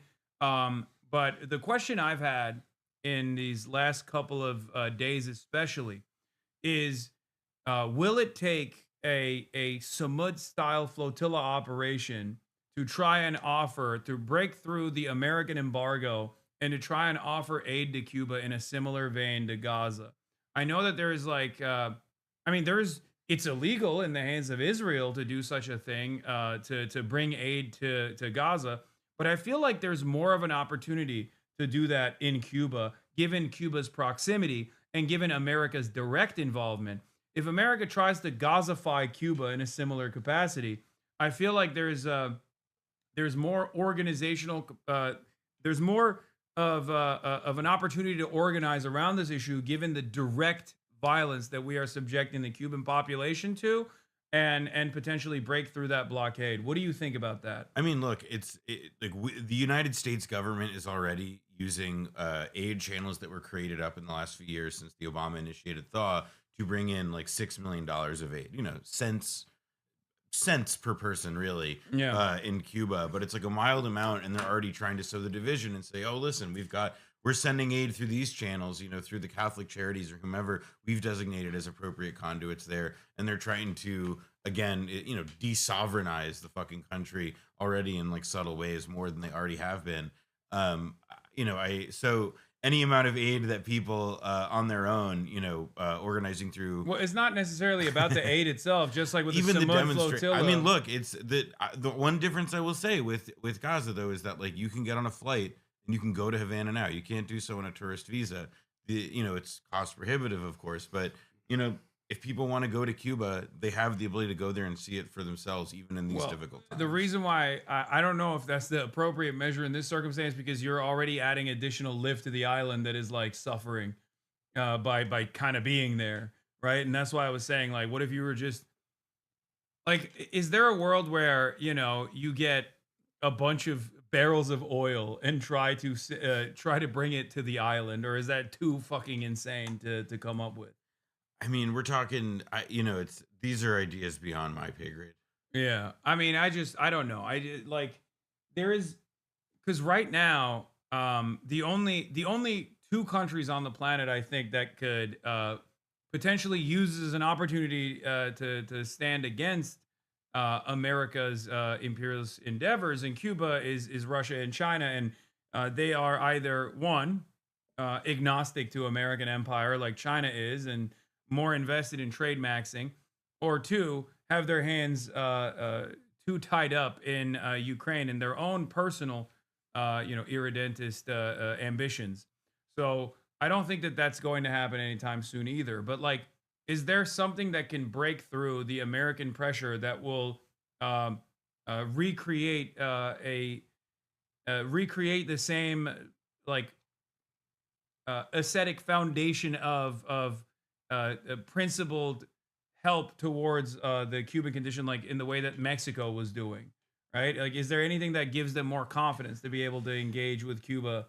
I think at this moment, what everyone is hoping for is at least a return, a dialing back to where we were before our trip even. I mean, the Mexico thing happened while we were there. Yeah. Mexico has been very helpful to Cuba, and up until recently, because I'm sure Mexico doesn't want the U.S. to invade its country under the pretext of cartels or whatever. Yeah, narco-terrorism. Narco-terrorism, which hasn't been lodged as a complaint against Cuba. The only thing that's been lodged as a complaint in that fact sheet that they put out was Cuba harbors Hamas and Hezbollah, which no one understood.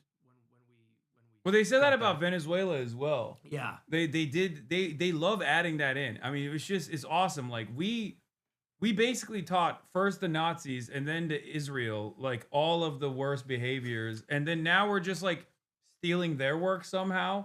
I will say just on... It's a group project. Yeah, it's a never ending cycle of like, they take our notes and then they perfect it. And then we turn back and we're like, well, maybe you went a little too far. And then we take their notes and then we perfect it ourselves.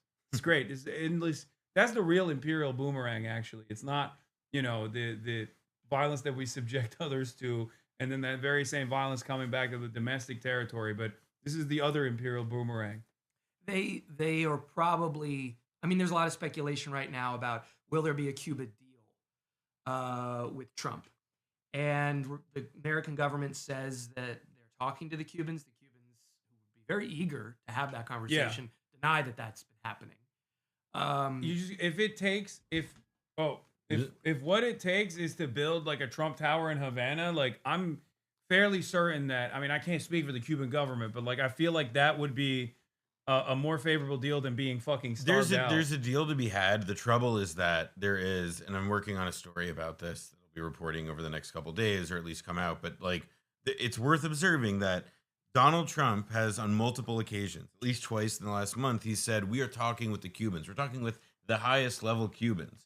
And the Cuban government has said in as many different ways as it can. A deputy foreign minister on CNN said this recently. He said the same thing in an AP interview. The president himself has said it, which is that, listen, like, there are no talks. Like, we engage in some technical matters. I mean, Christ, there's fucking Guantanamo Bay sitting in the middle of Cuban territory. They have, they have conversations about who picks up the trash, I suppose. But there is no high-level bilateral negotiation or discussion going. There is only the, fierceness, the ferocity of the American boot. I just don't understand how other Latin American countries, other South American countries don't recognize like the territorial ambitions of the United States of America and try to create like a somewhat reasonable line of defense against the now Don Road doctrine that is imminent. It almost feels like they don't have any real options, I guess. So we were or they feel trying to observe any possibility of that. I mean, it was this conference called Nuestra America, and my cranky, getting up in my ears, cynical line or takeaway from it was it was a lot of statements about standing together against American hegemony. Yeah. But just 2 days later, the Mexicans stopped the oil shipments. Yeah. Or the commitment, rather. Yeah. What about my goat, Gustavo Petro? And Petro is also, though, dealing. I mean, this is where it's like what Scheinbaum and Petro, like the knife's edge on which they're dancing. I mean, more so Petro because there's an election coming up, and Petro is he's term limited out, I guess, and meaning that there's a political environment there in Colombia. Colombia is a country that is like historically it was not a part of the pink tide. There's a domestic situation there, and the idea of like drawing the eye of Sauron of Trump there is particularly freighted. He did dangle that as well when he was when Petro was speaking out against Trump, especially during the Venezuelan actions. I guess once again we are at the mercy of some of the cruelest, most incompetent tyrants out there, and I guess like the only thing you can lean on is their ambitions of making themselves more wealthy. Well, and that's where I do think that there is some like the Cuba policy that is taking place. Like I think we can intuit, even if the hard facts haven't been reported yet, but I think we can intuit that Marco Rubio is really the person in the driver's seat with a lot of this policy. I think a pretty revealing magazine story recently about like the structure of the court politics in the White House right now was that one by Ben Terrace in New York Magazine about Trump's health. And it was one of those articles that like it's about one subject, but really ends up giving you kind of a keyhole view into the whole scene. And we see that there is this kind of like, all right, well, post-Trump, there are kind of two camps that, you know, are beginning their quiet war of succession. One is JD Vance and one is Marco Rubio. And JD Vance right now is like, has like, I guess, shit in PR detail doing the Olympics or whatever. And Marco Rubio is balancing the jobs of Secretary of State, National Security Advisor, and Chief Archivist of the nation, by the way. And he's balancing all these jobs. And what it is giving him, I think, in effect, is an enormous amount of latitude to press the diplomatic, to the extent you can call it that, side of it as much as he wants. And I don't think that Trump is probably getting the straight talk on like, oh, when he says, like, for example, when he says, oh, we're talking to the Cubans, you know, to me, it's possible to the point of even likely that Trump does earnestly believe that people in his administration are putting out feelers to the Cubans. They're trying to be like, can we make a deal, Mr. Deal. You got to get Jared Kushner out there ASAP. I mean, whoever, like just somebody who's not clearly doing the Rubio line, which is then to kick back up Trump. Oh yeah, sure, boss, we're talking. When in reality, of course, what they're doing is squeezing and squeezing and squeezing, because this is, this is just the heightened continuation of all the policy of all the administrations before, which is if we squeeze these people enough, the thing will fall apart, and if it falls apart, then we can take over. It's why Biden did nothing to reverse the Trump policy first time round. Well, I'm sorry, until the very last moment when he took them off the state sponsor list. Yeah, the last fucking day of the administration when he did that, and then they got put right back on it as soon as Biden leaves the White House. And Rubio views this as his chance to make his mark on history in the way that he's always dreamed. Venezuela's interesting to him. The mere fact that he's ascended to Secretary of State, I'm sure, you know, he's riding high. But Cuba, for him to be responsible for the fall of the revolutionary socialist project of Cuba would be the end all and the be all. Yeah. And he's not all powerful, but he has crafted this policy of strangulation. And I'm sure he will go down fighting over this issue.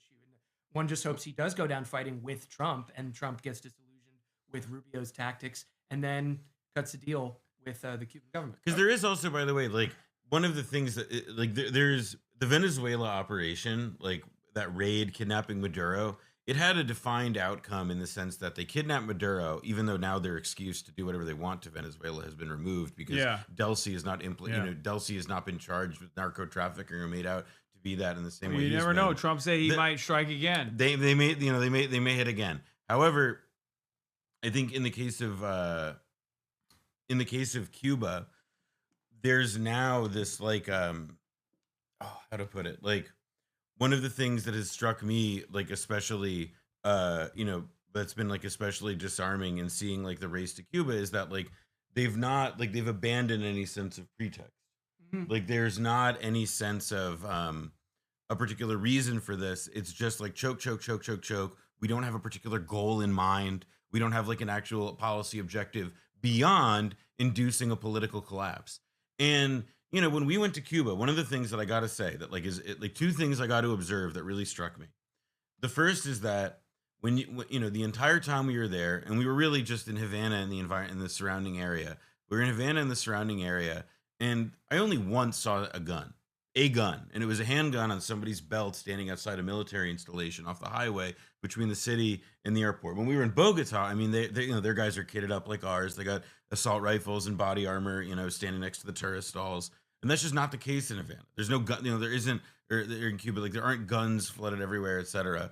And simultaneously, when we went to, sort of witnessed and walked with the March of the Torches, which was, you know, which was an event first organized by Fidel and his comrades at the University of Havana in the 1950s to celebrate the centenary of the birth of the great Cuban patriot Jose Marti.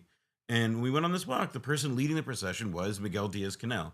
Now, I'm not saying that there's no Secret Service in Cuba. I'm not saying that he didn't have protection, but I am telling you that with my own eyes, I saw this guy in a crowd of thousands and thousands of people, and he wasn't mobbed up with security preventing anybody from being around him. Yeah. If this was some crazy dictatorial country that was intent on suppressing its people at every turn and making it completely impossible for them to live their lives, then why was the so-called dictator of this country walking around in open air without being touched? Yeah. There was a real, it's different. Like it's totally different than even like the you know, because people will make the comparison to like Damascus and Assad and be like, oh well, Assad did this too. It's like, no, there's a level of separation at any given point in Assad's governance of Syria versus Cuba. It's a totally transparent, totally naked lie, the way that the American media keeps up the appearance that like Cuba is a despotic, tyrannical government and not a country that is simply trying to survive in spite, against all odds that America's placed upon them. And there's now this, you know, which is to say that like America is betting on like a vague notion of collapse at the end of like a lot of economic summering. Maybe they provoke a coup or something. And I'm not going to pretend like, oh, well, I can predict what's going to happen and what's not going to happen. And like I have, you know, some sort of answer to that. But I will tell you that I did not see a population that, though they may not be as happy with their, you know, they may not be happy with their government the way people everywhere are now always happy with their government.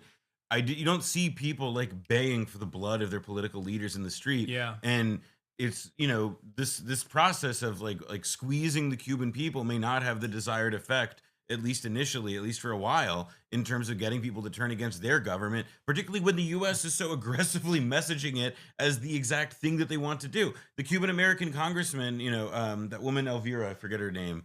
It's Elvira sticks in my Florida. Yeah. She, you know, they're saying like, we want to, you know, yes, it's a tragedy when you hear a baby, you know, cry because it's hungry, but you know, the price is worth it. Or Scott Bessent, who's like openly now, I mean, a lot of the things that the liberals have tried to present as good for the international order, a lot of the things that were presented, especially in the Treasury Department with our sanctions policy, that for years and years was considered a humanitarian, having a humanitarian purpose, are being openly promoted as regime destabilizers, as openly being promoted as like a way to starve out the population until there's complete economic collapse and they see no other way out of this other than to like try to kill their leadership, to, you know, not exactly great success either. Well, I was about to say, like, I don't want to say that like it can't work. It can't work. Like I think, you know, like history is full of sieges that are successful.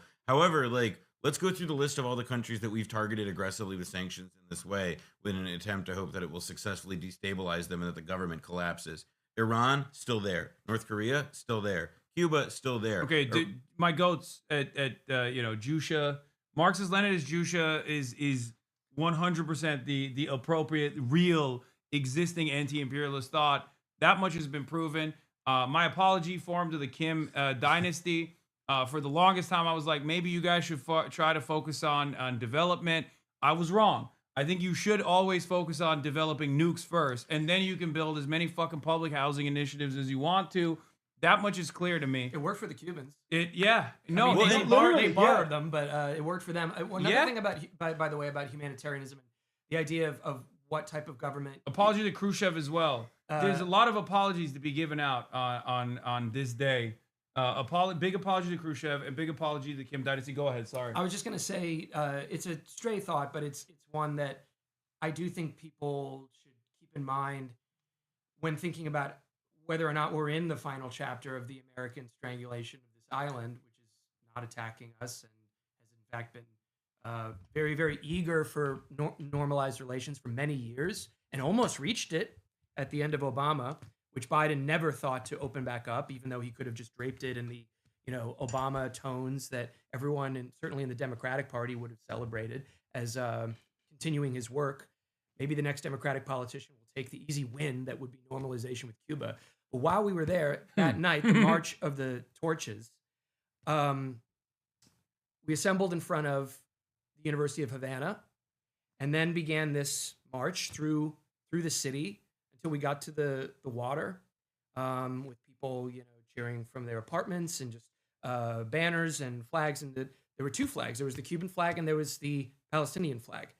And I think that was more spontaneous, but it became a sort of co-march or demonstration about letting these places breathe and live and have self-determination. And the last time I had been in a march, it was outside of Columbia, a March for Gaza. I had just gone along with a friend, and we assembled outside Columbia University, where everything was boarded up because they didn't want anyone to be seen in front of the university at that point, of course, doing anything like this. We marched to the city, escorted by cops to make sure nothing got too spicy. And in this case, it was the government that was our host that was encouraging and putting on this march, not the one policing it and possibly trying to shut it down, as they had done in the New York, terrorism task force they called in to shut down Columbia protests. So think about that when you're thinking about what sort of horrifying government needs to be overthrown in Cuba, and what kind of government we are hoping the United States government would be hoping to take over and not be like that. And the last country that I was going to mention that we targeted with sanctions and then ultimately successfully destabilized and induced the collapse of was Iraq. And the thing was we starved that country to death in many respects with sanctions through the Iraq Liberation Act, famously in the 1990s, famous if you listen to Blowback podcast. But the effect of that, right, was when we begin on these, when you set up a policy regime, when you set up an entire orientation, an entire edifice of policy that says you can't do business with this country, you can't do business with businesses that do business with this country, and then the sons and daughters of those people are forever marked as terrorists.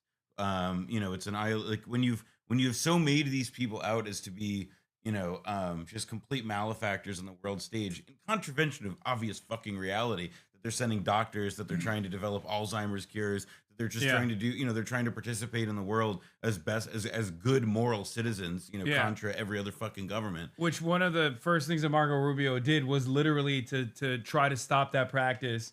And for years and years, our pliant State Department servant mainstream media has presented that as not a positive fixture around the world, and how foreign policy should work, but instead, what do they call it? Like enslaving of doctors? Correct. Yeah. Oh, the indentured. Oh my! It's like we're in indentured servitude. I mean, but again, it's all of this stuff is a path of escalation. Like, again, this insane crisis that we remain now in may not result in a land war on Cuba. It may not result in Delta Force getting deployed to the embassy to begin some prolonged street battle for Havana. It may not end in that way just yet, but what our leaders are putting us on a path toward and what they are promising is to get to a place like that. And the only way to stop it, I mean, you were asking earlier, like, what is the thing that we can do to bring, to realistically address the plight of people in Cuba? There is something, it's not totally dissimilar to the case in Gaza, where it's like, well, actually, like, the aid is important in identifying what are the opportunities to help people with your wallet. It's important to find those. But really, the most important thing for Americans is to just demand constantly in clear voice and without much compromise at all that we got to end this blockade. We got to talk to the Cubans. We got to normalize relations with this country 90 miles off the coast of Florida. And by the way, Florida's a fucking red state now. So there isn't a political cost every 4 years for this. Yes. It's not like we don't have to live with Elian Gonzalez syndrome There's no anymore. excuse for the Democrats if they want to, if they can plug it into whatever anti-Trump algorithm is working, if they want to lead with the Trump, put Trump's name all over it. But I mean, it'll be interesting if he actually gets a deal that relieves Cuba, and I'm sure Marco will be happy about that. But let's say that doesn't happen and Trump sticks with the Rubio line. The Democrats can just say, Obama wanted to end this collective punishment.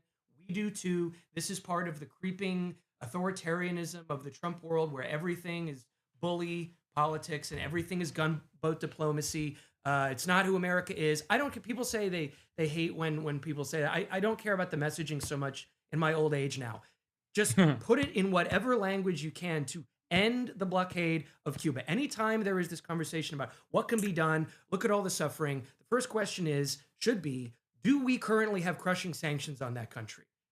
Which is usually the case. And it's never discussed. It wasn't discussed with Iran. The only time you get a mention from a person of notoriety, a person that like has proximity to power, is when the Republicans are flexing, when they go out to Davos or when they go out in front of a congressional hearing and say, our sanctions are fucking awesome.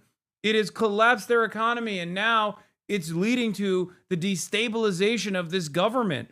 Like, that's the only time you hear about it, and the mainstream media does not report on it either. It's fucking mind-boggling. For years and years, these guys have presented our position, like any sort of anti-imperialist position, as like, hating America and lying and saying that like that's not the function of sanctions. Meanwhile, in this current naked, vulgar, colonialist-style imperialism that the American government is engaging in, they're openly talking about it as a positive, having like the positive outcome that they wanted to create, which is making the economy scream. Yeah. Yeah.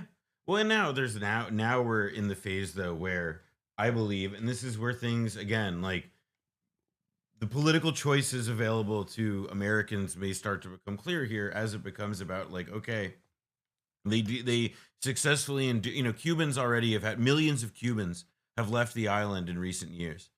Millions of Cubans have fled conditions of economic privation, and like the remittance economy of people that has been set up to send money back to people on the island to support them and so forth. It's real. All that, you end up like lighting all of that on fire. Things that are like lifelines for the Cuban people as they are now. Fine, and Brendan is rightly pointed out that like this is one of those contradictions that may be very tolerable to Republicans because they get to dine from both ends of it, so to speak. But it's that, okay, we destabilized Cuba, and we're now in this phase of deporting Cubans. By the way, historically, we've never deported Cubans, or we've never prioritized it because the yo voy a votar por Donald Trump guy is now fucking getting deported. And so it's like, all right. You fuck with an island 90 miles off their coast. Where do you think the people there who are fleeing are going to go? The young working age men, or the people with children who decide that, what, I can't see a future here for any of us. We got to go. Whether it's getting in a raft or whether it's going to Panama and taking the jungle route, as it's known. I mean, this is where it's like the actual rational logic of this policy has never really made it's indefensible. Unless there's a base indifference to human rights, there's a base indifference to, a complete rejection that any of these people have lives worth defending and protecting. Yeah, I mean, that was a spectacular success with the Venezuelan policy too, though. Like, basically collapsing all the economies of the neighboring nations, or like applying tremendous pressure to neighboring nations as like we made the Venezuelan economy unsustainable. Only to have a bunch of Venezuelans like escape and go to neighboring countries or even to the United States of America, offering them temporary protected status, only to use in the next cycle the very same people that we gave temporary protected status to, which Donald Trump extended on his way out, by the way, to regard them now as like vicious criminals with a whole cloth made up Trendaragua like narco terrorism charge that we applied to every single Venezuelan. So it has, I guess, in that regard, a very short-term focused, narrow-minded domestic electoral benefit, because you can then use the very same people that you invited into the country for political reasons as now political pawns once again discarded as enemies of the state that are presenting a real threat to the legacy Americans. I think the craziest thing I heard, or at least one of the ones recently, it shouldn't have been crazy. Like I should have like intuitively understood that this was the case, but was talking to our friend, somebody we interviewed in our show, Marta, season 2, and I was visiting with her in Havana, And most people who are most Cubans, only a lot most, but many have ties with Cuban Americans. People live in Miami, live in Florida, and they're in touch with. And she was explaining how all of these new Cubans who have shown up in Florida and particularly in Texas in the last couple of years, how the people who are snitching on them to ICE are other Cubans who came from an earlier waves of immigration, including, so of course, like the 50s and 60s waves of immigration, but also including Marielitos, the people who, when they came over in the 1980s, were also not totally unjustly tarred as, criminals and deviants and what have you. So it is like, to me, like there is no honor in this shit. There is no loyalty. Yeah. I mean, it's just like, I don't understand how you can ever identify with a movement that very clearly is branding people that look exactly like you, that sound exactly like you as the primary, like as the arch villains of American society. But I guess people got that same fucking hog brainworm that you see all around the world, I mean, the DHS, when they released the names of the DHS guys who killed, oh yeah, Freddie, I was like, oh man, this is. That's about. I mean, I already know what the stats are about how many Latino people work for DHS. I know. Shouldn't be surprised. However, I think you guys are discounting what I've been saying now, which is that Donald Trump read Sakai and he's doing JD Pond.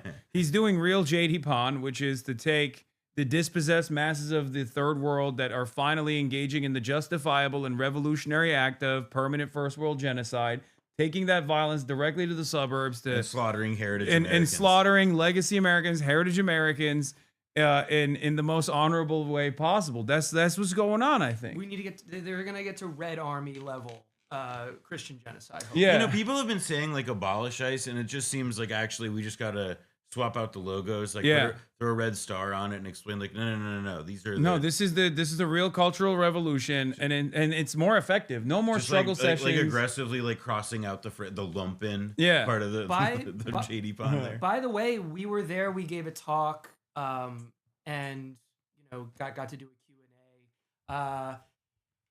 The questions were really great, and people are tuned in. Like they were asking us about. For younger people too, there were some blowback fans in the audience. Do they watch the HasanAbi broadcast? They actually, they said they hate. They don't know about you. Well, or they said they watch you, and it's because they hate you. I was like, oh, that's bullshit. No, he's good, and they were like, no, we don't like. He's him. not. He's and betrayed. Like, no, really, you should give him a chance. Oh goddamn! I know if you can like, we understand if you hate looking at him. But they were asking about Mamdani. They were asking about ICE. They were asking about Minneapolis. So, like Mamdani, who famously said Cuba is a despotic, tyrannical. And I brought that up. I said because. Oh, you did? You're a narc.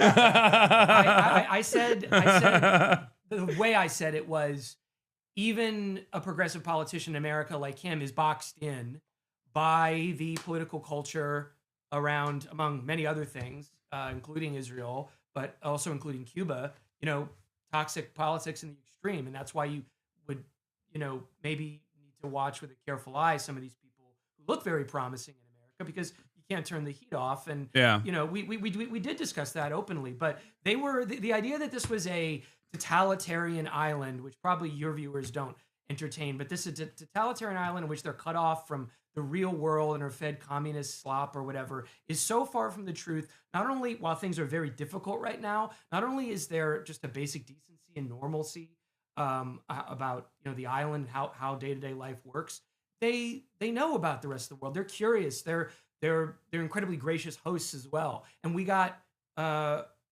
really interesting conversation with just people who attended the talk, who knew about all this kind of stuff. Except for me, because they know that I'm a shepherd of the Democratic Party and that I participate in bourgeois elections. Yes. And also the real pathway forward is the ACP. Right. Well, they said the ACP is right about everything. Yeah. It was a nuanced. They're MAGA communists, I heard, in Cuba. What was kind of interesting is also, and this wasn't just when we were in Cuba, but also in Colombia, like the extent to which, again, and it's worth observing. It's like worth sitting with, not in thinking that it's like, wow, we're the models that everyone looks up to. It's like, no, shut up. That's not what we're about to say. It's that people see, like, they pay attention to American politics with like a lot of clarity. Like they see Mamdani and they when they see him say something like when they see him cave or they see him compromise on something like that piece of rhetoric, it was very interesting to me to the extent to which like they're not happy about it. But they like, kind of get it. They already implicitly, they're like, oh yeah, well you have That's how I felt. You have that whole Israel lobby. Like when you have people in like Latin America talk to you about the Israel lobby, Yeah. and like they're and you know and like again They get it. yeah, well and like in measured tones too, like with like way less in like frankly way less anti-Semitic tones than you see in Anglo Twitter. Yeah, that's how I felt about I felt the exact same way with my conversation with Chinese people, where like the expectation is that they are like the average American that they speak to, especially because like many Chinese people go to the Western world and like go through the higher education there, especially like, you know, sons and daughters of like wealthier Chinese people.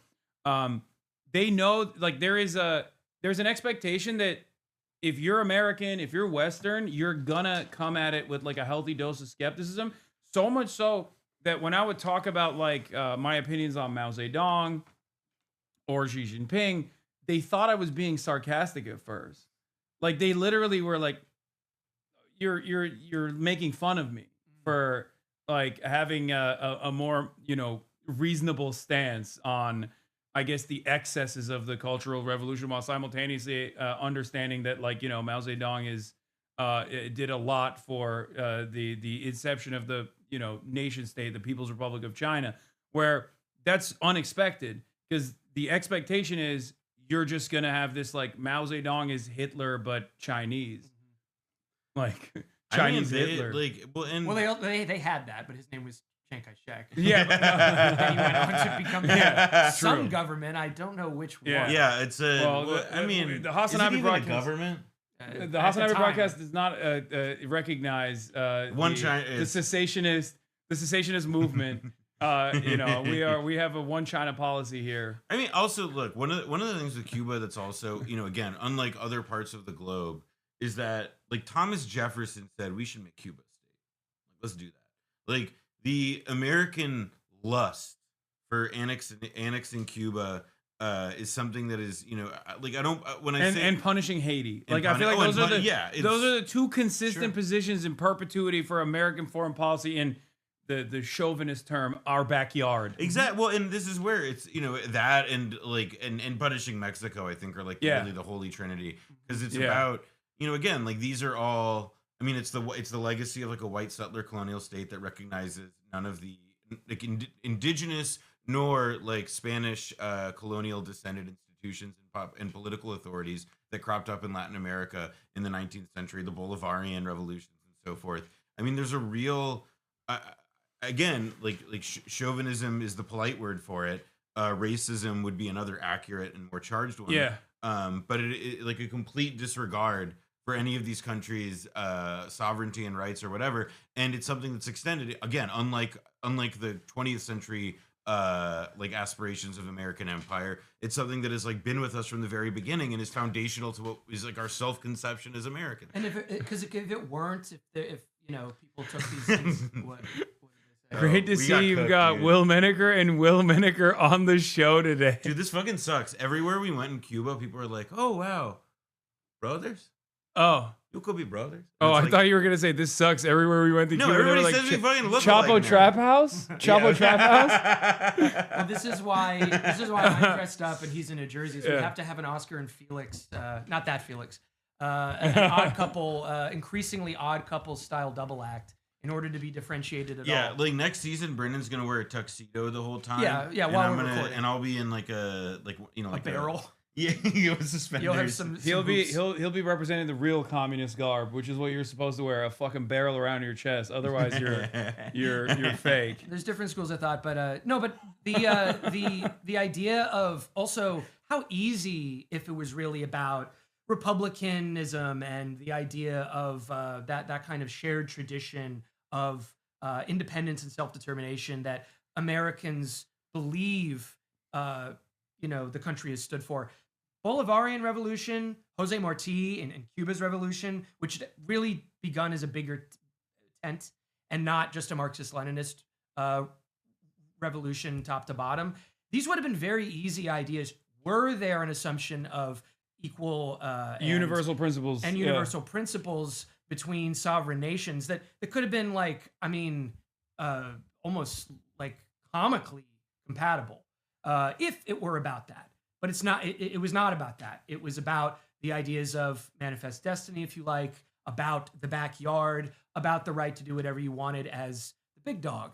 And so the Cubans, I think, in the history of, you know, post-revolutionary Cuba and its relations with the United States, I think they began very taken aback by how strange it was the Americans didn't have a more favorable view of the political tradition, the political culture. But isn't that so consistent throughout all of the countries in the periphery? Ho Chi Minh, who was like cited the Declaration of Independence, who loved the founding fathers and like thought America would be helpful in their anti-colonial ambitions against France, and then learned the hard way that was not the case. Or we don't care about any of that. Even a modern iteration of this would be like Iran, when they were shocked by being presented as a part of the axis of evil post 9/11, where they were like, as they were cooperating with us at that very moment with Afghanistan. I mean, there's a real, like, we don't give a fuck about those people. We don't give a fuck about those places. We don't give a fuck about their projects insofar as they are like either useful to us or like, you know, genuflecting in many respects.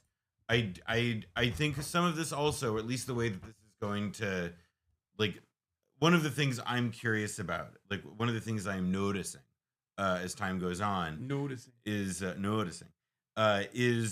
that, you know, Americans, like, there's a common and correct diagnosis of the American position in the world today is decline, and I think that that's like it's a correct word, but like decline, you know, I'm sure people watching this many of you have dealt with like family members who've had like memory issues, and they maybe have Alzheimer's, and there's the kinds where it's like, you know, you sort of decline, and at times you're fine, like, or it's just like, or it's calm, and then there are other people where it's like your mind and your body waste away, and it's very difficult and it's very painful, and it's an incredibly like trying ordeal in many respects that requires a lot of involved care.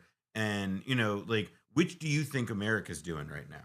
Like, there's a way in which it's like we're experiencing this decline, and it's a show with deadly consequences for many of its viewers, but it's a show being watched by governments in countries all around the world. And some people are trying to, you know, you have Bukeles and whoever who are trying to, you know, like ride that decline to their own preferred outcomes. And then there's a lot of other governments, like you were talking about China trade maxing earlier, China or Vietnam, and a lot of other countries, particularly those from the periphery that are trying to break into middle income status, that are just saying, please God, let this not end in nuclear war.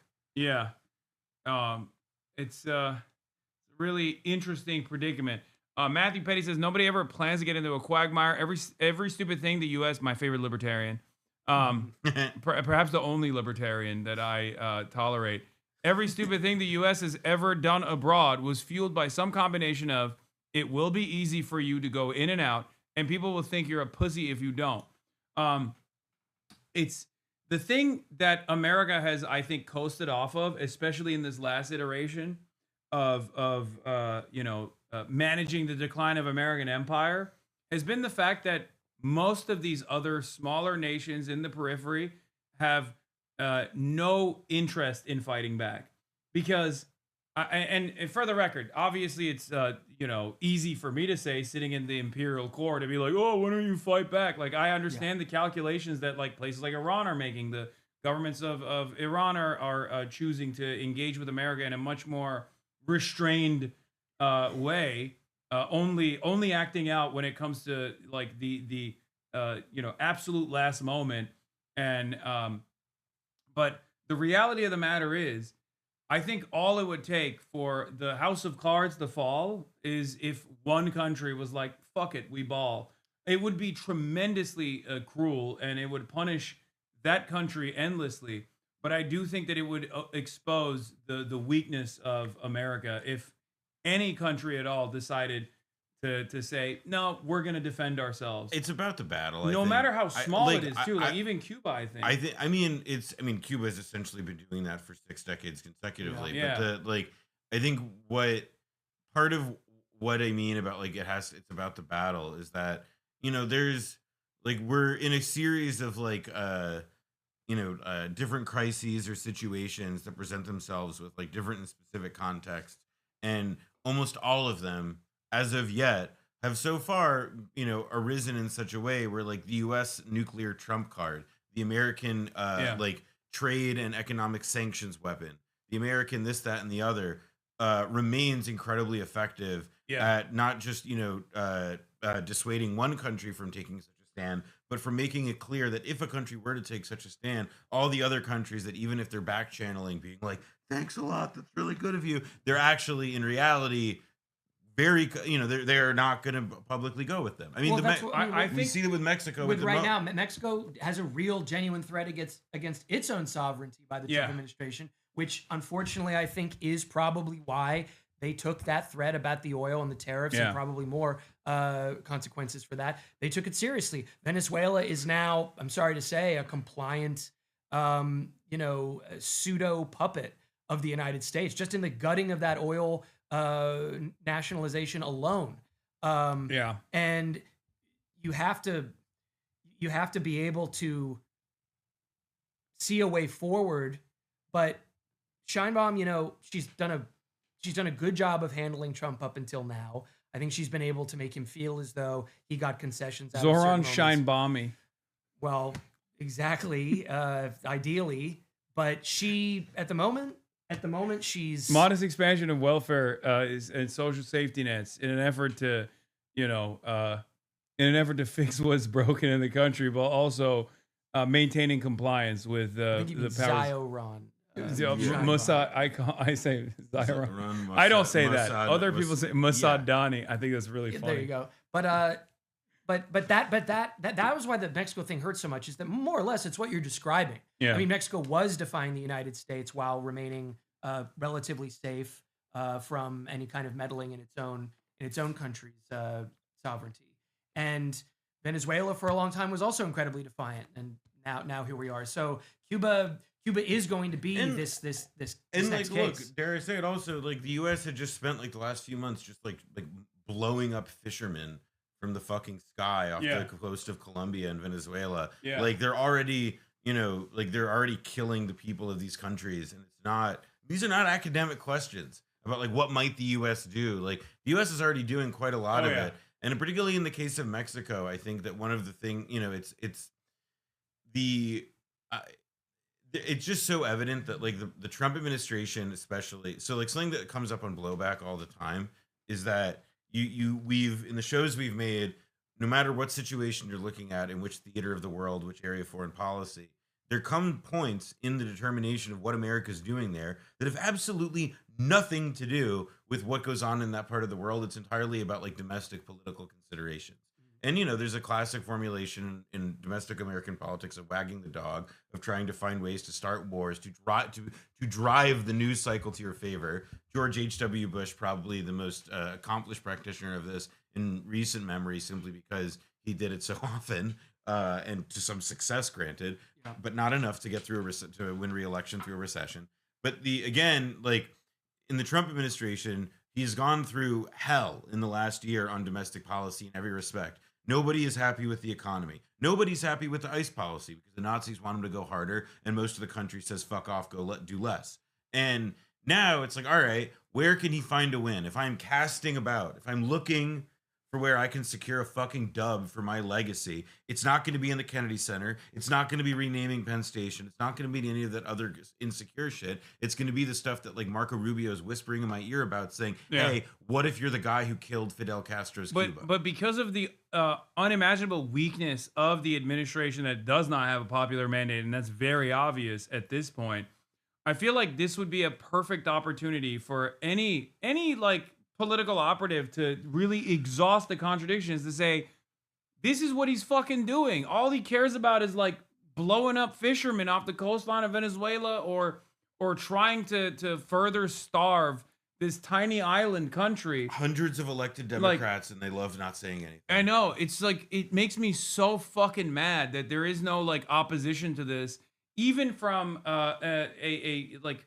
savvy political maneuvering that the Democrats could do to really drive home the argument that Donald Trump is feckless, he's tyrannical, he's lost his sauce, he doesn't have anything, he has no motion, no bitches whatsoever, and all he's doing is just like trying to dominate all these other countries in the periphery for no real discernible goal. But unfortunately, the Democrats are also on board with whatever the fucking Donroe Doctrine looks like. I think that because of where Biden left everything, where the politics around Cuba are still in this suspended animation of like post-Trump one, where he got rid of all the Obama stuff, but nothing new, no new Democratic or Democrat Party or progressive line on Cuba, that all they can really talk about Cuba like is, well, let's make sure we're following the rules.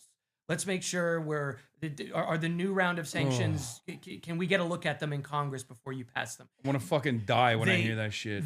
Of course, but they don't have a politics around Cuba dating after January 2017. I mean, look, it reminds me, remember how smug everybody was about Sarah Palin and I can see Alaska from my house and shit? Yeah. And it's she like, could see it from her house. And I would say, like, what the fuck? The thing that drives me crazy is how My many queen. how many self-identified progressives, how many self-identified people who are trying to say that like they care about living in a a world that Dangerous Donald has not been spoiled or whatever the fuck.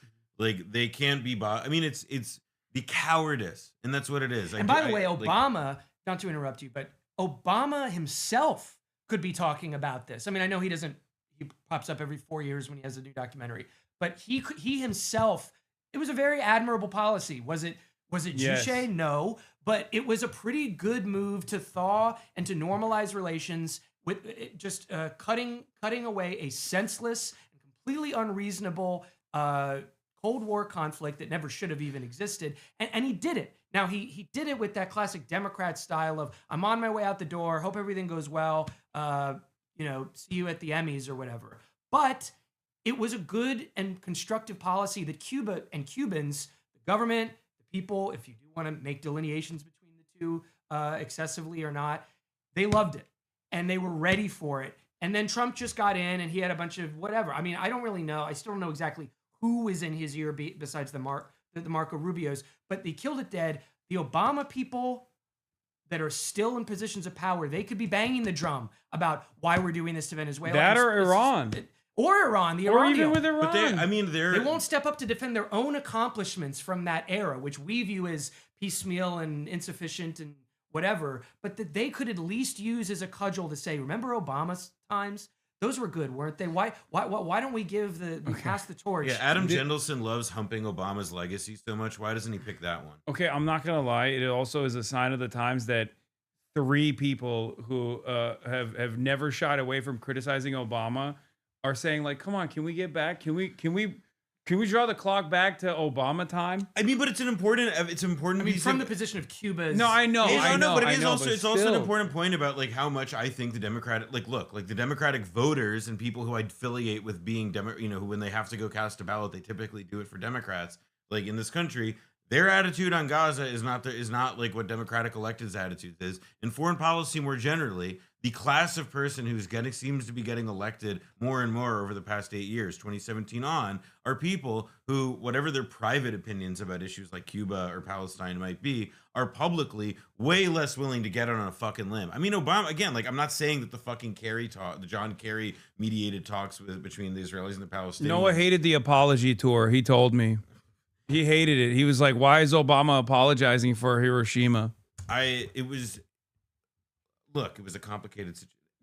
I think in the Obama, he tried to do like a bunch of like bullshit limp dick things. But the thing is that like in the very act of at least trying them, it was a directionally different thing from what even the Democratic Party like stalwarts have been advocating the last 8 years, which is essentially to do like, well, okay, how about we just do the Trump stuff, but like at a little softer volume. We fuck Maduro, we fuck Venezuela, we fuck Iran, we fuck Cuba. We do all that, except like we do it at 30 decibels instead of 90. Shout out Chris Murphy. We tried to do a soft coup on Venezuela and Trump fucked it up.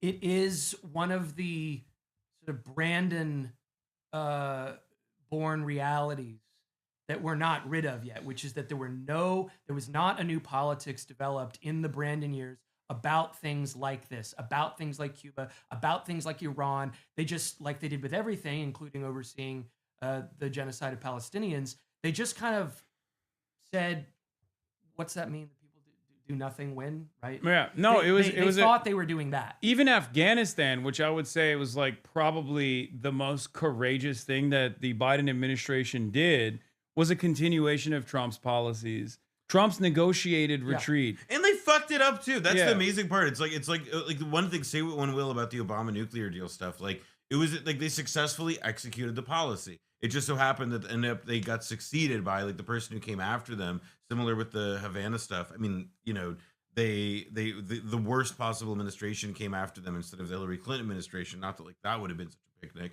but like again, in this case at least, now it's like, all right, the Biden standard is when we do the right thing, we do it like we're quiet quitting.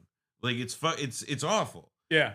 A complete continuation of the sanctions policies, a complete continuation of the sanctions, like no sanctions relief on Iran, not even like turning the clock back to Obama era in terms of foreign policy.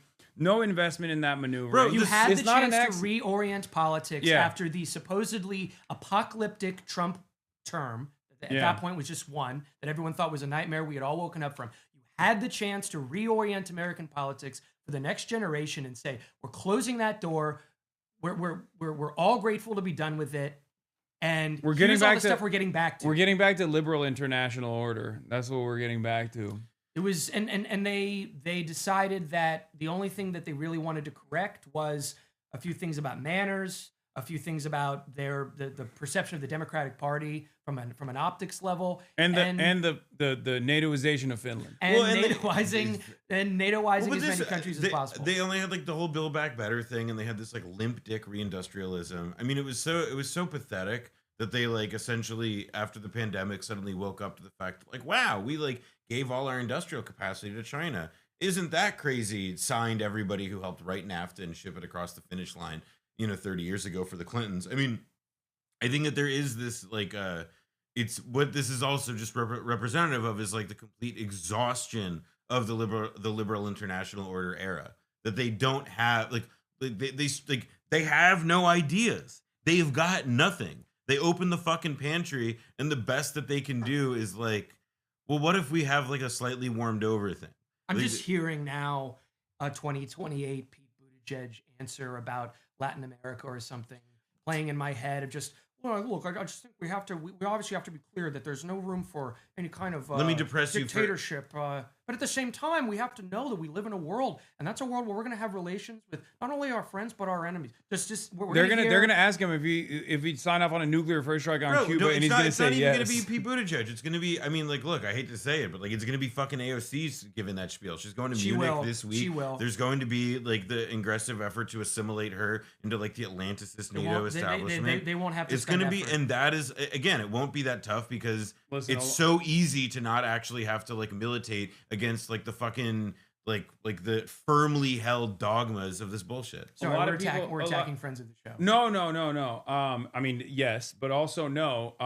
A lot of people yelled at me when I had Matt Duss on, but maybe I have his ear. Who knows? And then I'm whispering sweet nothings about changing the trajectory of American foreign policy in Latin America. Probably not. I'm joking, but I don't even know if Matt Duss will be. I mean, I don't think like Wasn't there a conversation about Daniel Bessner doing my argument foreign policy for AOC? My argument is not even that like it's not about Matt Duss or even like AOC that specifically. It's about like this is what is revealing itself to be like a generational project that's also a symptom of the decline, where it's going to be a long time where there's some even more crazy things are going to have to happen in the world. And it's going to have to be more of a generational shift as people come to adopt the position that, you know what, the basic assumptions and alliances that we use to like structure our understanding of the world are not the same anymore. And the base position that we have to adopt is like, as the next inheritors of American power, if that's who we believe ourselves to be, is to think about, well, what does it mean to do that shit humbly? And not just with the expectation that like we have the right to assert that other governments have to be a certain kind of way. And that's going to, without, again, like something resembling international consensus through recognized institutions like in ideal forms, obviously not the reality, the UN and so forth.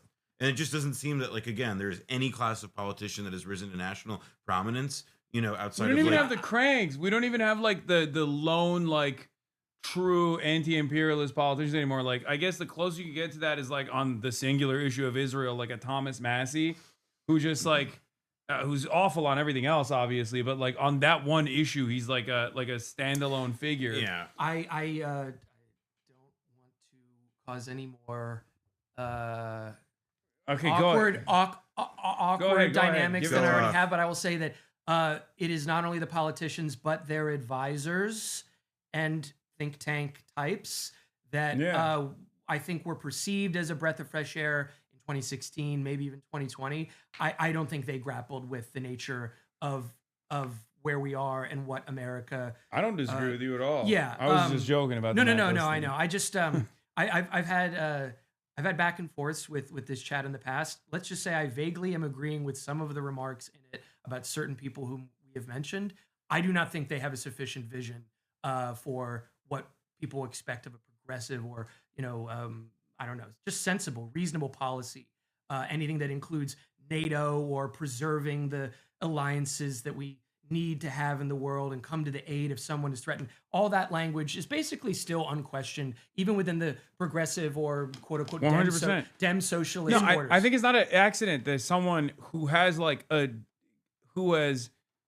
spent many years working within the DSA, who literally has its own caucus that's specifically designed around ending the blockade around Cuba, will then turn around and say, Maduro and the Cuban government are like tyrannical. Like, that's not an accident. That's you trying to play ball because you think that there's you don't want to disrupt these forces at all because you consider foreign policy to be the untouchable third rail that is wrapped around endless military quagmires and endless American imperial dominance. And what's really interesting about that is, ironically enough, the one third rail that Zoran Mamdani did touch was the reason why he's now the fucking mayor, straight up. Like, if there's one standalone moment that you can point to that everyone universally agrees was a holy shit moment, was when he said he's not going to fucking Israel. Now, of course, he did that in the most in the nicest, most liberal adjacent way possible, where he was like, well, I'm going to be the mayor of New York, so I want to stay in New York. But everybody understood that it was such an unspeakable moment. Like, it was such a moment of breaking away from the rest of the candidates that is quite literally the fucking reason why he's the mayor right now. And I think pragmatism and a presenting yourself as less ideological and more whatever kind of sewer socialist stuff. I think that's all fine. I just think it's very important not to confuse the idea of a pragmatic and humane or decent progressive line or new thinking with just repackaging this kind of 20th century liberal cliches about how America needs to govern the world at all times. Yeah. And just do it in a more in a way that's more conventional, or a way that shows greater respect for international institutions meant to choke Cuba, or discipline and punish liberation movements, or kill Palestinians in a drip rather than in a flood. Yeah. And I think that there has not actually been an arrival in the Democratic Party, the Bernie wing or whatever, of something that's beyond that. No, if anything, I think one of the things that is going to reveal, again, it's why I try to think of, I'm going to describe this as a generational project, is because if there is anything that is part of the price of admission to getting to participate in organized establishment elite politics at a municipal level, on a national level in this country, it is about a certain kind of fealty that has to get paid toward a lot of specific truths about how American power gets wielded in the world. And, the moment that Bernie in 2016 most won my heart is when he got on stage and said, Henry Kissinger's no friend of mine. And I think that there is a kind of, I'm not going to pretend you could just make a whole presidential platform out of that and that's something viable. But I do think that. No, I do. I don't think it's the whole thing, but I'm just saying, I'm saying that it is to me inextricable from what a successful one would look like. The reason why I bring up the Zoran moment of I'm not going to Israel is because similar moments have happened that were very advantageous for Donald Trump. The moment where in 2016 or 2015, when he looked at the rest of the stage and said, I paid for all these guys. I'm a billionaire. I paid for all these guys. Like, these guys all would beg to fucking have phone conversations with me because I was giving them money. That is a moment where everybody goes, holy shit, he fucking said the quiet part out loud. And I think there is an untapped avenue. And the reason why I go back to the Israel situation is because Israel is the perfect representation of this like untouchable construct that so perfectly captures American imperialism and like the fascist violence that we subject people in developing nations to. Like, that never would have become a rallying cry for so many liberal Democrats, even, right? Because right now, in the base of support in the Democratic Party, it's not even a question. 80% of the base of the Democratic Party want us to sever our relationship with Israel. Maybe to a different degree if you ask, like, I don't know, some boomer in the fucking suburbs, but like, people don't fuck with Israel anymore, right? But that never would have happened if it wasn't for the consistent, resilient advocacy of the activist base that the Matty Iglesias types fucking despise.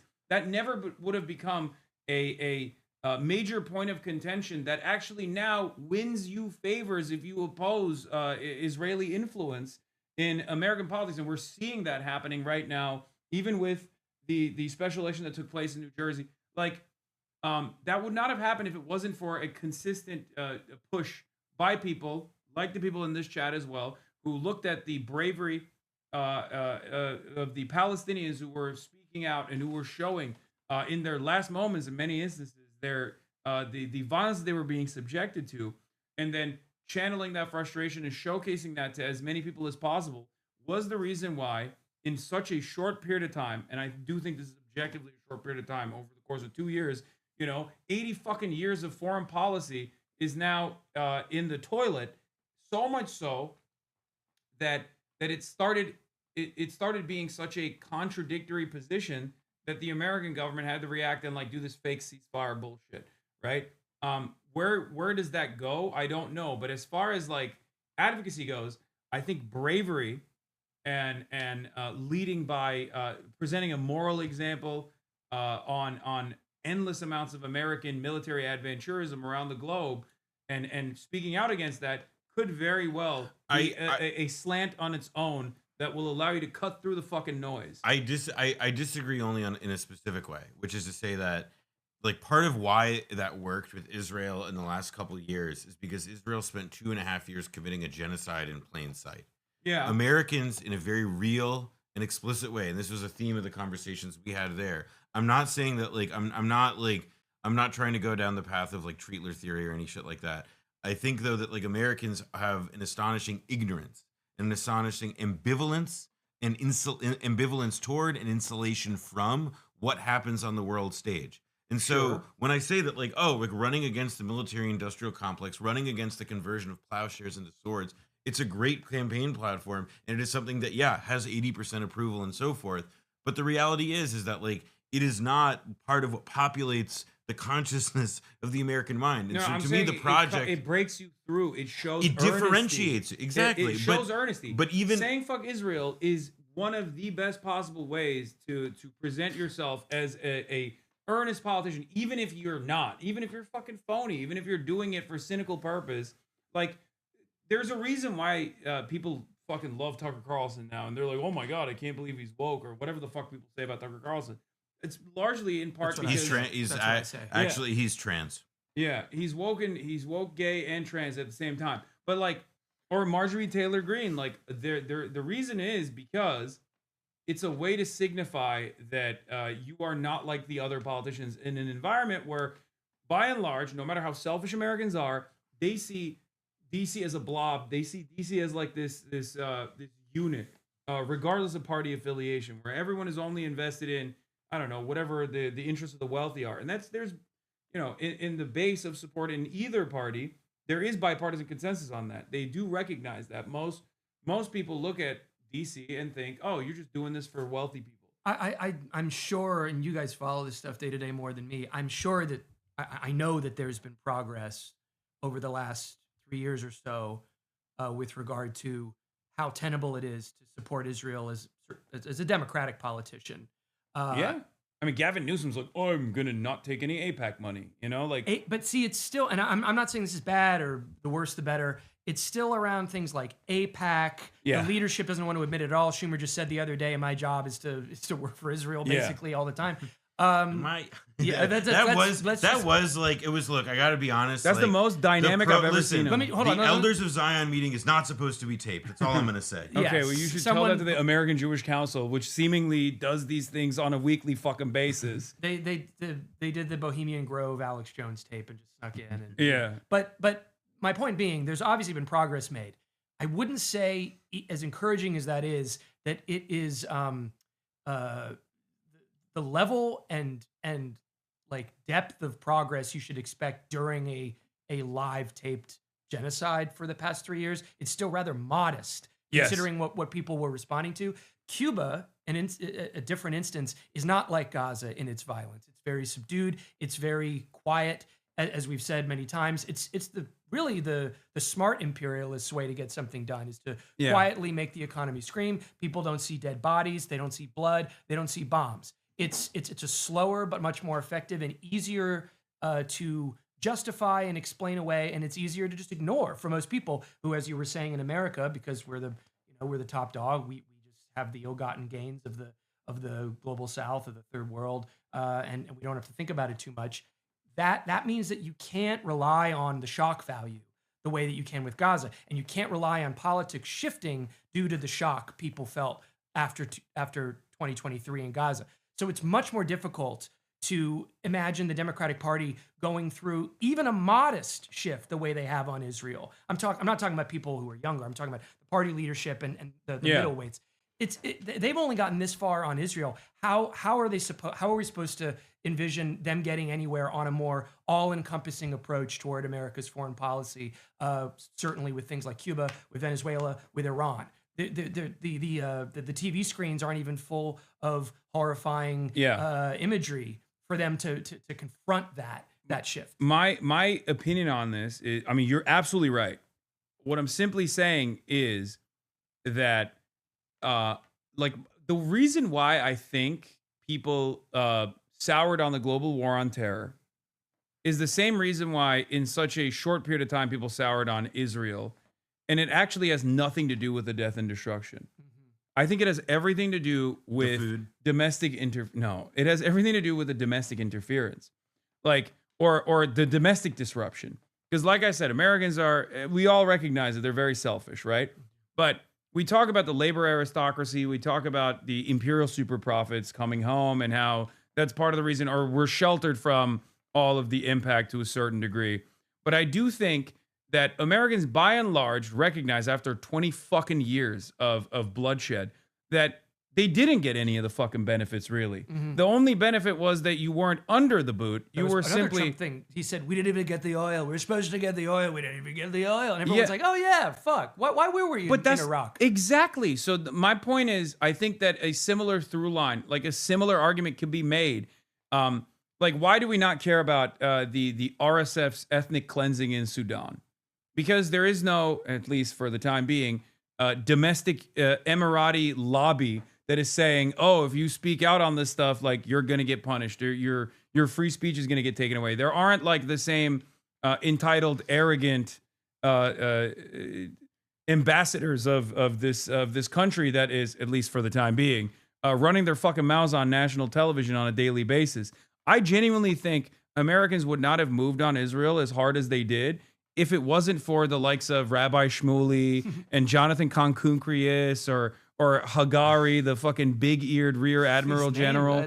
I'm getting some of them. All the stars are here. Yeah. No, but my point is, like, it was that arrogance that actually, I think, pissed off a lot of people that normally would not give a fuck. Yeah, they overplayed their hand. So I think it's pertinent on people like ourselves to make that connection with Cuba as well. Like, what are you gaining out of fucking starving the Cuban population? And I would also add to that there's like this, again, it's not like there's it's obviously not like the most morally salient thing. The most moral, like morally pressing detail of this is that we're like slowly torturing a tiny little nation, etc. I know, but I've given up on it. However, you're welcome. at the same time, you're welcome. Yeah, it's fine. But the other piece of this though is that it's like we torture Cuba, and this is like part of why, at least like one of many reasons why I believe that like making the case in democratic circles, making the case in polite lib society for Cuba is a lot easier and a lot more straightforward than it is for many other foreign policy passions and human rights atrocities that the left stands against or whatever. Because there is also the fact that the more and more shit you throw at this place, the more and more it will come back to us. And it's not going to come back to us like jihadism, or it's not going to come back to us in the form of how we conventionally think of, dare I say, blowback. It will come back to us much more in the form of all of the fucking problems that people already are pissed off at the government about in the first place. Yeah. To me, the moment, the one politician and the one moment, and really it was more of a moment that he did this than it has been defined his career in the last decade, but was when there was it wasn't the Manchester bombing. I think it was like a knife attack by somebody, and Jeremy Corbyn just he got up and he did the speech that we've all wanted to hear for 20 fucking years, where he's like, okay, you want to know why this happens at home? It's because of all the goddamn, it's all the JDAMs, all the bombs, all the shit that we export to these countries. If you want to see peace at home in this way, we have to make sure that there's peace abroad. Finito. He tied the bow on it. It was very nice. And then the top pedophile of the British government was sent in, was paradropped into the fucking Labour Party to carefully excise Corbyn and the 8 Corbynites from the ranks, purge them from the ranks of the Labour Party. Did you see Felix, by the way, in the latest Chapo had an amazing way to describe Epstein? What? Human Dubai. That's awesome. Isn't that incredible? That is great. It gets the whole thing. I was very impressed. Yeah, and the Cubans themselves, or at least people that we've spoken to, there was the anticipation in Trump 1, okay, Trump's a businessman, so this isn't ideological. It's just let's there's open markets here. Tourism. We're down with that. And then of course, what was the reason for turning that away? I think because honestly the stakes aren't that high in Cuba for him, and he just thinks he was persuaded by somebody. No, there's a greater value in you presiding over the fall, passively presiding over the fall of the Cuban Communist government, which will slap a bunch of sanctions on to get that effect. Yeah. And then you can say I'm a businessman for freeing the island.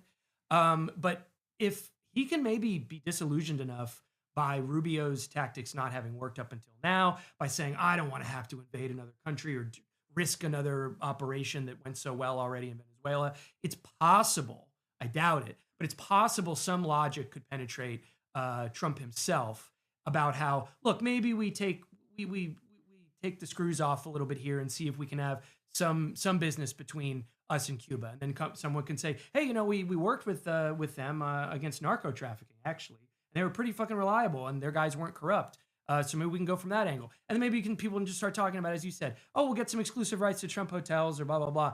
That is possible. I don't know how possible it is, but anything other than the Rubio line is going to be good news for Cubans. And they're well aware of that. And there is Trump, there are these moments where, because Trump is such a fucking crazy weirdo, and because he is able to command the complete discipline still of the right wing, where if he says something is the law, then Lindsey Graham will turn on a dime and say, well, that's the law. He'll it'll be like Kim Jong-un is the greatest man I've ever met. I believe in this instance with Cuba stuff, there is a way in which Trump has unique leverage compared to any other Republican president. Well, he'll set the policy, as he does with anything for all the little grubby, guys like Graham. Although I think I saw Graham the other day getting spicy with him for a second. Oh no, he was he needs to follow up on that promise for I think it was about Iran. To bomb Iran. Correct. Yeah, no, he was getting spicy with him about it. That's because he went to Israel and his Mossad handler showed the latest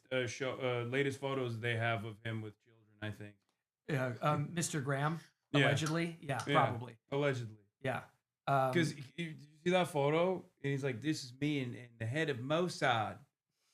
Oh, no, he literally posted. Oh, so Kenneth the Page went to Israel? They flicked up. He got flicked up with his handler. Just throwing up signs with his hand. Yeah. I mean, is that a Halo mouse, by the way? John. Yes. Spartan one. Yes, it is.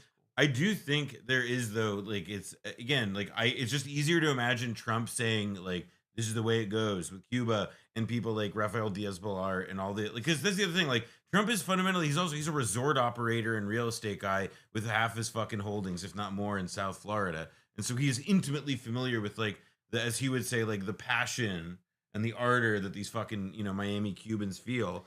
I just realized the way that Rubio, because there's been a great contradiction over the past few weeks about this translating Rubio's neocon policies into MAGA, which is, I'm sure we've all discussed before about how it's kind of a square peg round hole situation. Yeah, no, it is actually America first to dick eat Israel into oblivion. You guys don't understand. Right, exactly. Obvious case with Israel, but the letterhead or Venezuela The top of the announcement was like, this is a MAGA government. We're doing this new policy of strangling Cuba for the sake of always the American people and their national security. And then the rest of the document, once you cleared their throat, is all stuff about how we're trying to rescue the Cuban people. We're trying to bring the yoke off of the necks of the Cuban people. And it doesn't make any sense. And then you get the Hamas and Hezbollah stuff. It doesn't match as MAGA and, Paul Wolfowitz ism. But if Rubio wanted to sort of make the nation understand how that is, I just realized he could be like, our nations are families. We America are one family. But sometimes you have another family. It's still your family. You're part of several families. You have several families, and Cuba is another family that we have. Going, sometimes council of grandmas. Yeah, I mean whatever, World but like count. Rubio could take some of his, let's say, personal life and apply it to the idea of how to effectively communicate the analogy of both serving American MAGA interests and being a freedom-spreading neocon for Cuba. Is you have multiple families. Cuba's like the phone party that you want to go to. Yeah. With a bunch of sexy Cuban twinks. I don't know where I'm going with this analogy. I just wanted to mention that. You're thinking of Lindsey Graham's head again now. Well, Marco Rubio also did the phone party. He did. Now I'm thinking though of like Lindsey Graham, like Blue and Old School. Like that's, which I guess. I haven't seen that one. Really? Well, it's not a phone party, but it's like lube wrestling. You're thinking of. I'm thinking of just Lindsey Graham in that situation. In sort of from all sides. Good. Figure we could sit with the imagery for a second. Yeah, but I agree. I think that there will be, if the short of a military operation, I do think that there's room for Mexico to move some stuff around, have another conversation with Trump to try to pull back on this. And every day that the government doesn't actually fall is another like demerit for Rubio. And that is the real play here, where it's like if I think that part of it is that, again, like Rubio is making a lot of promises to Trump, not just about Cuba, by the way. I would not be surprised if he's in the driver's seat on a lot of the stuff, particularly around Iran as well, or at the very least is like a very effective conduit between Israel and the U.S. because Israel, it seems like, is in the driver's seat on the U.S.-Iranian policy. But the thing that is so clear to me is that, again, like the longer the Cubans are able to hold out, the longer that it just doesn't like dissolve as a country, the more and more it's going to end up being like Marco Rubio probably promised President Trump a lot of shit. And there's going to be, again, it's who the fuck knows like how consequences get felt, because literally like jackbooted government thugs shot two heritage Americans in a white city, and like MAGA's like, give me more, sir, give me more, please. Yeah, this is what I voted for. Yeah, That's what they said. Yeah, I voted for dead white blood. Yeah, it's also why I love when the woke wise get punished. It's also why we talked about this while we were there. Like, if you did carry out some kind of kinetic policy on Cuba, you would get an influx of immigrants into the United States, which would seem to be a contradiction. But I personally don't think that would be a contradiction for them, because they would just say, oh, great, we get to crack more Republicans heads. love a border crisis. Yeah, I mean, this is great. It's and on top of which, they're also now like they believe that they're immune from consequences, that there's no such thing as a consequence that'll affect them again. blow up Lebanon, end Hezbollah, fuck with Iran, whatever. Just because you know, like, to play tariff, like, you know, Russian roulette with the whole fucking world. And because America literally hasn't like fallen into the sea yet, assume that we're actually not going to have consequences. Never mind like what's going on with the dollar. You know, never mind that like our entire economy is just like a few AI companies in a trench coat. Like, just pay no attention to that. And so like the longer and longer that Republicans are able to like exist in this environment they've created where consequences to actions don't break through. I mean, it prolongs the peril, as I'd put it. Yeah. I'm going to leave you two to it. But thank you for letting me hang out. Thank you for coming on. Bye, chat. Good luck on your endeavors. Yeah, good luck with the funeral. Yeah, you look very dapper. I hope no one brings up my involvement with how the person died. Yeah. Being directly responsible. All right. Ciao. Okay. Have you seen the Olympics vids? Yeah, I was just about to pull it up. The whole stadium I booing Israel. So I haven't seen the Israel one, but I need this in 4K and in surround, so, you know, Dolby. I'm a little worried about it? playing this because I'm dual streaming on YouTube as well right now. Oh, so there's a copyright strike potential? Yeah, I am a little worried about that. But apparently, just take my word for it, they were booing pretty fucking hard. Okay, they were booing pretty goddamn hard. Please use this to treat Noah to something. Thanks, says Prince Punk with a $10 dono. Also, Cedar Down Under, thank you for the 10 HasanAbi gift memberships on YouTube as well. What do y'all make of the fires in Patagonia? Oh God, oh brother. The fire. What do you make of? I think they're good. Actually, have you heard of the? Oh no, the reason why they're asking is because they're claiming immigrants set them or something. Immigrant of a specific variety. Oh no, I did hear about this. I heard about this from a Middle Eastern country. It's from a certain country with a history of awesome and respectful tourists. Yeah. That's. I've seen the footage. I've seen the way that people are communicating on Argentinian Twitter. Yeah, that's what I've seen, and I'm like, I'm not sure what the truth is here. I don't know. I don't know what happened here. I mean, but you know. I don't know. I'm not touching that. I already have enough anti-Semitism allegations. Okay, I feel like that's enough for me. I've already done my part. Oh, he's going to a funeral? No, he's not going to a funeral. No, he's not. He's going around. He's doing a different thing. Yeah. JD Vance apparently got booed as well, but once again. Oh, this one I saw. This one's hilarious. Sport, what an honor for her. There is the Vice President JD Vance. You got to hear the announcers. Yeah. The announcers are who make it. Wait, but I'm just. Also, Democratic wins media. This is where they hate America. You see that? Yeah. You see that? See, fucking, they hate us. They hate us. What now, pussy? Yeah. Why are you celebrating? Why are you celebrating them booing America? They're booing our country. They're not. Those are a lot of boos for him. Whistling. Those are a lot. Like, you hear like the weighing, like, do you acknowledge it? Do you not acknowledge it? But it's like, it's all around me. Yeah. Like, also, chance against Jeffrey Epstein today in Sanaa. Oh, all the peoples of Islam, silence his complicity in the crimes. Oh, all the peoples of Islam, rise up against the crimes. America and the Zionists, the accursed Jeffrey summarized it.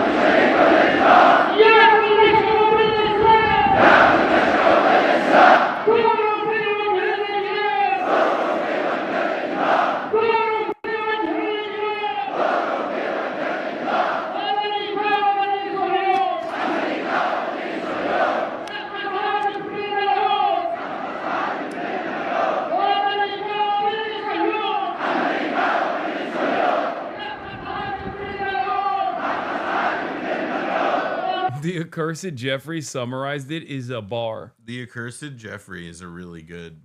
Yeah. It's God, just like I wish more nations had backbone, dude.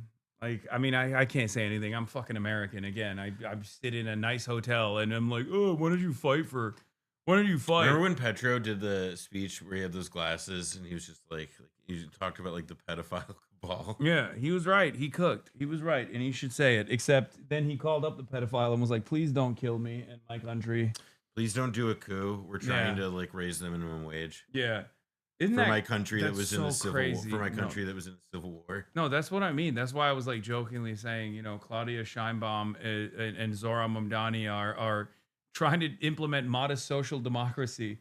And the only way to do that is by sucking up to the pedophilic cabal to the best of your ability to be like, hey guys, please, can we just have this? Like, it would be nice if we could do universal childcare.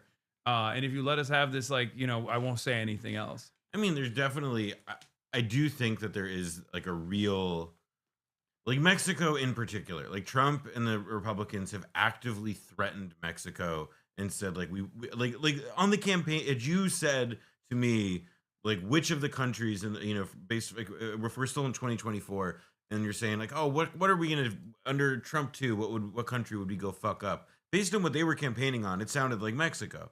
And I don't think the Mexicans have forgotten that essentially, like when the Republicans feel like we don't know which war we want to wage next, that the place that they want to go is to like, you know, do Sicario shit in northern Mexico.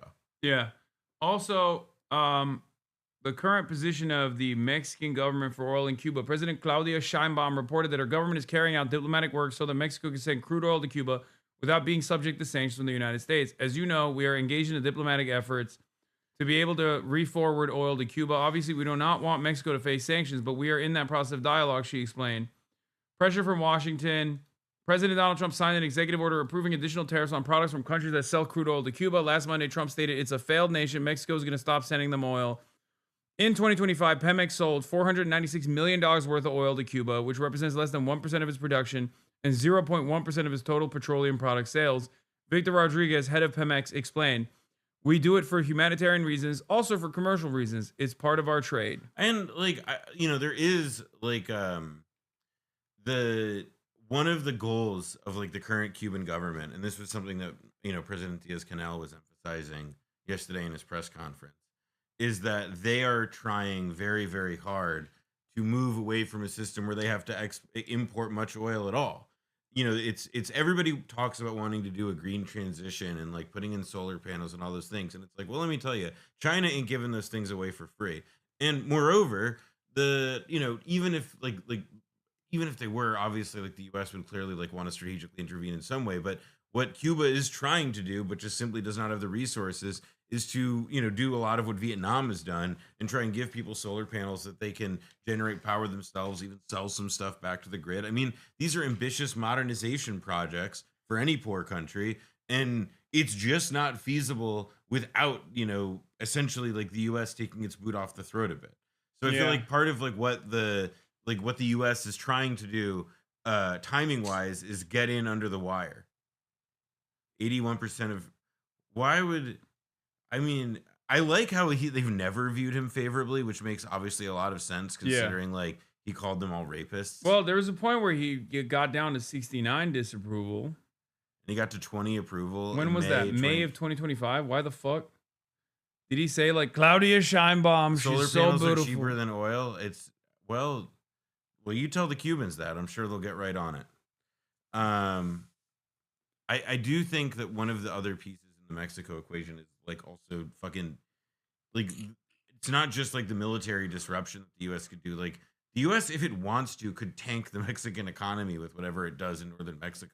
You know, it could do like it has enormous capacity for disruption, and Lord knows that there's a bunch of like tattooed assholes who carry around, you know, who wear beards and have big guns and are obsessed with the Jeffrey Donovan character in Sicario, who want to just like immediately go in there and fuck shit up. Like I do think like I want Scheinbaum to do more, but I'm not going to sit here and pretend like I don't understand pretty explicitly like what are the pressures that she's under and what she's probably being threatened with. We can't even give other countries permission by like at least creating enough internal ruckus here at the domestic front with like a loud movement that is saying enough to military intervention, enough to these sorts of sanctions, that's demanding an uncompromising position on sanctions relief, that like that, you know, we give courage to other countries to lean onto it by, you know, maybe even leaning onto the Democrats if the Democrats like listen to the demands being made by the public. But the demands are not being made by the public. The Democrats are not even remotely invested in doing any of that.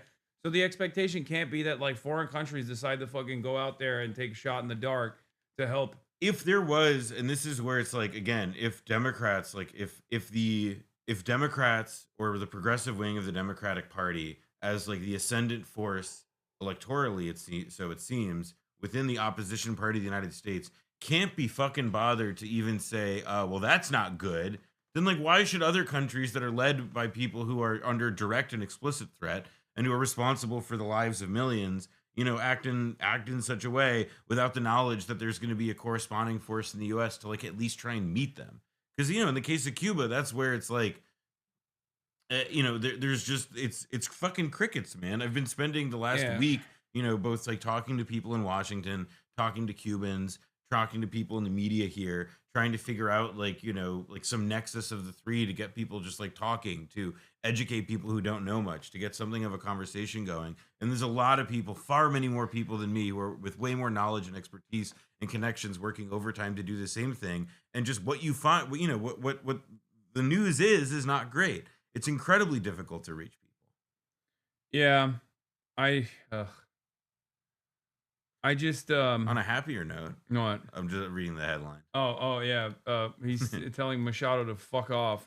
White House advisor people close to the Trump administration are growing frustrated with Venezuelan opposition leader Maria Corina Machado, viewing her recent remarks about when elections could be held as potentially undermining their work in Venezuela. Yeah, dude, because they're not gonna have any fucking elections, and you're not gonna be a part of that fucking government. Yeah, that's awesome that they made Lady Guaido and they got her the fucking Nobel, and then like, oh no, wait, no, you're not supposed to get that. No, that was supposed to be for our guy. Fuck. Yeah. No, that was awesome. Okay, let's see. A new banger coming out from Tom McDonald. Well, once again, I don't know. He might copy strike me if I listen to this. They always said that Charlie Kirk was a Nazi. Then they said I can't. Well, listen to this. Never mind. That you guys spared because of the YouTube copyright restrictions. If we're being real, okay, you just got spared, chatters. Otherwise, I mean, Noah got spared too. Otherwise, I would show this. It sounded kind of goated. I found a candid picture of Noah and Brandon arriving back in New York. That looks like that picture where like where Stalin's with the when they they got Stalin, Trotsky. Yeah, and then Trotsky's gone. Yeah, it does look like that. It's got a little bit of that flavor. But that's a photo of Is that? Oh, that's the. Is that grandma? Yeah, I believe so. In the background. I hope it's not La Brigada. This is a canon event, Hasan. You have to listen to it. Blink 1488. That's good. Yeah. All right. I mean, I'm tired, dude.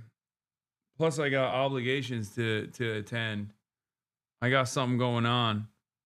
After this, I gotta. It's the Grandma Landing. Yeah. Kyle, most mentions in the Epstein files. That's true. What is this? Cornell University let Nazis visit in their main thoroughfares and whitewash their genocide. I still haven't eaten yet today, and it's fucking 8 p.m. Bro, are you hungry? I could eat. All right, let's see. Should I order food? I mean, or oh, let's do this. You want to? Have you? Do you know anything about the anti-Semitism? Wisdom. I know that I relate to her. She's because all the right wingers and all the like Jewish right wingers are going in on her, being like, she said like Yeshiva reformist. Yeah, she was like, oh, I'm like I feel like such a bad Jew or whatever. And they're just like, see, look at the person they got to represent the Jews. Isn't this a crime? They got somebody who doesn't obey all the laws, because as we know, the majority of Jews are fucking sticklers for the goddamn fasting rules. Yeah, but also, come on, Zohar Mamdani, basically Hugo Chavez forcing the yeshivas to learn how to read, improving the literacy rate. God, listen, man, that's why people are mad at her. But because she said that, like, she's a yeshiva reformist, like education reformist. Well, listen, man. I mean, it's a complicated subject, okay? Oh, really? Yeah, it's really complicated. There's a lot in Jewish like people think of Jews as like people of the book, right? But sometimes there's too much book. Yeah. Like sometimes some people just aren't supposed to know how to do anything more than like add and subtract. Like multiplication tables, that's not in the Bible.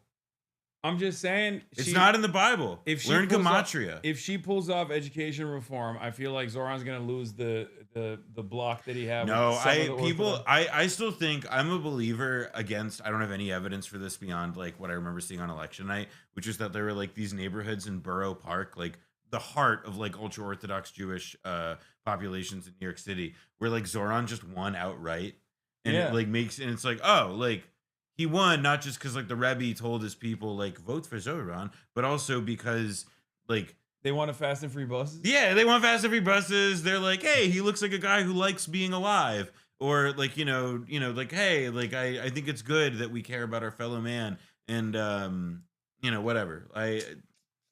I'm optimistic that such measures will actually win over people in that community for Zoran. Because that's the other thing, by the way. Like the ultra, let's not pretend that like the fucking like psycho patriarchal hegemonic control of like ultra Orthodox sects and Jewish life are not like it's like the people are crying out for this shit. Like there are whole nonprofits and other groups that are like staffed by ex-Orthodox Jews or people who are still in the community but are ostracized, whose like entire purpose is like trying to lobby politicians in the media to like give a fuck at like the slightest fuck about like, hey, listen, I know you love the Orthodox Jewish vote, but could you please like help us? We even like the gender discrimination is obviously substantial, but also like a lot of us don't know math and read. So it's not like the calls are coming from a lot of people who are trapped in that particular house, I should say. Yeah. Well, he's doing it. He's combating anti-Semitism by doing anti-Semitism. Education reform. Work with Yafet, a nonprofit that has been outspoken over the level of education being taught at some yeshivas. Former controller Brad Lander says she's perfect for the role. She both loves what New York is as a diverse Jewish city, and she loves that and wants to fight for it. New York. And at the same time, she knows that we keep each other safe, making sure that we're working with Muslims, with African Americans, with Latinos. Wisdom did not respond to our request for a comment, but in a statement said she'll continue to ensure that Jewish safety and belonging remains at the core of this administration's vision. At City Hall, Lisa Rosner, CBS News, New York. I'm not gonna lie, I looked up her background a little bit to be like, I wonder if I ever do a collaboration with Zoran ever again, if like the ADL backed, if the ADL backed newspapers are gonna like call on her to make a statement about my anti-Semitism. Oh, have you seen this? No.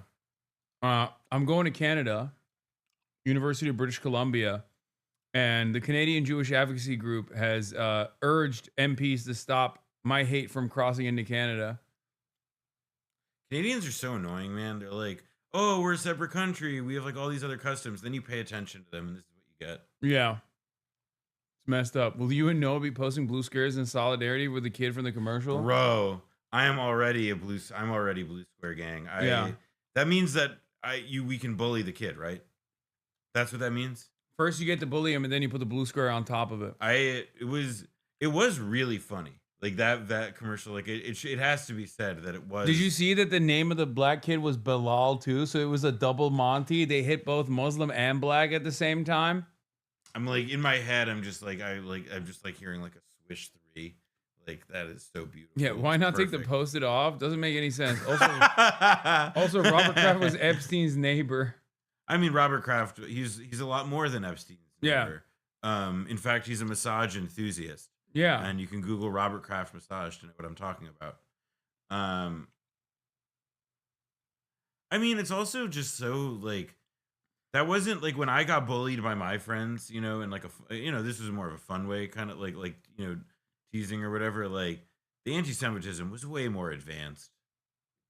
Then a post-it note that yeah, says dude, Dirty Borat Jew. had just come out. Like that gave people so many ideas. Yeah.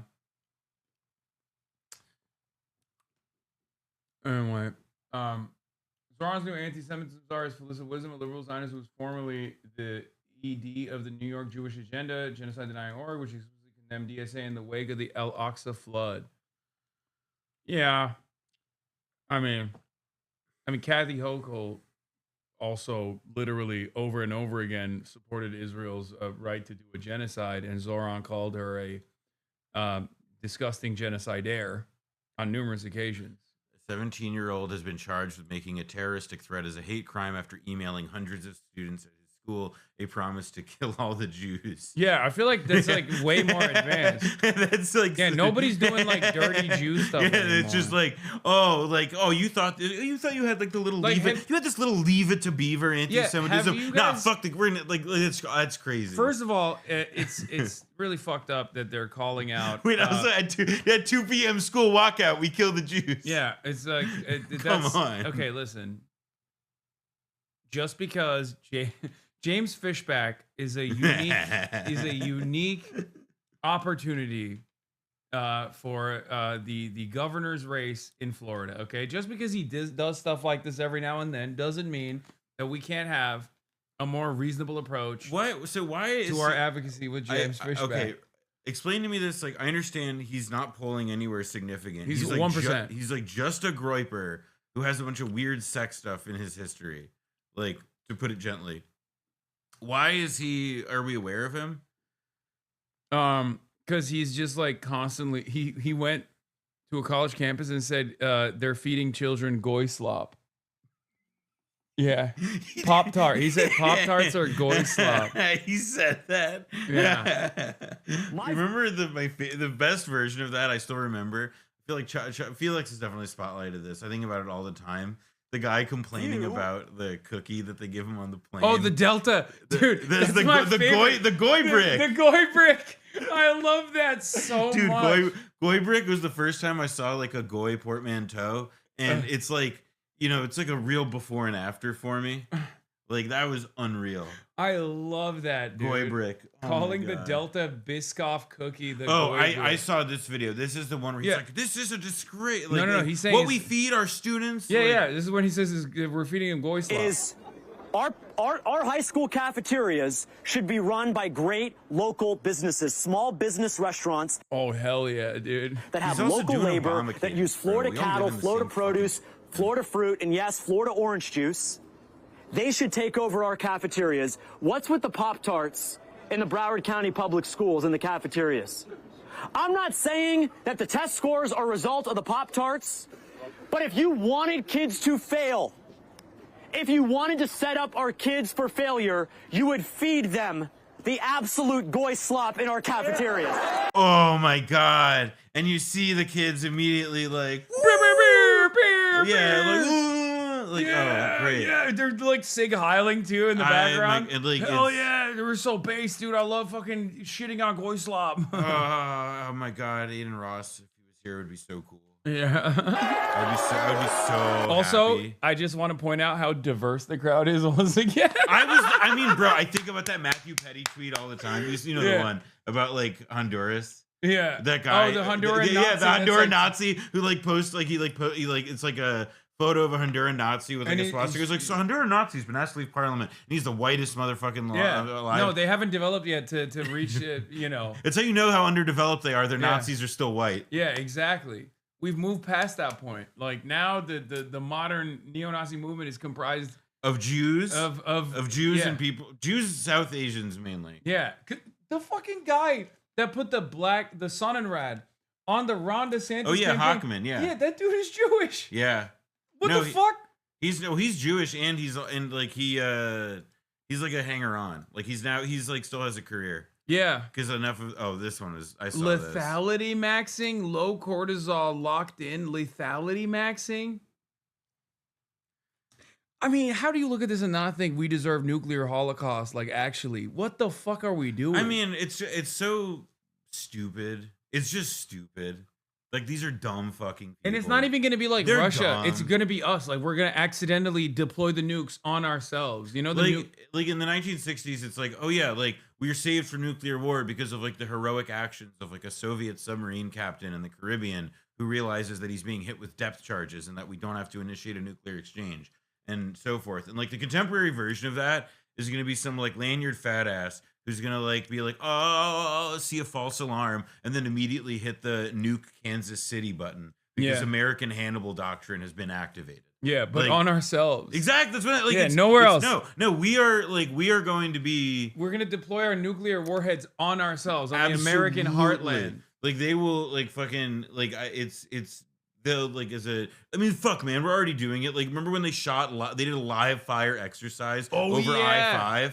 And they were like people whose like windows, I think like their windshields like broke, and people found like live. I think they found a live munition. Was it Broken Arrow already? There's already, and that was when we were more competent. No, exactly what I'm saying. We've had these episodes when like the world was just objectively like a smarter, if granted, even more violent in many ways, but still a smarter place where like people spoke in complete sentences and hadn't like the concept of brain rot hadn't applied yet. And now, like, trust me, like I'm gonna like put like fucking bottled water in my basement, and it ain't gonna be because of the fucking Chinese. It's gonna be because like a missile launch from Arizona went fucking awry and then went the other way. Yeah. Oh my God. Oh. Notice how they hide their heroes' faces? Yeah, because that's not a real person. Yeah. Also, it is funny that we are. I keep saying this over and over again, but like United States, the ice reel with like the DHS, dude, it makes them so mad. Yeah. Oh my God. There's nothing. Nick Fuentes getting all butthurt because dude, that was Fuentes, hilarious. Nick Fuentes and every liberal that's like Israel first lost their minds for the entire week. Where they're like, wait a minute, like we're supposed to just get mad at ice, or Nick Fuentes was like, no, we're supposed to love ice. They're two different things. Why would you make can't put peanut butter and chocolate together like that, man? Like, why would you make this comparison? It's unfair, man. And then Hen Mazik was defending Nick Fuentes when I called him a gay Mexican manlet neo-Nazi. That was awesome. No, this is literally, they're going to be like, say what you will about Adolf Hitler. At least he wasn't Hasan Piker. Yeah, no, that's where we're That's at. where we are, man. I fucking hate this shit, dude. Yeah, no. I fucking hate this shit. I mean, yeah, because, Benjamin Netanyahu did a version of that when he was like, Adolf Hitler didn't want to kill all the Jews. No, Adolf, listen, Adolf Hitler, he actually had a plan. Yeah. It was eliminating the Jews. Madagascar is a beautiful place. But the Jews would would have been better off. He only went there because Israel did not exist yet. Yeah. What does this tell us?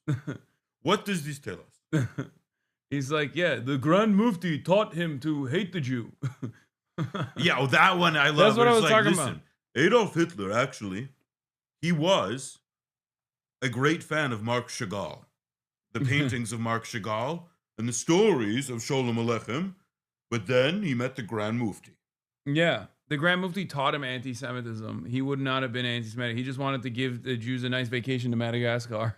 That's what it was. It's called the Madagascar Plan.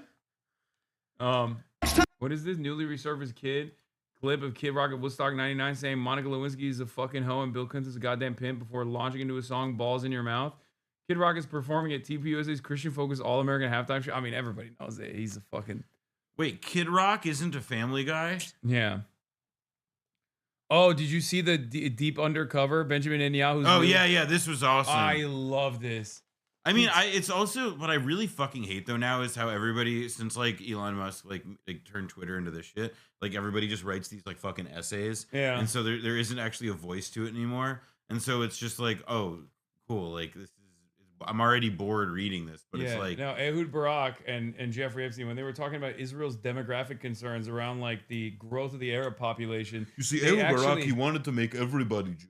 Yeah. And if everybody is Jewish, then Hasan, nobody is Jewish. Yeah, I could be Jewish in that situation, and I'm worse than Adolf Hitler. So you can't have that. No, and like it's also just such a. The Barack stuff is like such a. I'm not gonna say it's a get out of jail free card because I do not think Israel is coming out of this Epstein shit looking all that good. But it is extremely clear that like why it's just so obvious what he's fucking doing. Yeah. Like he'd be better off not acknowledging it at all. Like I think anyway, instead of like making it really obvious that he's like just trying to play like footsie with Barack on this. Yeah. Or play play footsie with the issue by like blaming everything on Barack. All right. That'll be all for today. I feel like this is a good point to end it on. Shouts out to Noah Kulwin. Thank you for coming on. Another 6-hour half-day stream for you guys with Half Day Hossie. Yeah, that's all I got. And tomorrow, I'm not entirely sure. I think tomorrow I'm gonna do the Claire Valdez or Claire. What am I saying? My brain is fried. We're tomorrow, I think. Wait, what am I gonna do tomorrow? No. Okay, well, tomorrow I got IRLs. Okay, I'm pretty sure I'm gonna do an IRL tomorrow at some point, and we're going to. I'm gonna have Felix Biederman on as well. But I'll let you Felix guys know. Biederman. I'll let He's you not guys Jewish. know. He's not Jewish. The Don Lemon crash out sucked your energy? No, it wasn't. The Don Lemon crash out wasn't even a crash out, except for Anna Navarro's presence on there. That wasn't great. But yeah, that'll be all, everybody. Love you all. And yeah, tomorrow's another day. Stunning lo-fi introduction. Peace, everybody. Bye-bye. Starting off the day. All the chatters trickling in has helped people hate. Sunny Los Angeles, California, says Hasan.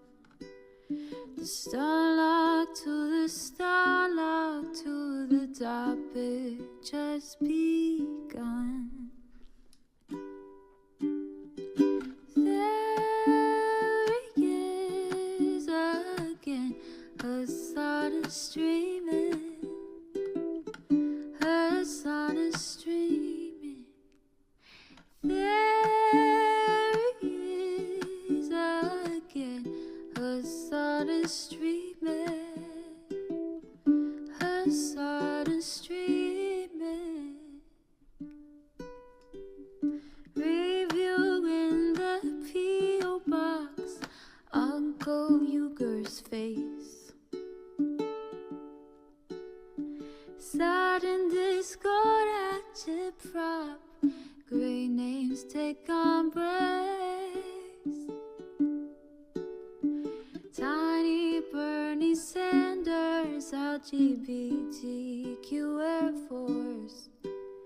The whole left at your fingertips, Ane at your door.